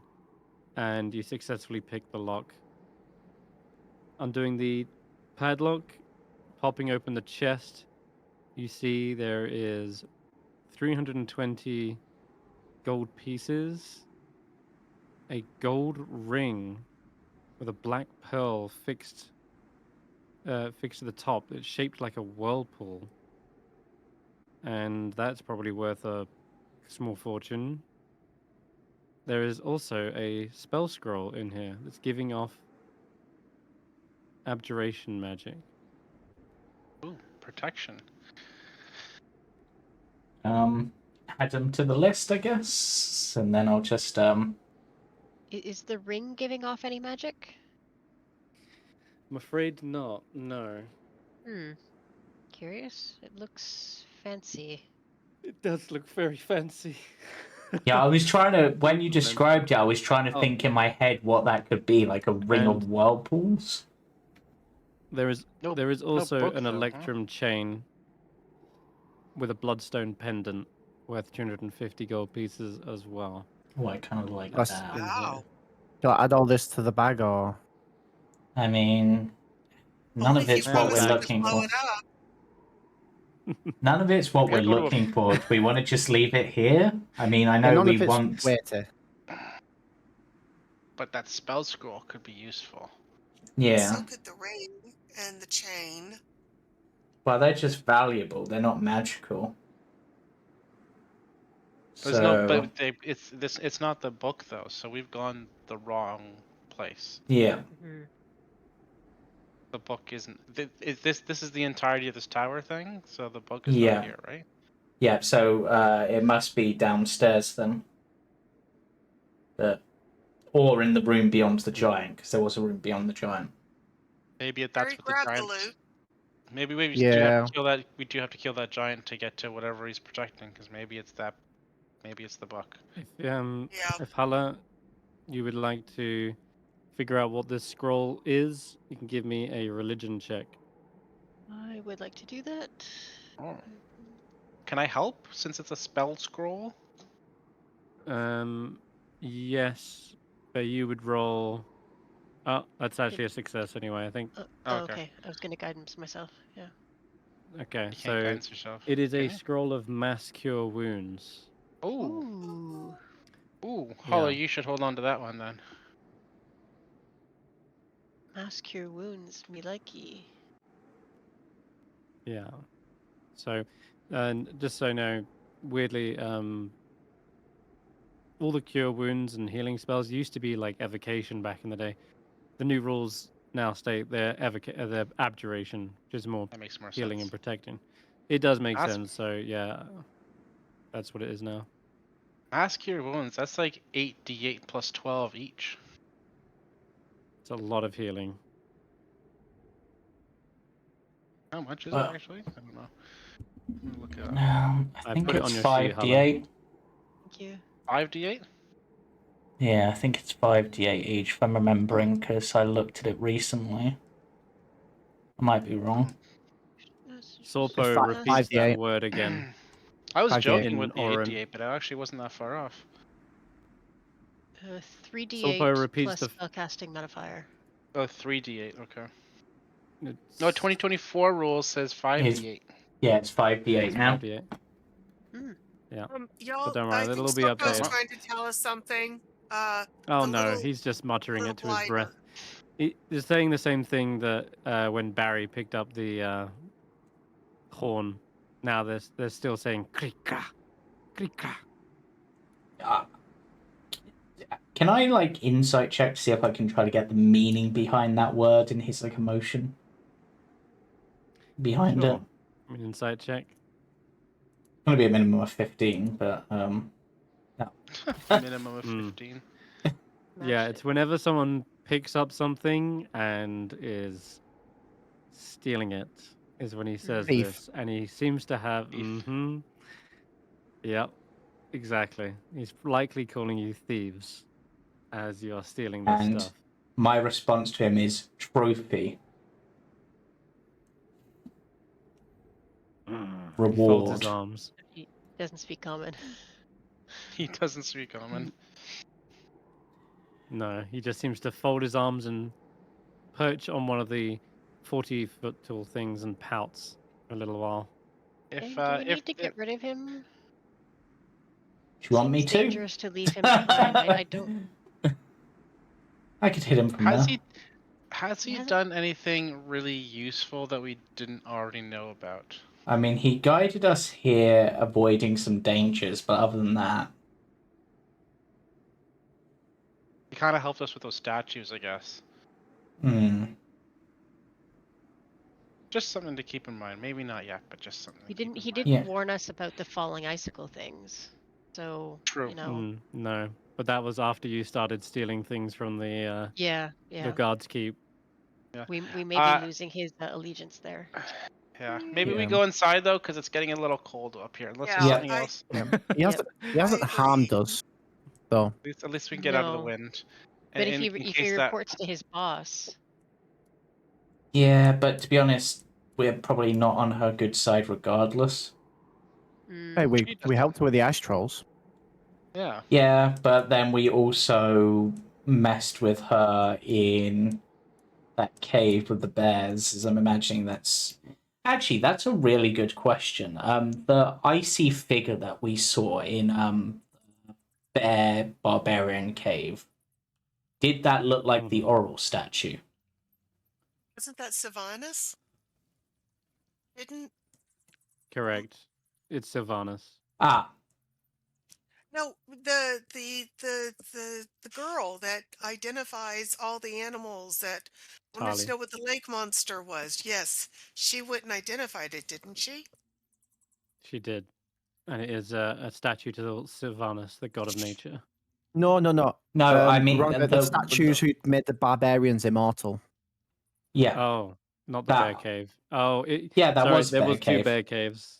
No, yeah, one of them had a literal cave where a bear was in it, and that That's had why I said a statue of barbarians. Bear Sylvanas. tribe. Bear tribe. Barbarians, right? Yeah. That did not have a statue in it, but it did have a No, misty, but... smoky vision Yeah, Yeah, of that a person. figure that looked nothing like the one. I guess I can show you the images Yeah, that's what I mean. They look because you've they look seen them. different. They They're are two that's what I was different- asking. Because... one of them was. Oh boy, that's not it. I have a feeling I know what the other one is, but just this would confirm that it wasn't Oral now that we know that for certain, because we'd only seen Oral in owl form, we'd not seen their true form before, so... Well, God damn it, I hate that it's got spoiler on the front of it, so that I can't really show you. I will drag this into the Discord. You've seen it before, though. This was the smoky apparition that appeared above the blue fireplace Okay. Yeah. in the cave of the berserkers. It is also the same thing that you saw, Barry, when you touched the button on the altar to Oral in the Yeah. Temple of the Four Gods. But this doesn't look like it's. That's not the same image as who Oral The is statue, that we saw. the yeah. statue in there was like this, but a powerful female form, but no icicles stabbing out of the armor and such. It was I guess they definitely had like similar facial features and similar body types. That's Unless one this- really possibly a different aspect of Oral. Yeah, Maybe unless she's split somehow. the other aspect is Oral in like humanoid form, like us, and the one we saw is like goddess Oral, like she has a final form. I Or mean, like Oral in merciful form versus Oral in vengeance form. Yeah. or maybe they've been like, because they said that Oral had been weakened. What if she's literally been split in two? We should keep going down, by the way, as we're Yeah. talking about this. Yeah. Are we We're gonna go walking take to- care of the giant? Do we There's do we no- want way to? out? If We're we, sure if there's we, nothing in if this we room, still right? have health, Yeah. He Are we seemed, sure there's nothing in this room? We did a thorough check Yeah. with everything. yeah. Yeah. He seemed kind of Yeah. sad though, didn't he? he really Yeah. did. But Um, I think it do would be we- a mercy to do give we him one last think- fight. Do we think, sorry, just before we go downstairs, do we think it would be worthwhile leaving Android here, keeping an eye out for the return of the rock so that they can quickly alert us? Because if we're going downstairs, we're not going to see that. I think we'll probably hear, but the rock can't get inside the building, right? No, but when the rock comes back, Oral comes back. Oh. Mm. So Oral knowing can't what... get inside the building, can she? Just kidding. She probably can. So leaving them think as we a... Because we're not really using Android for much else, it's probably a good use for them. I think we should deal with the I'm fine with giant like on the way out, if we feel like we've got the time. But Yeah, yeah, if he and- wants I think to be yeah. gone, that's on him, I guess. All right. I mean, We'll we leave can Andy help Road him. here. Shanti, And would How do you we like to get go down down? the stairs? there's another. Oh, down here.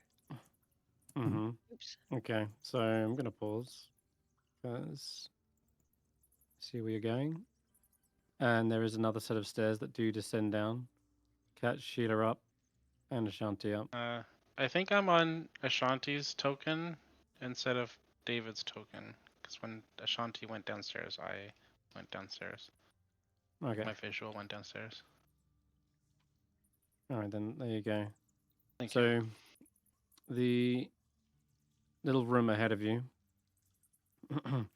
There are 6 slender gargoyle-like creatures made of ice. Oh, They no. squat on ledges 20 feet above the ground that protrude from the walls of the semicircular room. Near the back wall, the mist blankets the floor, and it flows down a staircase made of polished ice. Do these ice gargoyles look anything like Sorpo? Identical to Sorpo. Hmm.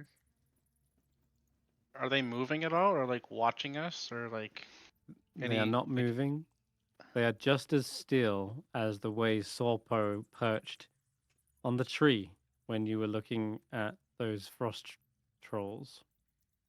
Those I ice look, trolls. Hmm. I look to Sorpo, expecting him to say something to alert these to attack us at this point because he's been calling us thieves. He does not say anything. He simply still has his arms folded. As you look towards him, he tilts his head to the right and breaks eye contact with you. I wave at this one and see if anything happens. It looks down at you. Hello. Hi. I bow. It doesn't seem to react. Do any of you speak Common? There's no response. Or Elvish? Or Draconic? Or Dwarvish? Or Orcish? They don't respond. Sorpo flies over towards one of the ledges and sits no. and perches on it alongside his perhaps siblings, you could say. Yeah. But they do not make any movement or any kind of response to you. But they do sort of turn and tilt their heads towards Sorpo. Okay, so they are alive. I point to Sorpo and give him a thumbs up. And I point to these and I give them a thumbs up. Just move them into. Like to say, like, Sorpo's okay with us. We're okay with you.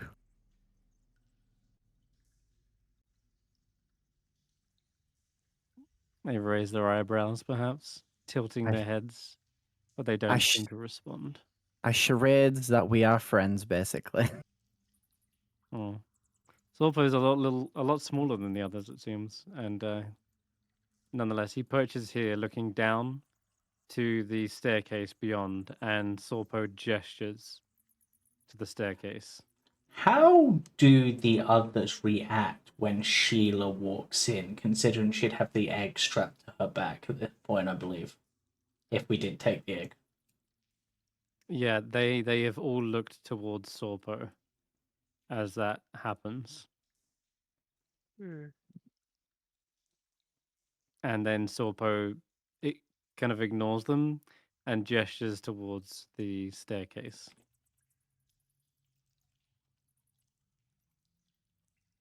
Right, I guess I'll go down the stairs. Yeah. Oh, hi, This feels Walrus. like this feels like a trap, right? It does Just feel like a so trap. we're all on the same page. Like, Yep. okay. I'm expecting Got us no to choice, come we out gotta and go. get like frost breath by all 7 of them at once. Yeah. Like how you're super expecting a trap, and then what you're really met with is something completely the opposite. Ooh. I know what we can do here. And I start pulling I pull an animal out of the bag. It's Ukuma. I'm gonna see if I can pull out a walrus. I mean, I know it's a 1 in 10 shot. You got the reindeer. No. I got the reindeer. The staircase descends to a vaulted chamber. No. 9 feet high railing of sculpted ice hugs the staircase, and it descends to the chamber floor, which, like the stairs, is smooth and gleaming. A walrus, as big as an elephant, is having a grand old time rolling and sliding on the ice, paying you little heed. What pull out time we animals want from a the bag. walrus? The one time we wanted a walrus, I pull out a reindeer, a dire wolf, and a polar bear. You literally be fair, brought the the best- 3. You put the 3 offensive powerhouses out. Yeah, Like, the best combat ones when I wanted a walrus. And just like, yeah, have some animal friends, I guess. The walrus kind of looks in your direction, humps. And when I say I mean like they go and then they begin to slide around. Do you know Anchor Duke?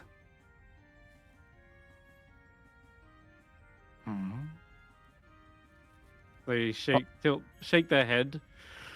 Oh my god, it can talk, I bet. I don't know, Ankajuk. Ah. Do you know We do know Anchor Duke, yes, we've met them. And who is Ankajuk? A talking whale? Yeah. What about Gavin? You know Gavin? How ridiculous. Whales don't talk. Silly. This one was awakened by a druid called Anchor. Do you know a druid by the name of Anchor? What's the name of the other? The awakened. The moose. The giant moose. We called that Who's one. the moose? They didn't have a name, did they? No, No, I didn't. we gave the We named moose. the tavern after it, didn't we? No, that was Yeah. Gavin the moose. Yeah, Gavin the moose. What was the name of the mammoth? Oh, the mammoth. Yeah. The mammoth's actually probably more likely because this is a giant fortress, so they might know of a famous mammoth because they seem like a famous mammoth. So where is it? It'll be in the thing Notion. Oh yeah. But yeah, we say the mammoth's name, which is where is it?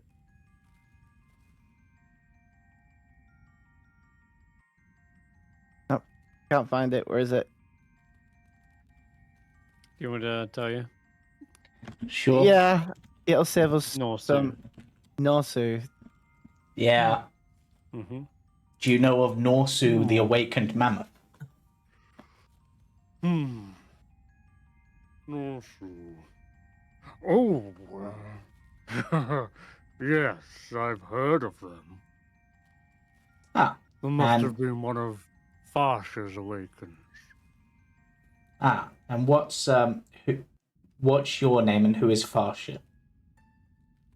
I am a Ukuma.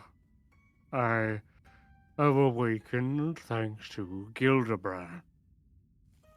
Gildebrand is one of the frost druids that often visits here. Ah. Another one. Are you a prisoner here of some sort, or is this just like your bedroom? This wouldn't be a very good prison if I could just walk out. And they gesture towards the stairs. Oh. No, Yeah, so. this is my skating rink. Okay, do you know where we could find a book? Or any books? So you know what books are. You come seeking knowledge. Yes. A poem, to be exact. We definitely need knowledge. We're all really thick, I will admit. Hey. Yeah, that's Completely true. Fair. Hmm. Yeah. Maybe I do. They kind of roll around onto their back. But all this conversation makes See? Ukuma hungry. Um. Rations? Give some rations? We have Got some rations. I'm rations. happy to share. I'm happy to share some of my rations. Then I'd be happy to share some information. Yep.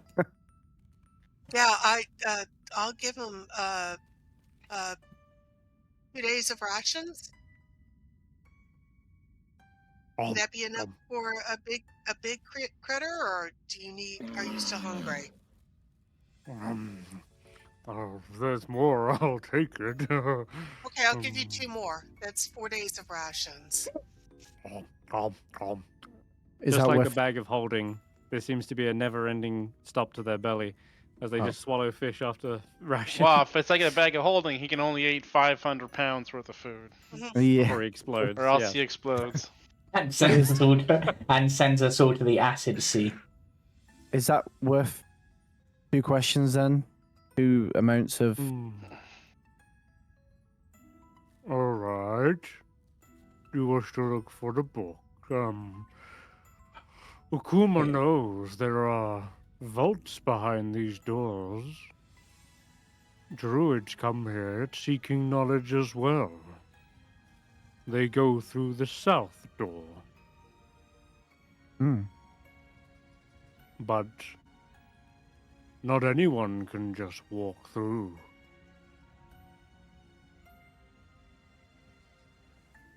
No Oh, you one can claim the treasures of the Frostmaiden's faith without first passing the 4 tests. Which I'm Oh. guessing are through these doors, doors. like on the side. Yeah. That He makes gives sense. a big that makes nod, sense. and his lips kind of shake as he does. What about Yeah. if you're blessed by oral? Does that not help? You are perhaps blessed in a minor sense. There is yet another blessing. Oh. Blessing of the walrus?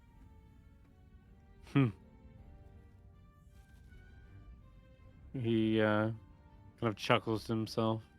I wonder what that power would give. Power of large tusks.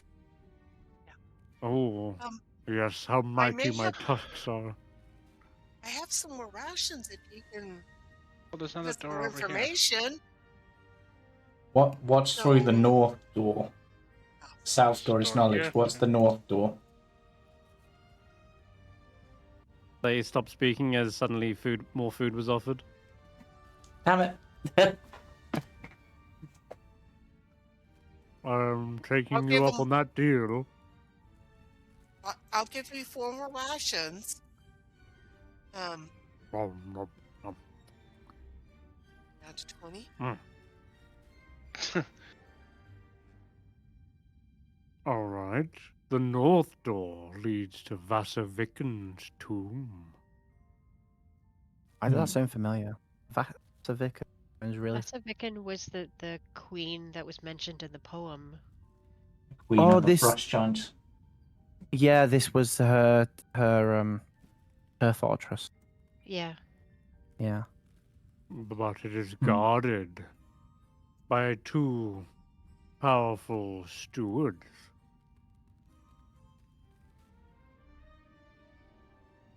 Can you tell us what kind of creatures these stewards are?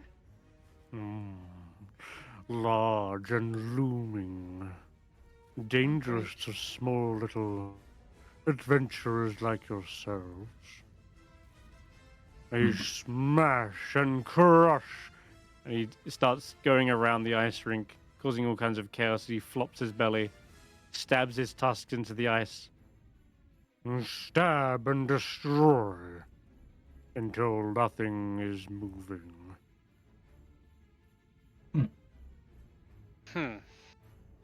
He Sounds chips like up some of the Ashanti ice, when and she you gets see it, like, angry. Or it could be the Yetis again, right? Yeah. mm, Well, we've got a He slides it. polar bear, a direwolf, and a reindeer to assist. So, Yeah, that's but pretty good. Just a reminder, we He also have slides- that statue that drives things insane for a time being, so yeah. we have not. Oh, We keep on forgetting to use that in combat situations, and I think it could be used in a combat situation. So it really could. Who has that again?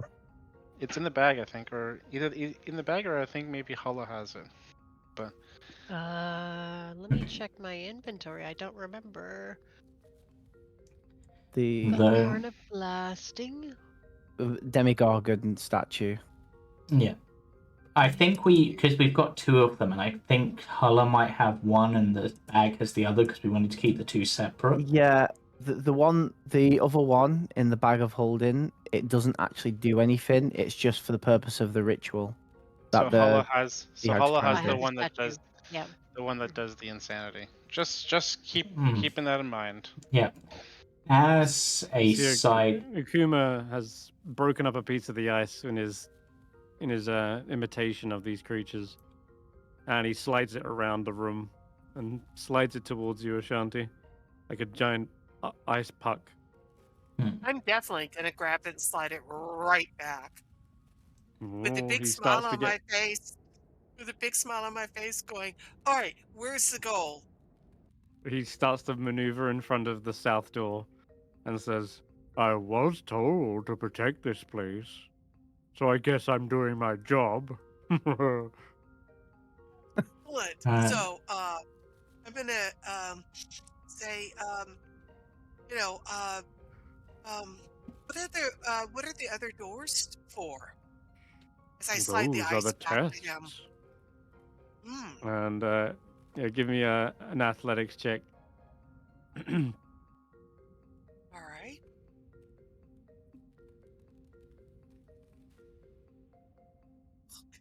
Okay. Oh yeah, he's pretty like for a big lumbering creature. He's pretty smooth on the ice, and he slides in front and manages to block the chunk of ice from going through the goal. And he Excellent. slaps it with a Excellent flipper. save. You did really, really well. Okay, can I try again? He slaps it forward first. All right. He says, "It's coming your way." I Right. guess give me an athletics check as well to stop it from going into your goal, which is behind you. All right, this is a Um, fifth nat one today. Something's Right. wrong with Foundry for me. I mean, So- It 5 takes nat out your ones legs. in one game. So I just want to point out, like, last time we went treasure hunting in the underwater thing, we got a bit greedy and ended Yeah. up in real dire if- straits. but if we need Yep. to do the trials in order to get into the south room, then we should probably do Yeah. them. So which What- one's likely to get us the poem? Do you think Vasavikan will have it, or the druids treasure? Well, they said the druids is where the knowledge was. Oh, there's the ice that's in front of the door, huh? Is- Mhm. Is So, poem? We'll is get a onto this poem- in a second. Just Ashanti rolls a nat 1, and you see the ice takes out their legs, slides across into the goal, and slams up against the door. At which point you suddenly hear two heavy metallic thuds and the sounds of cracking ice coming from that door. I'm standing up if I have time. I'd like to stand up. Akuma panics for a moment and quickly jumps into the corner here and tries to hide.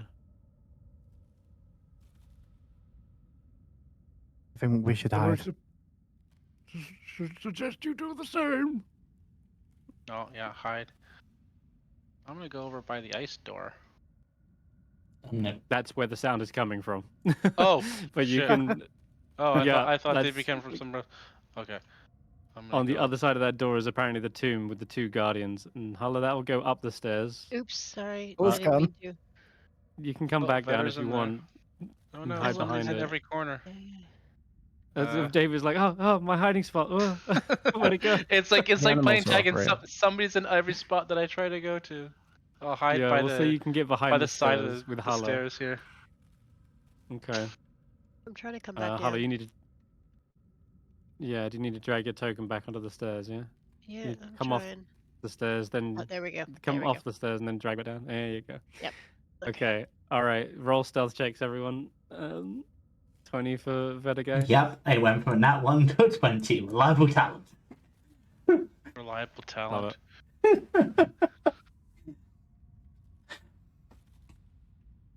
And fuck's sake, there's a load of animals here as well. A dire Yep. wolf and a reindeer. And a they're polar gonna be bear. really stealthy. Oh my god, you 21. rolled for them too. gonna It's the deck Boost. roll, in it. If I roll And that what about deck, Sheila, Hulla? Where do you command them to go? With Sheila you? goes. No, Sheila's gonna go into the corner. Okay, so as you come to this corner with Sheila, you see there is this tiny passageway. It almost looks like this might have been a arrow slit, like but for giants. I don't know how a giant would fit in there, but Barry is able to squeeze in and hides in this section. Sheila, however, could not fit through there. Okay. do you have a polar bear, Chris? Yes. Did you put it Yes, here they as also well? pulled that one. Oh, for the love of God.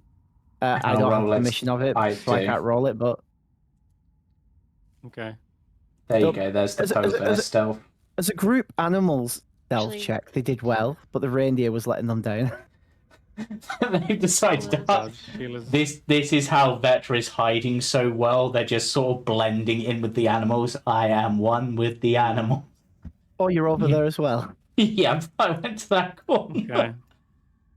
I'm going to say, considering the distance Sheila traveled back and forth around the room, you can make a stealth check with disadvantage with Sheila. They're big, Oh, no. heavy metal, and they're clambering all over the place as they Yeah. try to find a hiding spot.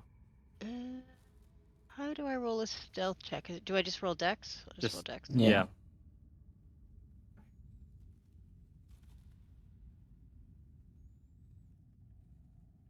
Ooh. 18 would have been good. What I suspected.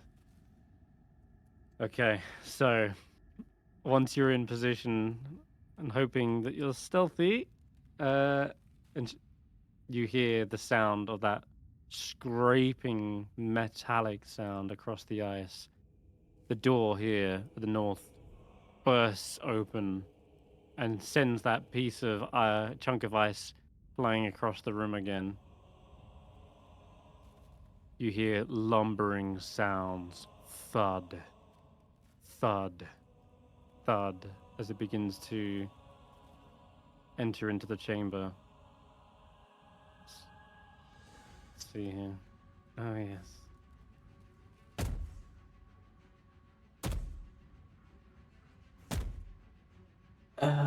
Frost Holy giants. crap! Alright. Frost giant skeletons? Yeah, this is what killed me last time. Yeah. Two of them with baleful blue blinking eyes in the backs of their skulls. One of them still has a frosty frozen beard that dangles beneath their chin. And for weapons, they are wielding anchors from ships that have become shipwrecked on the island. They've tore them from the hull, and you can hear the clinking sounds of chains as they are pulled along the ground. They look around the room, trying to investigate what that ruckus was, and I'll roll a perception check for them. As long as they don't roll above a 6. Jesus. Yeah. Wow. That was really good. Maybe. The other one got a 10. Okay. Me and David, the only one successfully hidden by those rules. Oh, really? You and David? I think so, yeah. Okay. I'm going to start from the lowest and go up. Sheila would be the first thing they would spot. Because you're all in separate locations, it's hard to say this is just a group stealth check. But one of you, the first thing they do notice is Sheila. They are effectively out in open sight, making a great deal of ruckus. So they head over towards them. And there's also the animals. Did they get second lowest? Yeah, they did. 15, 17, and the reindeer got a 7. Yeah, the Yeah, dire so wolf was the most stealthy. Apparently. I imagine I'm going to swap these two around so that one of them's right up against you. The reindeer and Sheila, I'm afraid, are spotted. They begin winding up their anchors and they position themselves either side of them. And they will attack Sheila, I'm afraid. Ashanti Initiative? would like. That's what she's there for. Wait. Ashanti would love to go sprinting out, going, "Great new players! All right, which goal are you defending?" Grab the ice and run towards the goal that the walrus was guarding, Oh no. like she's playing a game. Wow. And I'm gonna rage while I do this, so I can focus on picking up the ice and running with it. You're This is the crazy. play. Okay. Oh, As this is what- Ashanti leaps out, they suddenly turn around with their anchors that are about to come colliding down to Sheila's head. Ashanti just, no players, leaps out, their eyes Great suddenly new turn around. players! All right, are you defending the north goal? Because we're defending the south goal. All right, Uh-oh. everybody on me. Uh-oh. And that is a perfect place to end tonight's session.